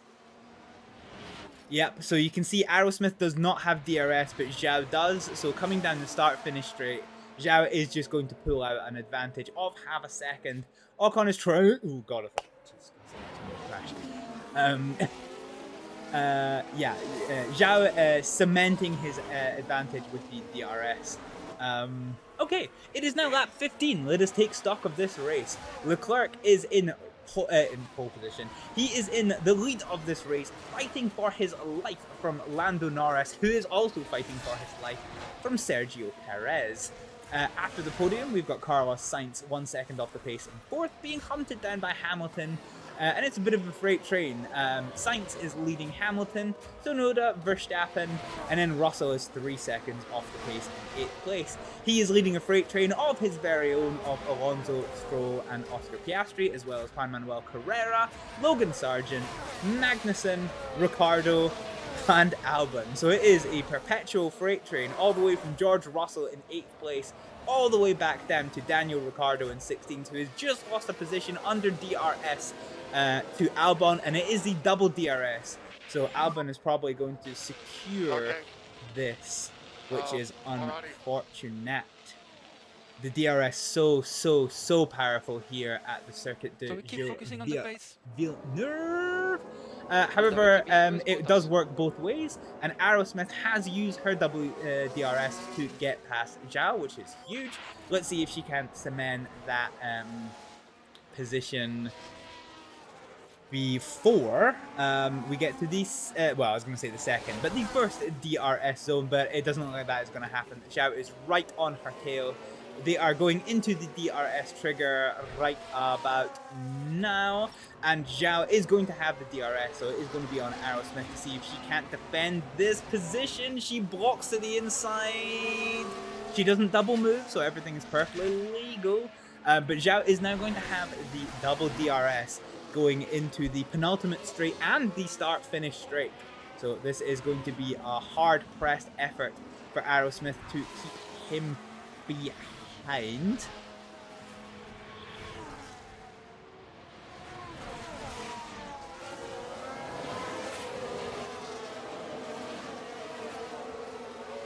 Oh, she blocks to the inside. She does still leave a car room. This is really fair racing from Aerosmith, but Zhao does not attempt to get past.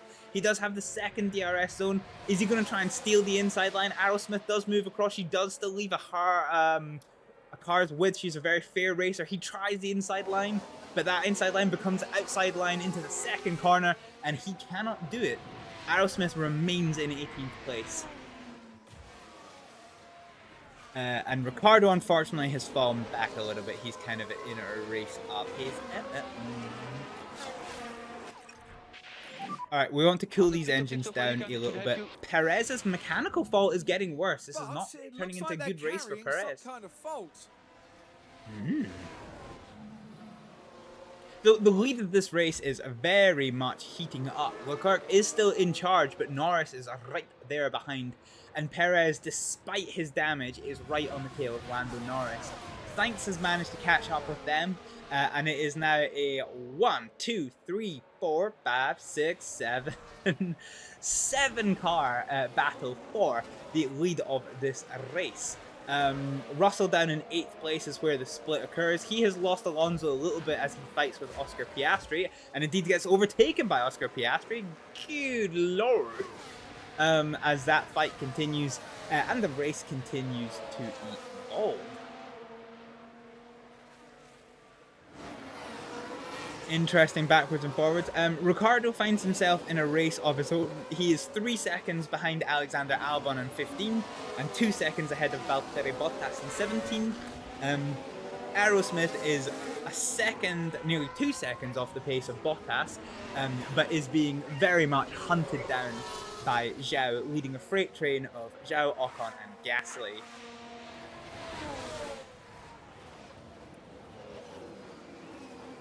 So we're going to try and start cooling our engine down, and we need a little bit of ERS use. We're actually going to put Aerosmith's ERS into neutral. In the DRS zone, Aerosmith defends the inside line, so Zhao can't take it, which is fine, but he is going to have the double DRS coming into the start-finish straight. Such a very busy race this is, but is he even going to need the DRS? He tries the inside line, but he can't quite get an edge in. Aerosmith, as it turns out, is a very, very fair racer. She is leaving spaces left, right, and center for the competitors, but despite her fair racing, she is on merit keeping them behind. I say that as she gets overtaken by Zhao in the first DRS zone. He is going to use the second DRS zone to try but fail to cement that advantage. he does keep the position, but Aerosmith is right on the tail of Zhao. So it is now her turn. It is now her turn. Fuck, I said it again. It is now her turn to to get the DRS. All of you that have joined these streams and have told me that I should apply to like do virtual commentary, this is why I couldn't, right? Just getting words wrong constantly. Aerosmith doesn't even need DRS. She does not need DRS. She passes in before the DRS zone, but she gets a DRS anyway, which allows her to cement the advantage, and Ocon has followed her through on Zhao. Zhao's lost 2 places down to 20th place, and Aerosmith is in 18th. Now, unfortunately for her, that means that both Ocon and Zhao are going to get the double DRS coming now into this, the penultimate straight of this lap. And Ocon is already going for it. He is side by side and he has overtaken her. Fantastic run from Ocon. There was no answer to that. There was no answer to that at all from Aerosmith. And he is going to use the overspeed and the DRS to continue to cement this position and do what Zhao couldn't do for the last feckin' 10 laps. Not only that, but Zhao is side to side with Gasly. Yeah, I think Gasly has indeed got the place. So Zhao finds himself at the very bottom of this race. Unfortunately for Ricciardo, Ricciardo has found himself now 5 seconds off the pace of Alexander Albon, and Bottas has closed right up to him. That 2-second advantage has become a 0.3 second advantage, and Ricciardo is now fighting for his life from Valtteri Bottas. What can we do for our drivers? Let's put them into neutral. So we're now on to lap 20. Okay, so what I want to do...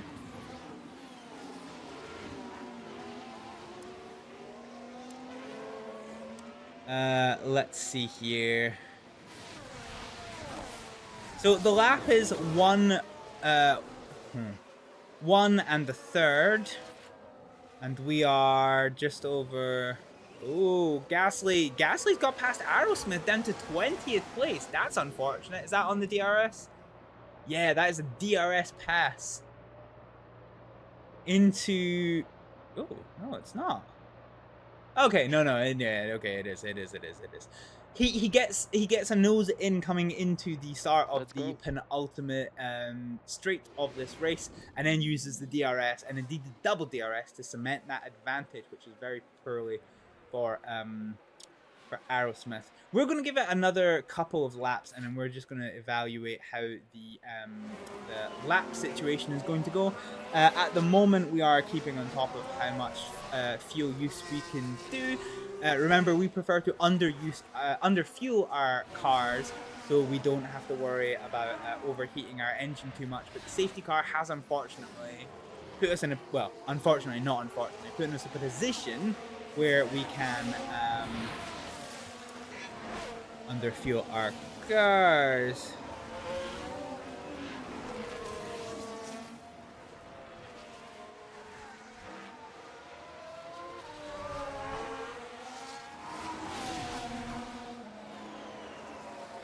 Oh, this is looking pretty rough for our drivers. Zhao and Aerosmith are now fighting for last place. Ugh. This is not so good. We've got yellow flags. There's been a crash. I can tell by the damage screen. We've got multiple cars crashed ahead. Are we going to go safety car? That's Max Verstappen. Oh, Verstappen's crashed? Oh god, look at this gang of cars. So it's a 4-way battle and it's side-to-side contact. Oh, you can see the spin there. Oh yeah, side-to-side contact. And while all that was happening, the crew in the garage could do nothing but watch on. So the yellow flags have been rescinded, but there are now 2 cars. Max Verstappen and the RB of Tsunoda have damage. They have battle damage. So how that will prove. Oh, you can actually see. You can actually see the front wing damage. Look at that. I'm trying to get a better angle.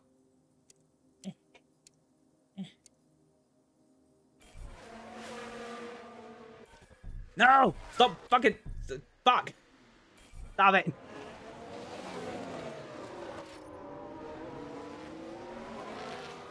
Tsunoda has been given a time penalty. Okay, so the camera is being a fucking dick. But he does have front wing damage. And Zhao has... There it is. Okay, there we go. There we go. So you can see there that the end plate has been completely torn off. And how is Verstappen's car looking? Magnussen's got a worsening mechanical fault. Okay, so it doesn't look like there's too much damage on their car. There's a lot of backwards and forwards between Zhao and Aerosmith. The opportunity's there. So no DRS for Aerosmith, but she gets passed on merit. And that sees them climb up into 20th. Aerosmith's racecraft is pretty good, I have to be honest with you. Her racecraft is pretty good. I wish it would be better, that we wouldn't be in 20th place. But yeah, okay.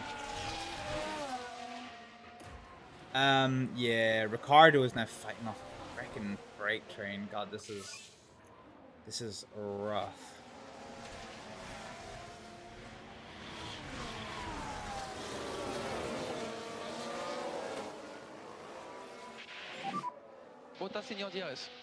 Yeah, this is gonna be really rough for Ricardo to hold on to the 16th place. Sauber and Alpine seem to have made quite big. Keep looking after your tires. Keep looking after your tires. You did a very good job. We're definitely going into mediums, aren't we? Yeah. Okay. Not entirely sure how I feel about that. Not entirely sure how I feel about that.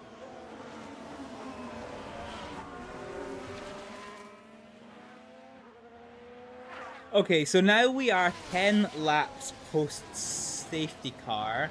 The gap to the leader before getting lapped is half a second. And it's 1 1/4. Okay. So 10 laps is equal to 2 over.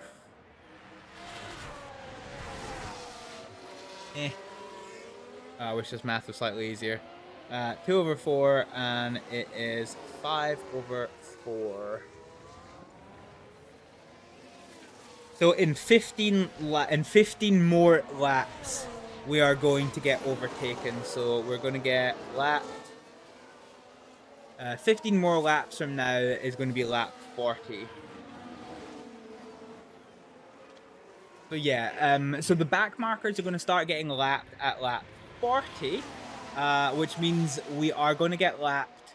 The 40... It's going to be really, really touch and go. Whether we only get lapped once or twice. So the lapping is going to happen at lap 40 and lap 70. So that is going to depend on what happens there. Alonso has picked up a worsening mechanical fault. Tell, they've got a fault with the car. Great. That doesn't help tell us what it is. Doesn't help tell us what it is. Fine. Okay, let's go back to the interval view. So, Ricardo is now leading an absolute freight train of Bottas, Ocon, Gasly, and not Aerosmith, because Aerosmith is in a battle of her own with Zhao. We need to see if she can catch up the pace of Aerosmith. Right now, this is slightly frustrating because we want to try and make progress, but that doesn't really seem to be happening. But we are expecting to be at least 1 lap down, so we're going to work to minus 1.4 for our cars. So let's push. Stop the lift off, please.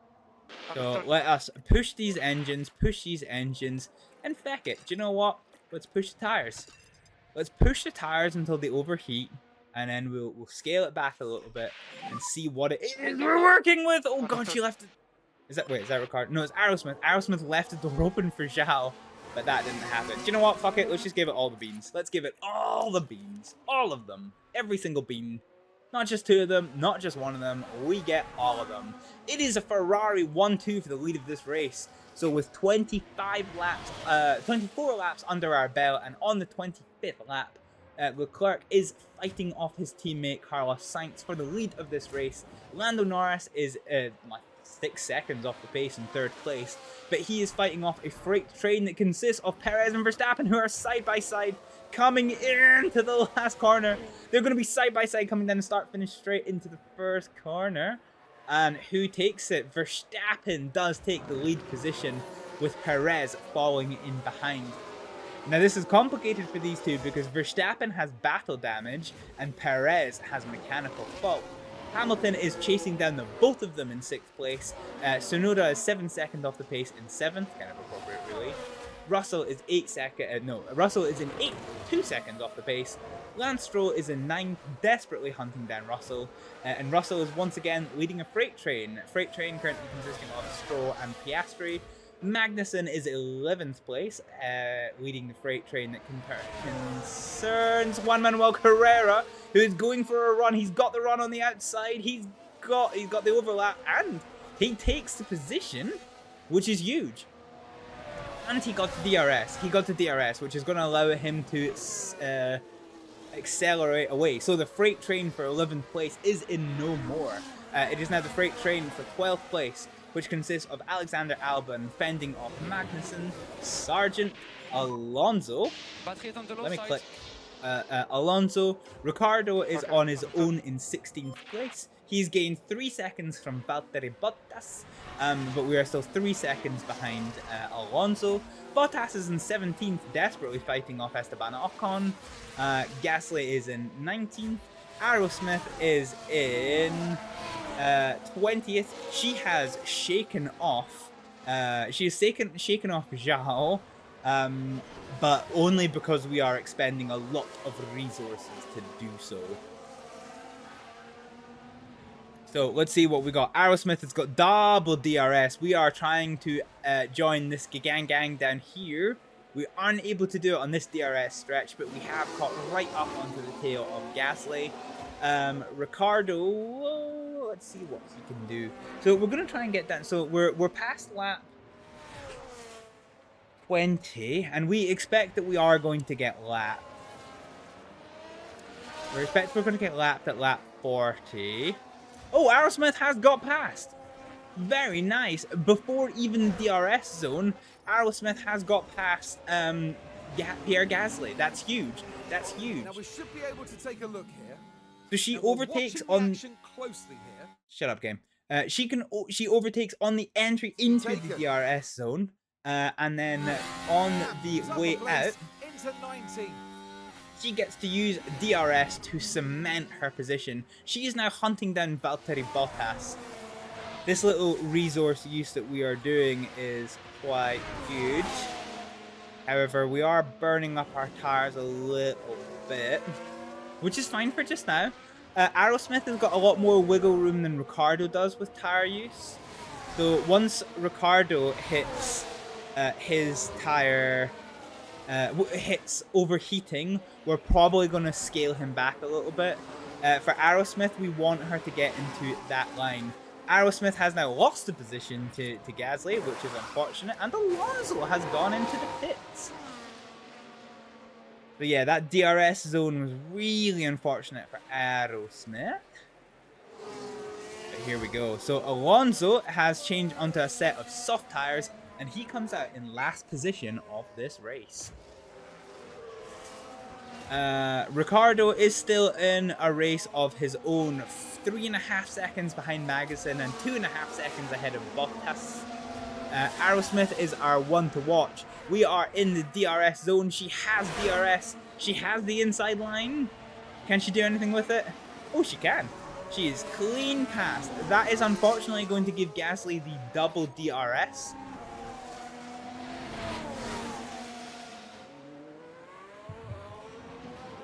So this is not so good. We've hit the overheat on Ricardo's tire, so we are going to scale back to aggressive. And try to cool down the tires while you can. It's slightly coming up.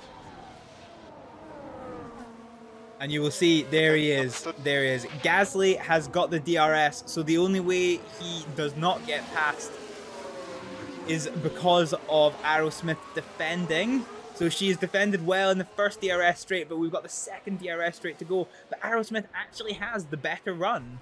Aerosmith has the better run over Gasly. Oh, but right at the end, he tries to get his nose up the middle, and it doesn't come to anything. We go around the corner into the start of lap number 29 for both drivers, with Aerosmith in the lead, and now a 0.7%, 0.7 second advantage. Zhao has gone into the pits, and he has got himself a set of them there soft tires. I wonder if a lot of these cars that are going on to the softs are still planning to do 2-stop race.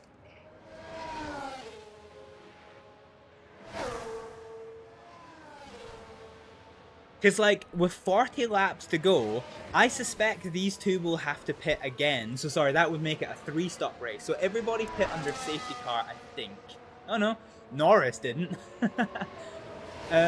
So, yeah, I suspect these two are going to do 3-stop races, whereas we're all still planning for 2. This is fascinating.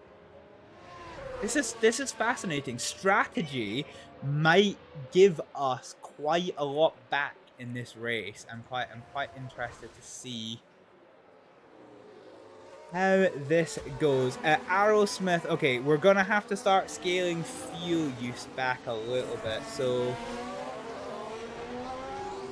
we're now on lap 30, so we are aiming for 1.8.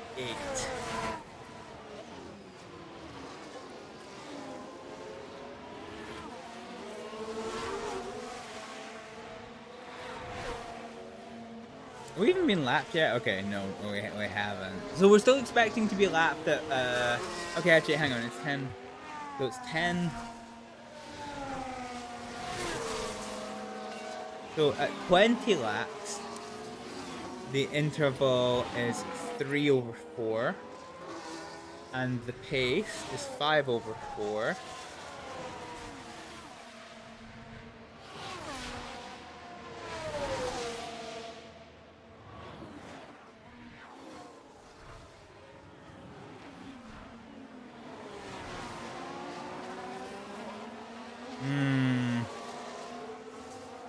Okay, the lapping might happen later. Oh, yellows, what's happened?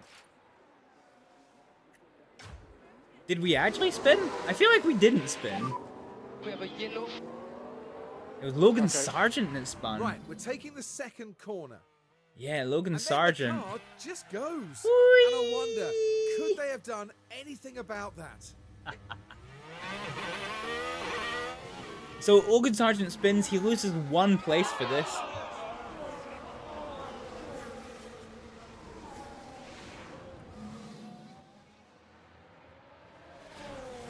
Okay, so potentially it's going to be at lap 50 before we get lapped. So I still expect us to be at lap. So for lap 40, we are aiming for 0.18. So let's fuel use, negative 0.18 fuel use. So let's scale this back. And just hope for the best, I guess.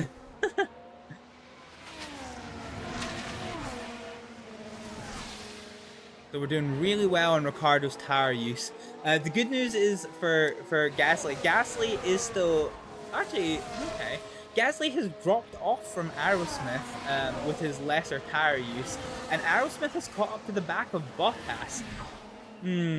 Bottas does have newer hard tires than her, so it is going to be down to racecraft to see if we can do anything of this, but she does have the DRS, and she's got the double DRS. He has the better run, and Ricciardo has got past Magnussen. Let's take a closer look. How does that we're happen? watching Daniel Ricciardo. So this is on the final straight.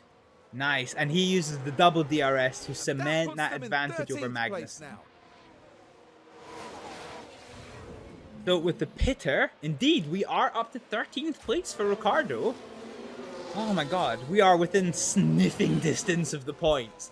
All it takes is for, like, Perez's issue to prove terminal, and maybe another accident, and we are in a pretty good position. God, if we could get points this race, this would be amazing. Aerosmith has overtaken George Russell. How did that happen? I didn't even know George Russell was in the fight. So he's obviously just come out of the pits with his soft tires and Team Potato on the fucking on the worn hard tires. Well, I was gonna say sneaks past, but actually it's a bit more complicated than that. But no, apparently it's not. Russell with his brand new soft tires is still behind Team Potato on our pretty worn hard tires. This is phenomenal. This is absolutely phenomenal. But yeah, if there is a pretty tasty crash, we are at risk of getting points.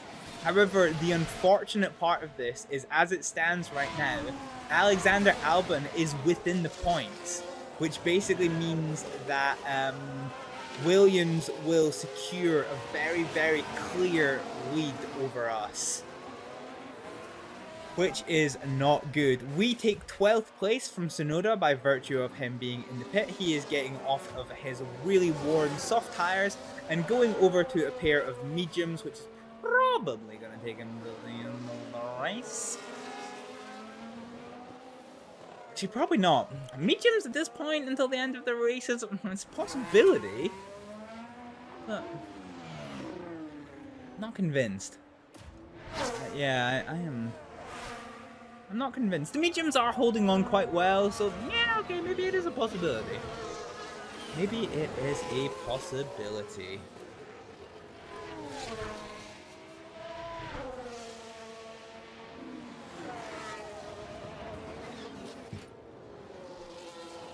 Oh, overtake successful. We're looking in all the wrong places. Aerosmith has overtaken Valtteri Bottas.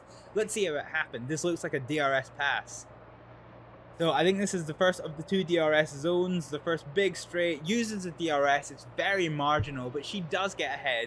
And this is going to give Valtteri Bottas the double DRS coming into the start-finish straight. So this is really unfortunate. So the question is going to be, is Aerosmith going to have picked up the DRS from Magnussen? She does. That is going to give her a degree of protection from Bottas, but Bottas did get a good run out of the final corner. So this is going to get dicey. It's going to, all the positions are going to hold coming into the start-finish straight, but the double DRS is going to be in place. Russell is attacking Bottas, is attacking Aerosmith, is attacking Magnussen.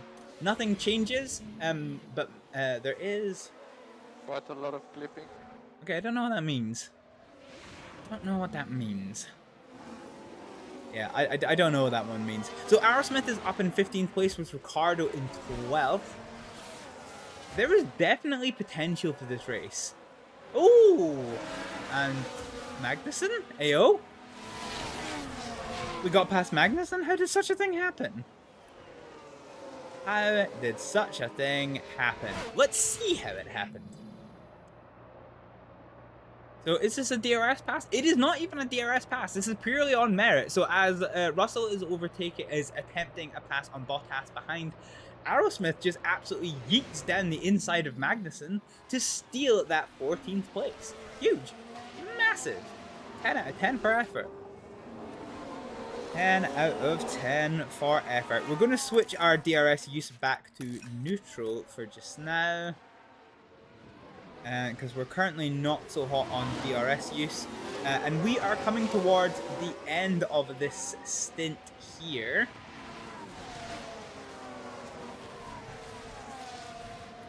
This is going to be quite telling.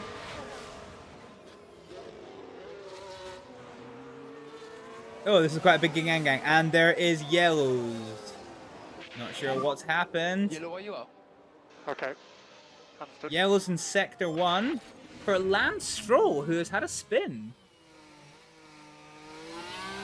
You spin me right. Oh my god, that McLaren. God, that McLaren would need an absolute change of underwear after look that at the team performance. there. They all knew what that Good moment God. meant. Yeah, God, that is a definite actual factual change of undies. Bottas is coming after Aerosmith. Okay. Oh. Aerosmith goes slightly off track. Ah, that was a bit cheeky from Aerosmith, but yeah, okay. It's okay. It's not too much to worry about. She's going to have the double DRS. Both of our drivers are doing absolutely fantastically right now. Bottas does have 10% newer tires, so I'm not that worried about this one. And all of the people behind us seem to have a lot of injuries. Indeed, there's only 3 racers in front of us that are not driving particularly wounded cars. Yeah, this is pretty good.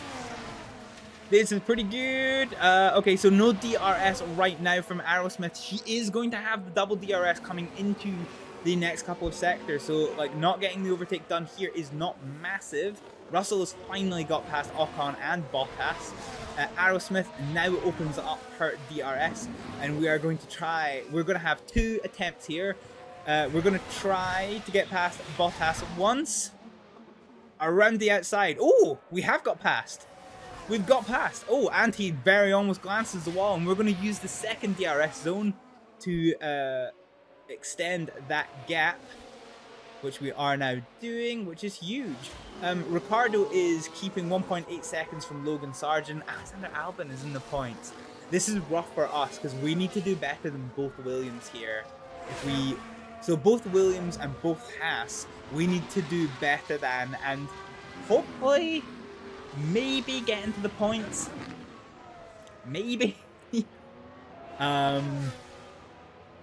Yeah, maybe if we can get into the points, this might give us a very, very interesting result, or set of results, as it were.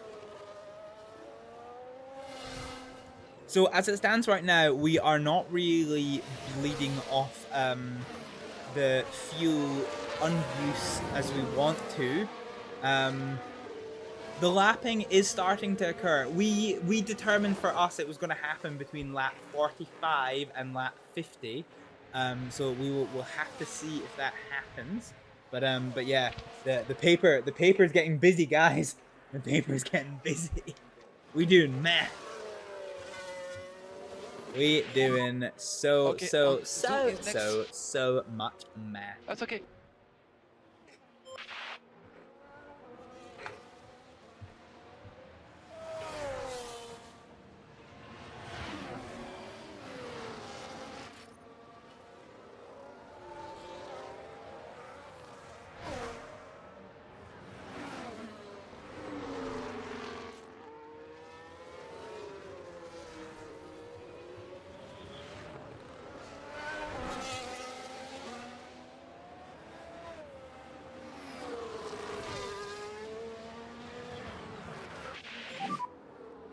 Yep, this is my pace. So he's not in the same race as us, so that's okay. But let's see how Russell got past Daniel Ricciardo. It's the end of the DRS zone. He has used it to try and clench position. It's been a bit backwards and forwards. They have to go side by side for it, but eventually with the overlap. Yeah, George Russell does get the place.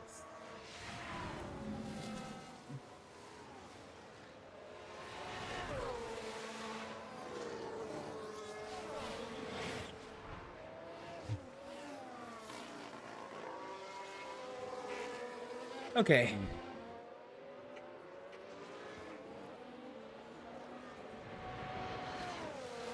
Alrighty. So, it is more than the halfway point of this here race. Let's take stock of it. Charles Leclerc is in first place with 18 seconds to Max Verstappen. That is a huge lead. Lewis Hamilton is in third place, fighting for his life from Perez, who is in fourth. Sainz is in fifth, 3.5 seconds off the pace, with Norris 7.7 seconds off the pace in sixth. Oscar Piastri is in seventh, Lance Stroll is in eighth, Alexander Albon is ninth, with Juan Manuel Carrera, Russell, Sargent, Ricciardo. Aerosmith is our next battle, and she is leading a freight train consisting of Esteban Ocon, Valtteri Bottas, Tsunoda, and that is kind of it. Alonso is on his own in 18th place, 8 seconds off the pace. Zhao is 6 seconds behind him, and Magnussen and Pierre Gasly are kind of chilling on their own. I have drawn up a bunch of charts and shit. So yeah, we ballin'. We ballin'. Juan Manuel Carrera has entered the pits. So remember, the pit time loss under safety car is only 9 seconds, but the pit lane loss under green flag conditions is 19 seconds. So Ricardo has already gone past, Aerosmith is going to go past, and Juan Manuel Carrera is going to lose a lot of places. Our pit stop is getting close. We're going to try and push this as much as we can, and actually Ricardo's got a fair amount of give in his tires, so we're actually gonna start pushing on this.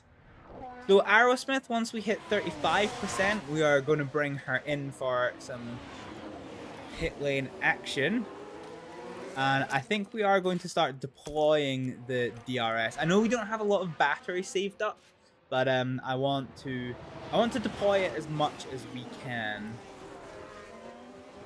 So yeah, Aerosmith's tires are starting to give up the ghost a little bit.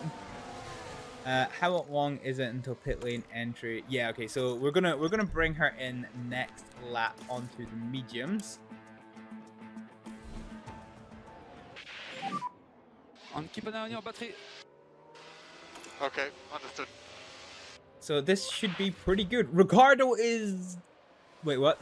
Oh, Ricardo is right next to Logan Sargent. I'm not quite sure how this has happened. I'm not sure how Sargent has lost so much pace. But, oh goodness. Do we have DRS? We don't have DRS. Okay. Well, that's fascinating. We have managed to close down on Logan Sargent on pure merit. So that is absolutely fascinating. However, the battle here seems to have changed. Ocon, using DRS, has gotten past Aerosmith. But Aerosmith is pitting this lap anyway, so it doesn't really matter that much. We are beyond lap 40, so I can delete this in my notes. We are aiming for minus 1.5. Remember, we still expect to be lapped. And somehow, oh my god, Aerosmith gets herself past Ocon and Ricardo gets himself past Sargent. Oh my goodness, it is all happening for Hibble F1. So currently P11. Let's see how it happened. Let us see how it happened. So this is Ricardo overtaking Sargent. I think it was Sargent. Yeah. Beautiful, beautiful, beautiful. Alrighty. Nice. So that is going to give Sargent the double DRS. So let's see if he can do anything with it as they come into the start-finish straight. Aerosmith does get past Ocon, who is in turn overtaken by Tsunoda, so they have lost 2 places. Oh, they are side by side. These two are side by side. This is like clench worthy. Oh, Ricardo, my boy, what are you doing? What are you doing? Ricardo has secured the inside line, but unfortunately, Sargent had enough of an overlap. Let's watch this pit stop from Aerosmith, and let's see what we come to. So this is our last pit stop for this race, where I think some of our competitors are probably going to have to pit again. Oh, it's a slow stop. It's a really slow stop. That is, a 2.9 is far too slow a stop. So we lose 0.4 seconds on the road compared to the rest of our competitors, which is frustrating. Okay. So because of this, we've given quite a lot. So let's just go to aggressive use. And we have Magnussen right on our tail. However, despite this, we are going to go to top up because, well, Magnussen is probably going to the end of this race. Ricardo has gotten past Sargent, which is pretty good, but unfortunately, Sargent is going to have the double DRS, so he is on the outside line. He's dived to the inside line. Ricardo can make one defensive move, which he has done, but unfortunately, it didn't stop Sargent getting the overlap. But he backs out of it. So the double DRS is on the go here. Whoa. Okay, that's fine. So Ricardo does successfully defend that position, which is pretty good. Magnussen did overtake Aerosmith. However, that is for position. The cars in front of us will probably definitely be pitting again. So this is at least going to be pre-18 for Aerosmith as a minimum. Maybe with Ocon and Bottas's pits, will be slightly further up the road. Magnussen is for position, but he is driving a wounded bird. This could get worse, so we're not too worried about this one. We are also building our ERS, which is not the worst thing in the world. Ricardo is in his 11th place. Oh, we're so tantalizingly close to the points. We have to pit again, but everybody has to pit again. George Russell is definitely gonna have to pit before the end of this race, I think. Leclerc, his tires should be secure, I'm thinking. Ooh, it's dicey. It is dicey. Oh, this is hella dicey. We are now on the optimal pit stop for Ricardo, so let's get him in for his medium tires. And how is the lap situation? Yep, that's confirmed. Okay, the lap situation.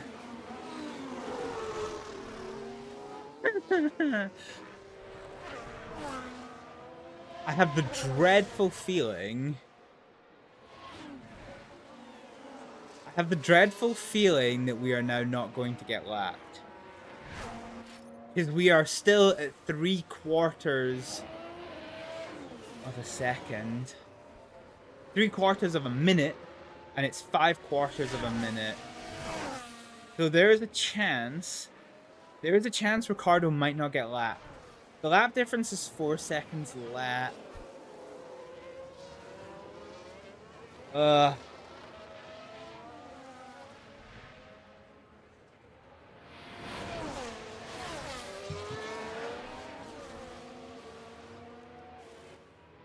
I have the genuinely uncomfortable feeling that we might not get lapped. Manual pit lane.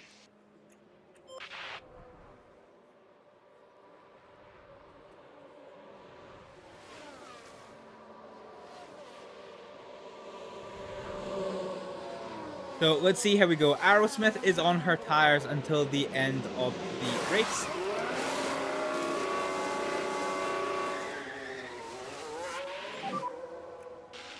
Okay. That's rough. What is the pit stop issue? We see That's Daniel so Ricciardo rough. swinging in. But hang on, there's the reason for the hold-up. Rears. Rear right, it looked like. That's ruined our. That has literally ruined our chance of points. That has ruined our chance of points. Okay, both overdrive. Okay, I'm definitely confident. Okay. Because of that fuck up, I'm very confident that we are going to get lapped before the end of this race. That is honestly rough. So rough. So minus 1.4 is our target. And we are not yet at lap 50, and our target is minus 1.5. Which we're now on, so that is fine. So we're going to recharge the batteries, and we're going to see what we can do with this. So let's see who is in our race. So Magnussen is in our race. So everybody behind us is in our race. They are going to the end on this. Zhao is definitely going to have to stop. Alonso is definitely going to have to stop. Bottas is definitely going to have to stop. Juan Manuel Carrera is not going to have to stop. Sargent is going to have to stop. And I think when these guys do stop, we will overtake all of them. So we should end up around about here once this round of pit stops are done. What remains to be seen is Albon. Yeah. So this is gonna be really interesting. So as it stands right now, we have 25 laps until the end of this race. Charles Leclerc is in the lead of this race, who might potentially be going to the end on his soft tires. Carlos Sainz is definitely going to be going to the end, and he is 2 seconds off the pace on his medium tires. He has also set the fastest lap of the race. Lando Norris is 14 seconds off the pace in 3rd place. And Verstappen has just pitted for a new set of softs, going to the end of the race, as is Perez, Hamilton, Russell. Russell is debatable, actually. Russell is debatable if he can make it to the end of the race on these soft tires. Stroll is riding around potatoes instead of tires. He's definitely going to have to pit again. And here we go for the pits. So Sargent is in the pits. Let's see who gets ahead of who. So it's 19 seconds. Bottas has gone past. Alonso has gone past. Zhao is on the start-finish straight and has gone past. Ricciardo, can he get past? He's left the pit. Ricciardo's gone past. Aerosmith? Oh, whoa! No, Aerosmith hasn't quite got past, but does eventually.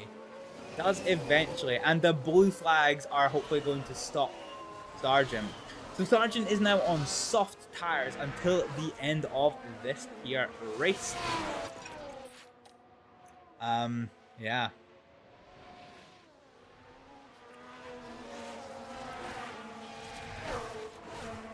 So this is pretty good. Wait, Sargent, wait, hang on a minute. Oh, Sargent with his soft. Sargent has used the blue flags to get a clean run on Aerosmith. That is annoyingly unfortunate. Can I change Aerosmith's? What does this? Okay.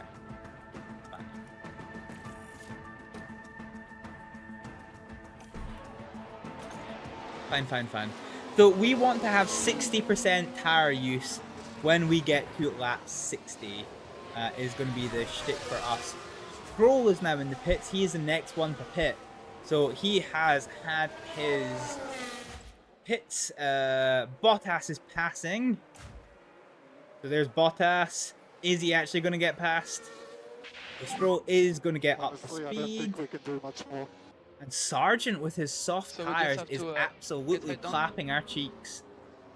Absolutely clapping our cheeks. That is rough. That is definitely rough.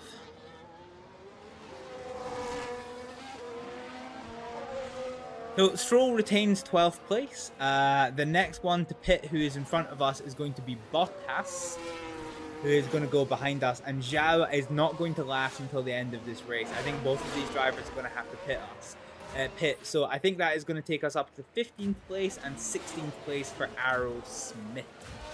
Ooh, Bottas has got a mechanical fault. That's rough. I lost the gears. He's losing his high speeds gear. That is rough. That is rough for Bottas. That is super rough for Bottas. So there are so many wounded cars in this grid. Goddamn, look at this.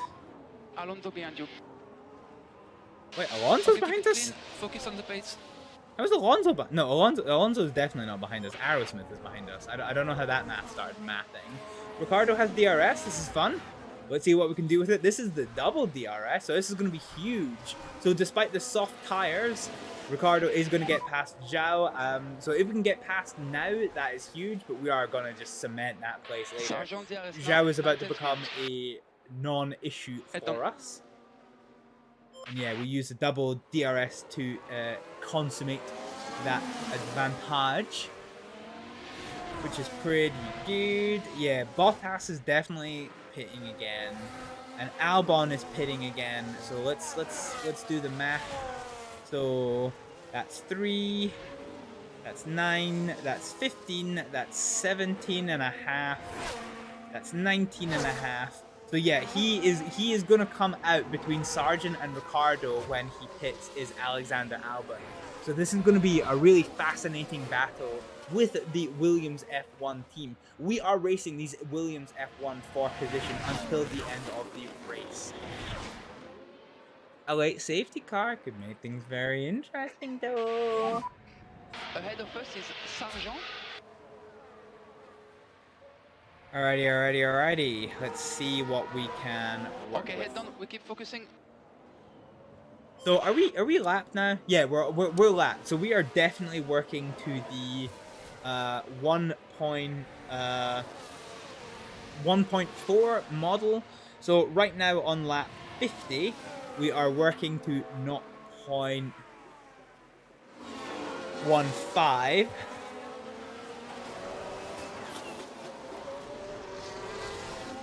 Which is fine. Let's just get Aerosmith. Aerosmith, push. Push.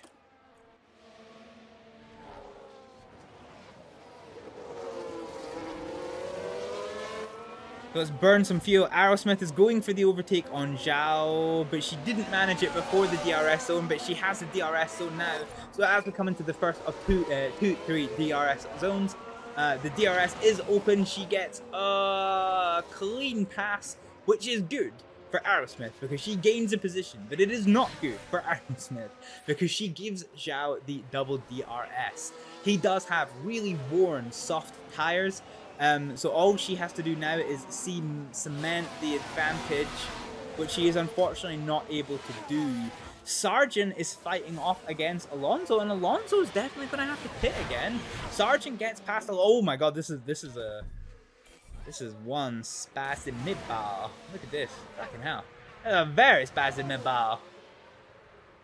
So Alonso, I think, is definitely going to have to pit again, and Bottas is definitely going to have to pit again. So this, again, could be... Oh. Yeah, okay.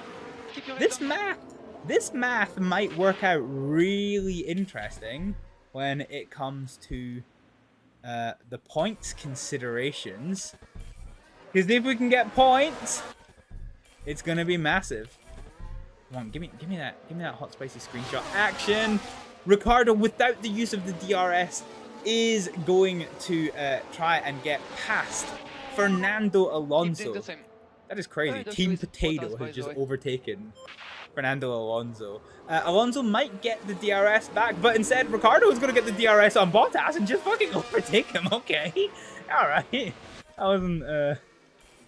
I wasn't necessarily expecting that one. And look at that. Oh, look at this beautiful, beautiful, beautiful, beautiful. I wish you could pause during the action replays.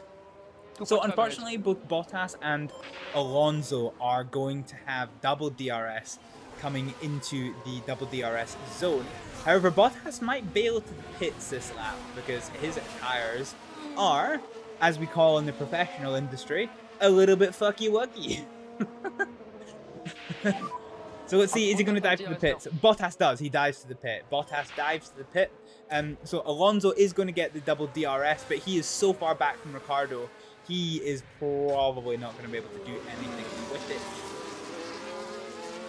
So yeah, Albon we are probably going to gain position on, but other than that, everyone else we are racing for position. So this we have Alonso behind.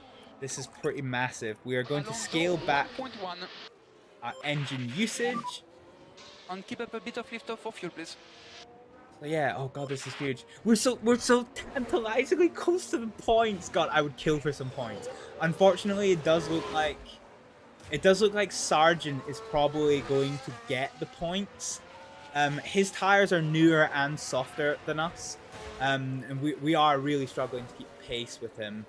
I don't know that I see a world where we overtake Sargent. However, Alexander Albon is in the pits. Let's see how this goes. So Stroll is coming down the start-finish straight. He is going to get the overtake.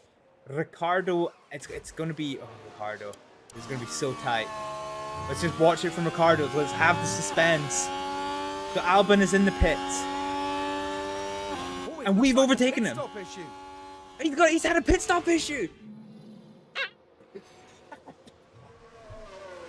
He's had a pit stop issue. That was the worst possible timing. Yeah. Oh no. That is such. That was like that 3.7 that we had was this pit stop issue, but that was such a bad pit stop issue that Albon is down in 18th place. Oh my god, 18th place. That is unbelievably rough. He has got so many cars to get past. Holy hell. In terms of fuel use, I think this is going to be us for the rest of the race. So we have to get to less or more than -1.4. We're on -1.8 at the moment. So yeah, we have to make sure We are 1.3 or above before the end of the race, otherwise we will run out of fuel. Russell is having his pit stop. I don't think we're going to be able to do anything with this, but it is interesting to see because it might mess up our competitors a little bitty. Track's 46 degrees. That is one hot track. That is a very, very, very hot track. So Stroll's coming across the start finish straight. And yeah, he's going to be slightly too far behind. So Russell had a fairly secure pit stop there. And we've overtaken Alonso. And we've no longer overtaken Alonso, but we do get a double DRS. Can Aerosmith get past Alonso? This is amazing. This is like Team Potato fighting like some... I mean, Fernando Alonso is a freaking legend, but we've done it. We have overtaken Alonso to get into 14th place. His tires are getting worn. Both Alonso and Zhao are definitely going to have to pit again. So that is going to remove them from competition. So this is race on for the rest of us. This is absolutely race on. We are 100% battery, so let's go to neutral use. And we're actually going to do the same with Ricardo. We're going to go to neutral use for both of our drivers. And once we start getting to the 60s, lap 60s, we are going to see what we can start doing with this one. That was, I thought I missed an overtake, but that was the McLaren of Lando Norris yeeting past us to take, to lap us. So, with 15 laps to go now, we have Charles Leclerc in first place, followed by Carlos Sainz in second, 8 seconds adrift. Norris is 16 seconds drift in third, with Verstappen, Perez, Hamilton, Piastri, Tsunoda, Russell, Carrera, Stroll, Sargent, Ricardo, Aerosmith, Alonso. They are all in races of their own. Ocon is in 16th place, and he is fighting a freight train consisting of Albon, Zhao, Gasly is in a race of his own, as is Magnussen, and as is Pass.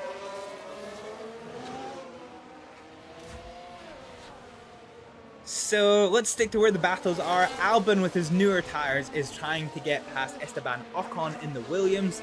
He is coming into the first of 3 DRS zones. Can he do it?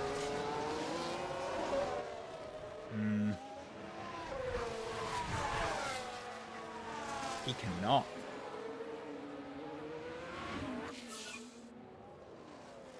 Oh, but Ocon has caught on to the back of... Okay, so this is now a 3-way battle for 15th place. Alonso, with his really worn soft tires, is being hunted down by Ocon and Albon. Albon by far has the freshest tires of the 3 of them, but he is in the furthest back position, desperately trying to find a way past the both of them. Can anybody do anything? Let's see. Zhao has finally pitted for his other set of tires. Whoa, and Ocon has got the overtake on Alonso. Albon thought about having a go, but he also remembers that he is currently being blue flagged for Verstappen. So they are going to get out of the way. And Albon has it all to do again. So Alonso is now right behind Ocon. Ocon is now going to be trying to chase down Aerosmith, who is my driver. Can Albon find a way past Alonso before he pits? So Alonso is just going to hold up Alexander Albon. So we are going to have to see how that one goes. Couldn't do it in this DRS zone, but he did manage to close up the gap to get quite a powerful advantage. They are now side by side coming into the final hairpin. Not the final corner, the final hairpin. And by that I mean the only hairpin. They now come into the 2 DRS zones. So Albon moves to the outside of Alonso, having the DRS overlap. He's got the overlap, he has got the position, and it is a huge advantage he's got. He managed to do that so early, and of course it is a double DRS zone, so Albon can open the DRS again and secure this advantage from Alonso, who is now 0.7 seconds adrift from Albon. So that is fine. He is going to have to pit again, and that is going to be that. So the race for us is now really between these two. Unfortunately, it doesn't look like points are going to be an option, but barring a final 13 lap... incident, it looks like the Williams are not going to get points either, which is a little bit of a saving grace. We are 1 lap down. We're definitely not going to get 2 laps down. So we are working to our negative 1.4 fuel delta.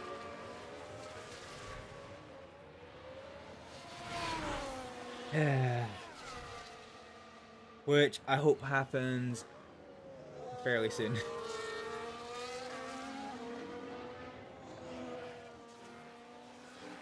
So when we get to lap 70, what we're going to do is we are going to open up the ERS to full deploy to allow our drivers to have the best possible shot of catching up to Logan Sargent. He is 5 seconds up the road, but with 10 laps under our belt, it might be a little bitty of a possibility that we can do this. So we will see how we go. However, I also need to refresh my drink, so I'm going to leave you with the dulcet tones of Tsunoda, who is desperately hunting down Lance Stroll.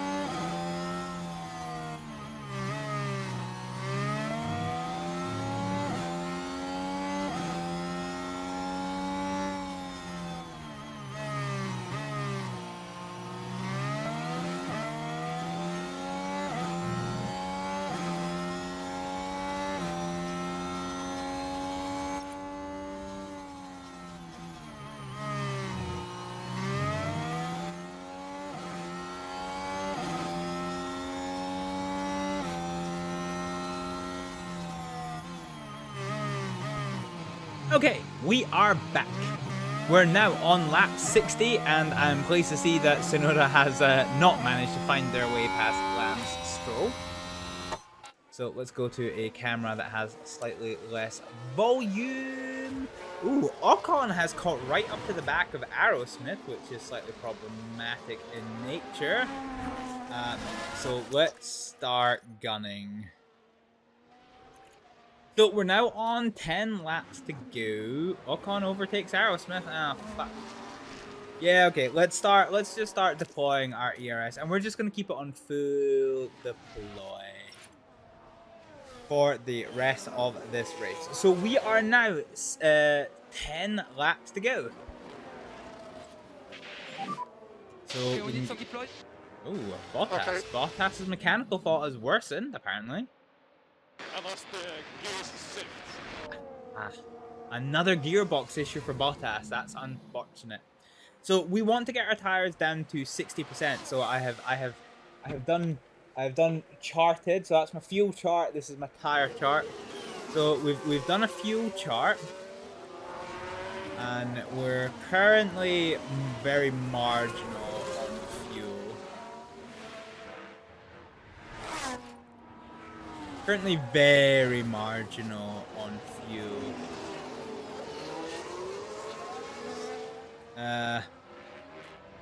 If we get to 5 laps to go, then we'll do that one. So both of our drivers are now punching this. We're on lap 62, so we can get our tires down to lap to 54%.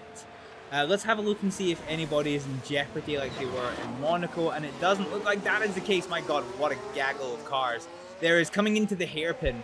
It does look like Aerosmith is going to have the DRS. She's trying on the inside line, but I don't think Ocon is going to give her space, or is he? She's just pushed. She is just pushed in front, and she has done it. She has solidified that position. So Ocon now has to defend from Albon, who also has DRS, and Aerosmith is going to push ahead using her own DRS. Very, very nice to see it. Very nice to see. Okay, so with lap 62, we can now push with these tires. So we can get ourselves down to 54% on the tires and still be okay. So we're going to start micromanaging this race just a little bit. Our main concern for us is going to be Aerosmith's fuel usage. I think Ricciardo's fuel usage is going to be okay, but Aerosmith does use slightly more fuel than Ricciardo does. So yeah, I'm slightly wary of this. So we're now on lap 63. I'm considering the leaders' laps because we are a lap down, so that is still going to be fine. So 63, we can get down to 51%.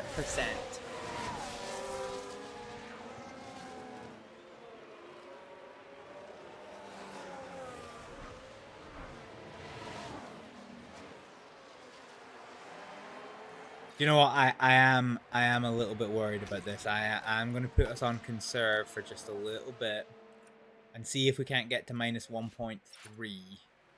Because yeah, there we go. There's our fuel delta warnings, and this is a very real fuel delta warning. So we're going to watch the tires. For the fuel. And I'm not too sure that we are going to be able to get to Sargent. I think that's probably going to be a hard ask. I think that's going to be a very, very hard ask. But anyway, fuel use is the main thing for just now. So we are using ERS to try, and we're using ERS and tires to try and extend this gap to Ocon. We can get down to 51%. We're now up to lap 64. So we can get down to 48% and still be okay. Ocon is in a fight with Albon. That is going to delay them, which is going to allow Aerosmith to hopefully extend her advantage just a little bit. So we're now 1.4 and 1.4. When we get to minus 1.3, we are safe.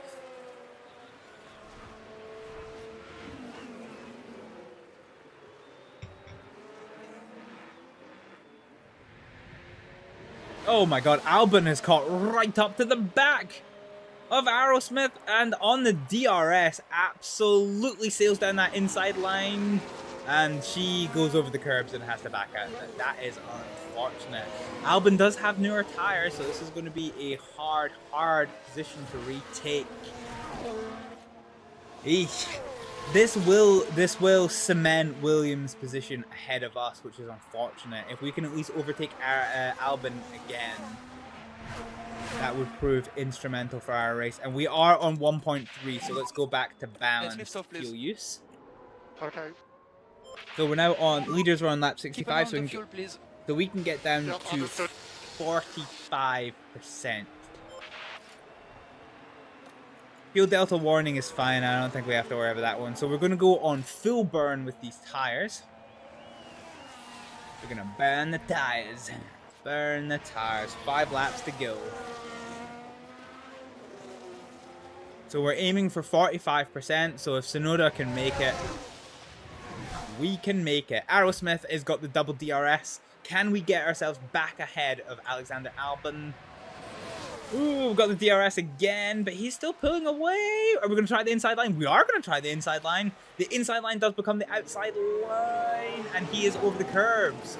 So in the same way that Albon overtook Aerosmith, Aerosmith has now overtaken Albon. So very, very good, very good.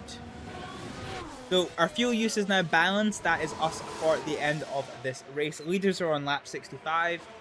So we are just devouring tires, attempting to catch, not so much catch up with. I think Sargent is out of the picture for Ricardo. Sargent is out of the picture for Ricardo.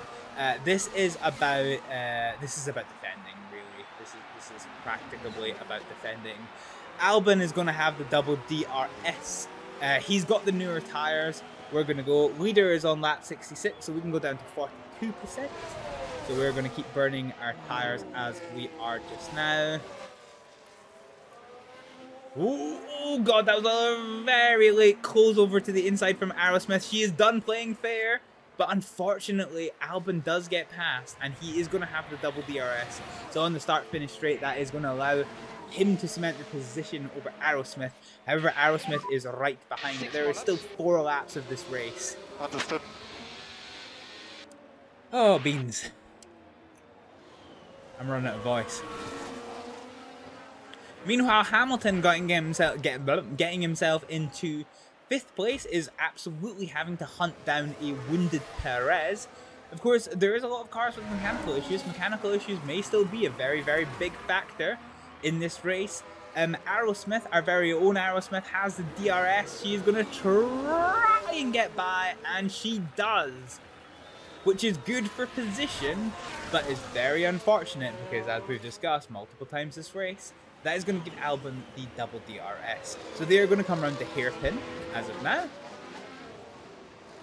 And this is the DRS zone here. So you are going to see Albon, who already has a good run on Aerosmith, and then the DRS is going to open.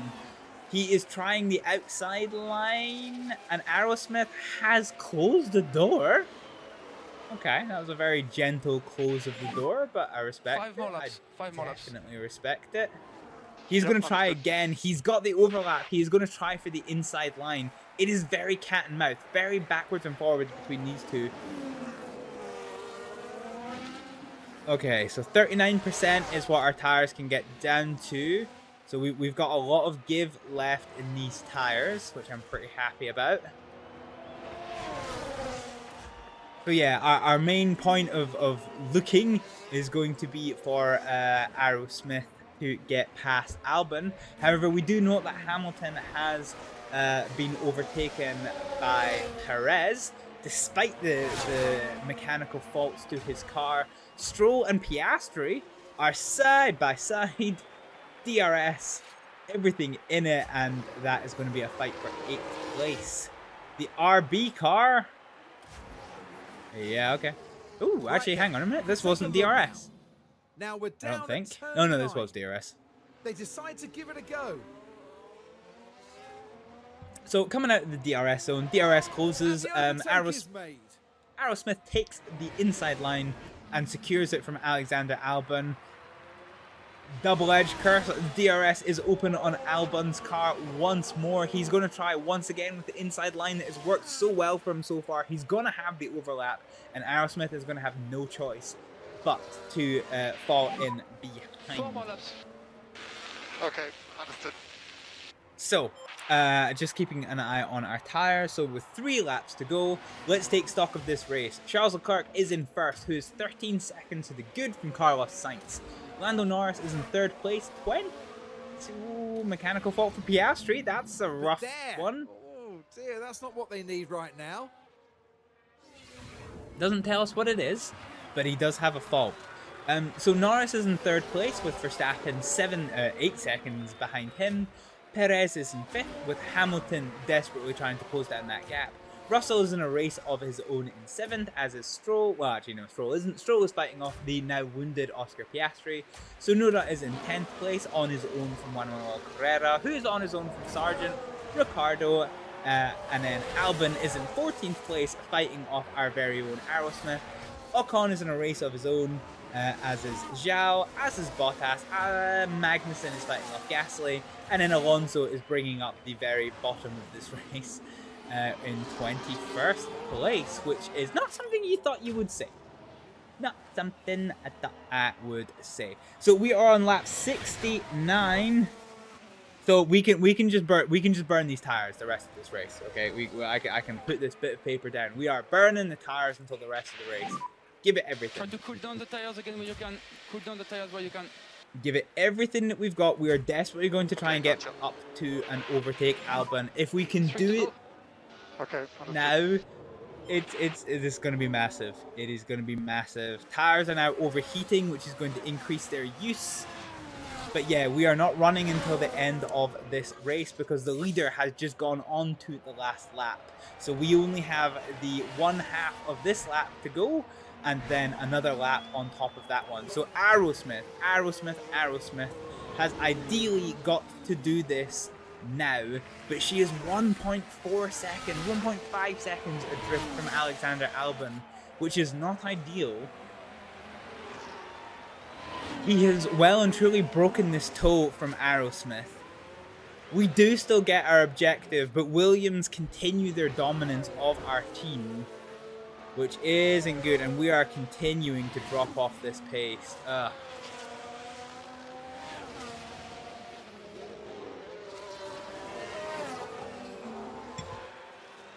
Rough to see. So the leaders are already on their last lap, and yeah, we're 3 seconds off. We are starting to run out of juice. Our tires are melting. We've given it everything, but sadly, it is not going to be a Hibble F1 13-14 today, unfortunately. So on the final lap, we have Charles Leclerc, who now comes across the line to take victory upon this very race. Carlos Sainz is passing some back markers, and he is going to take second place. Charles Leclerc is today's winner. What happens if you click on the replay? Takes first place. Okay, just yeah, okay. It doesn't really show you anything. It does not show you anything. So Sainz is going to take second place. Lando Norris is going to be pretty secure in third. Max Verstappen is going to take fourth place, with a wounded Perez in fifth.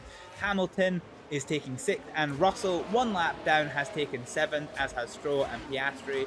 Tsunoda is going to come across the line in 10th place, with Juan Manuel Carrera in 11th. There's no real battles that need to be worked out, so it is going to be a straight run to the finish line, as it were.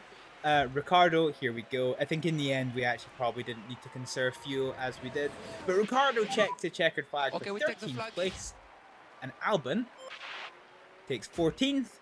Aerosmith takes 15th, and Ocon is going to be our final finisher on the road. Oh no, I'm sorry, I've got two up here. He is going to take 16th place, and Hamilton and Perez is going to take 5th and 6th in their various lap positions. And that is the end of the Canadian Grand Prix, ladies and gentlemen. We done! There's Alex Albon making his way back. A 14th place finish today. No we gave him a run of his money. Out and onto the podium steps Charles Leclerc, the driver from Monaco, really deserving of that top 3 spot. And Verstappen not even on the podium, so once again Leclerc takes points from Verstappen. Plenty of smiles for the cameras as the drivers can let off some steam here in Montreal.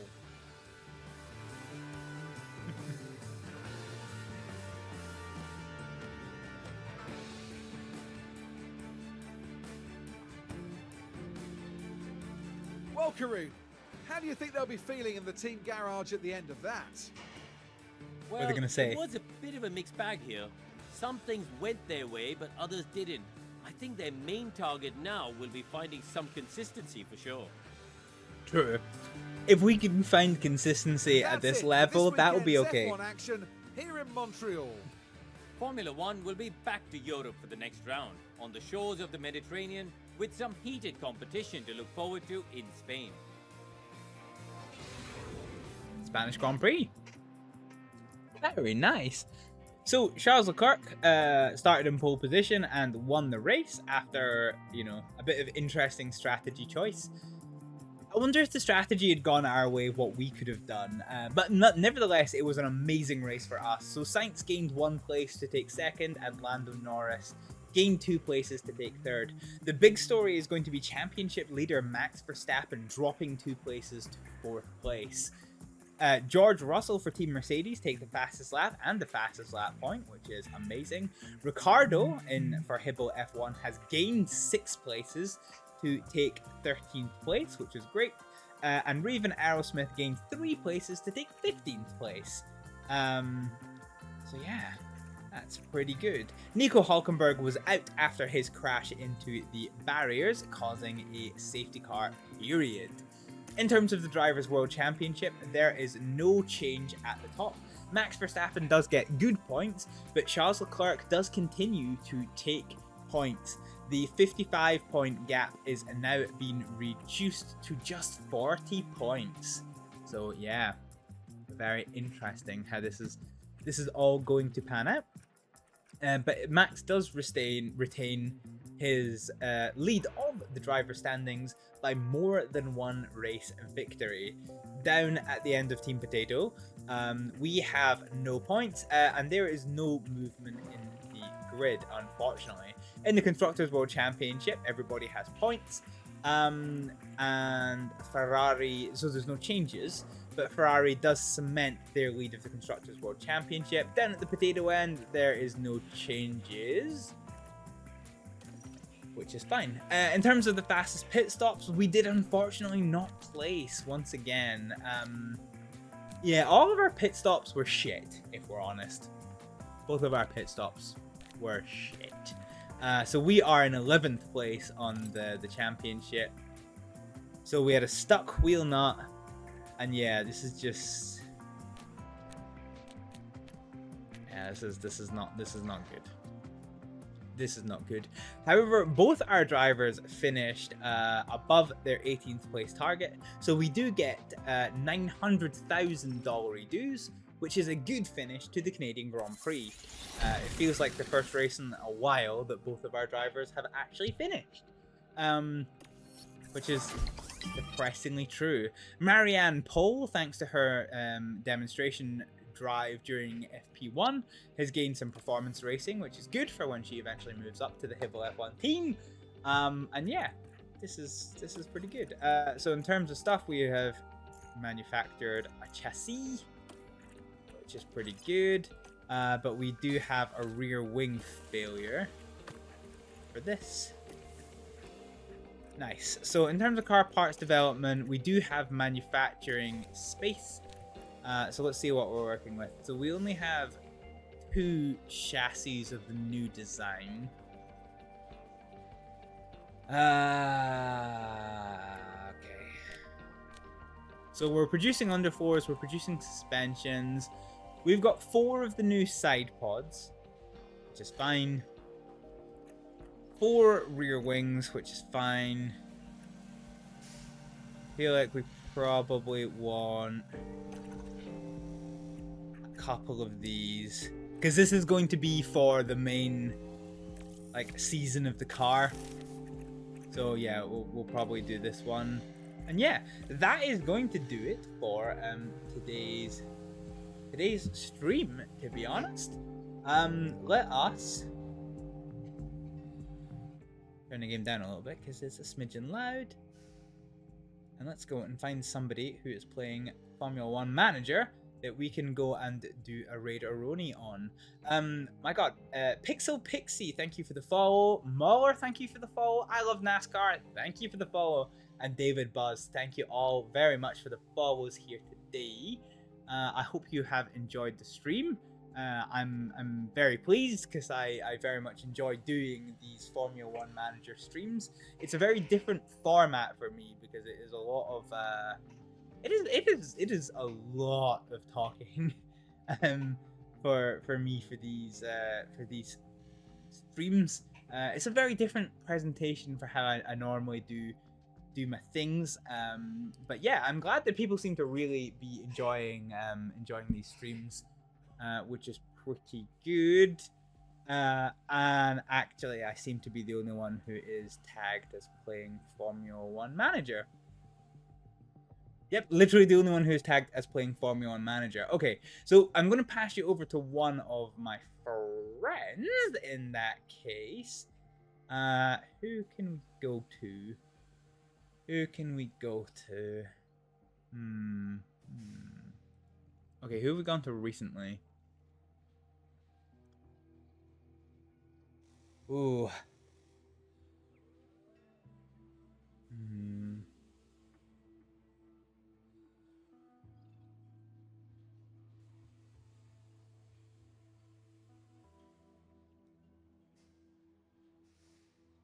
Yeah, okay. Let's pass you over to Mr. RK, who is a good friend of mine who I made friends with in my RP days, my roleplay days. He is currently playing some of the brand new Call of Duty. So we are going to go and show him some love and support. Oh, he's on Nuketown. Classic. Absolute classic. I am about to start a run of shifts. So do not expect me to be streaming until like kind of 7 days time, like the 1 week mark, 6-7 days time. So I will hopefully see you then. I'm going to, now that things have calmed down a little bit, I'm going to try tentatively to get back to posting my stream schedule in advance. I used to do it a lot and then I stopped doing it because my schedule, my like personal schedule just got really fucking messy. I'm going to try to let you know what my stream schedule is going to be, so stay tuned to my various accounts for that. But for just now, ladies and gentlemen, I am going to say thank you very much for watching. Please don't forget to show Mr. RK some love and support, but I will see you next time. Bye! Yeah. Oh, that was synchronized. Synchronized as fuck. You're a grenade. Ugh, fuck! Okay, yeah, you are a grenade. But how can you love and hate? Oh, it doesn't have to be you that loves them. I'm sure somebody out there's got low standards. Alright then. I'm on 6 health. There is, yeah, they are under. Oh! Fuck up here! Let's open the door, bippity boppity, fuck up some property. Oh fuck! I'm actually gonna do a train simulator stream against it. I'm gonna do a train simulator stream against it.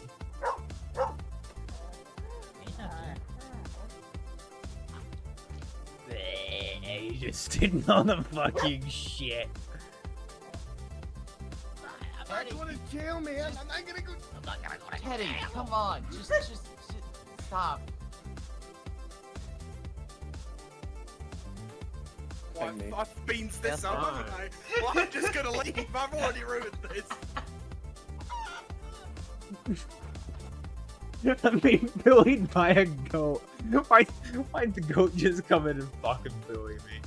Cardamom, coriander, cilantro there. I might leave out the cilantro. Got some black cardamom.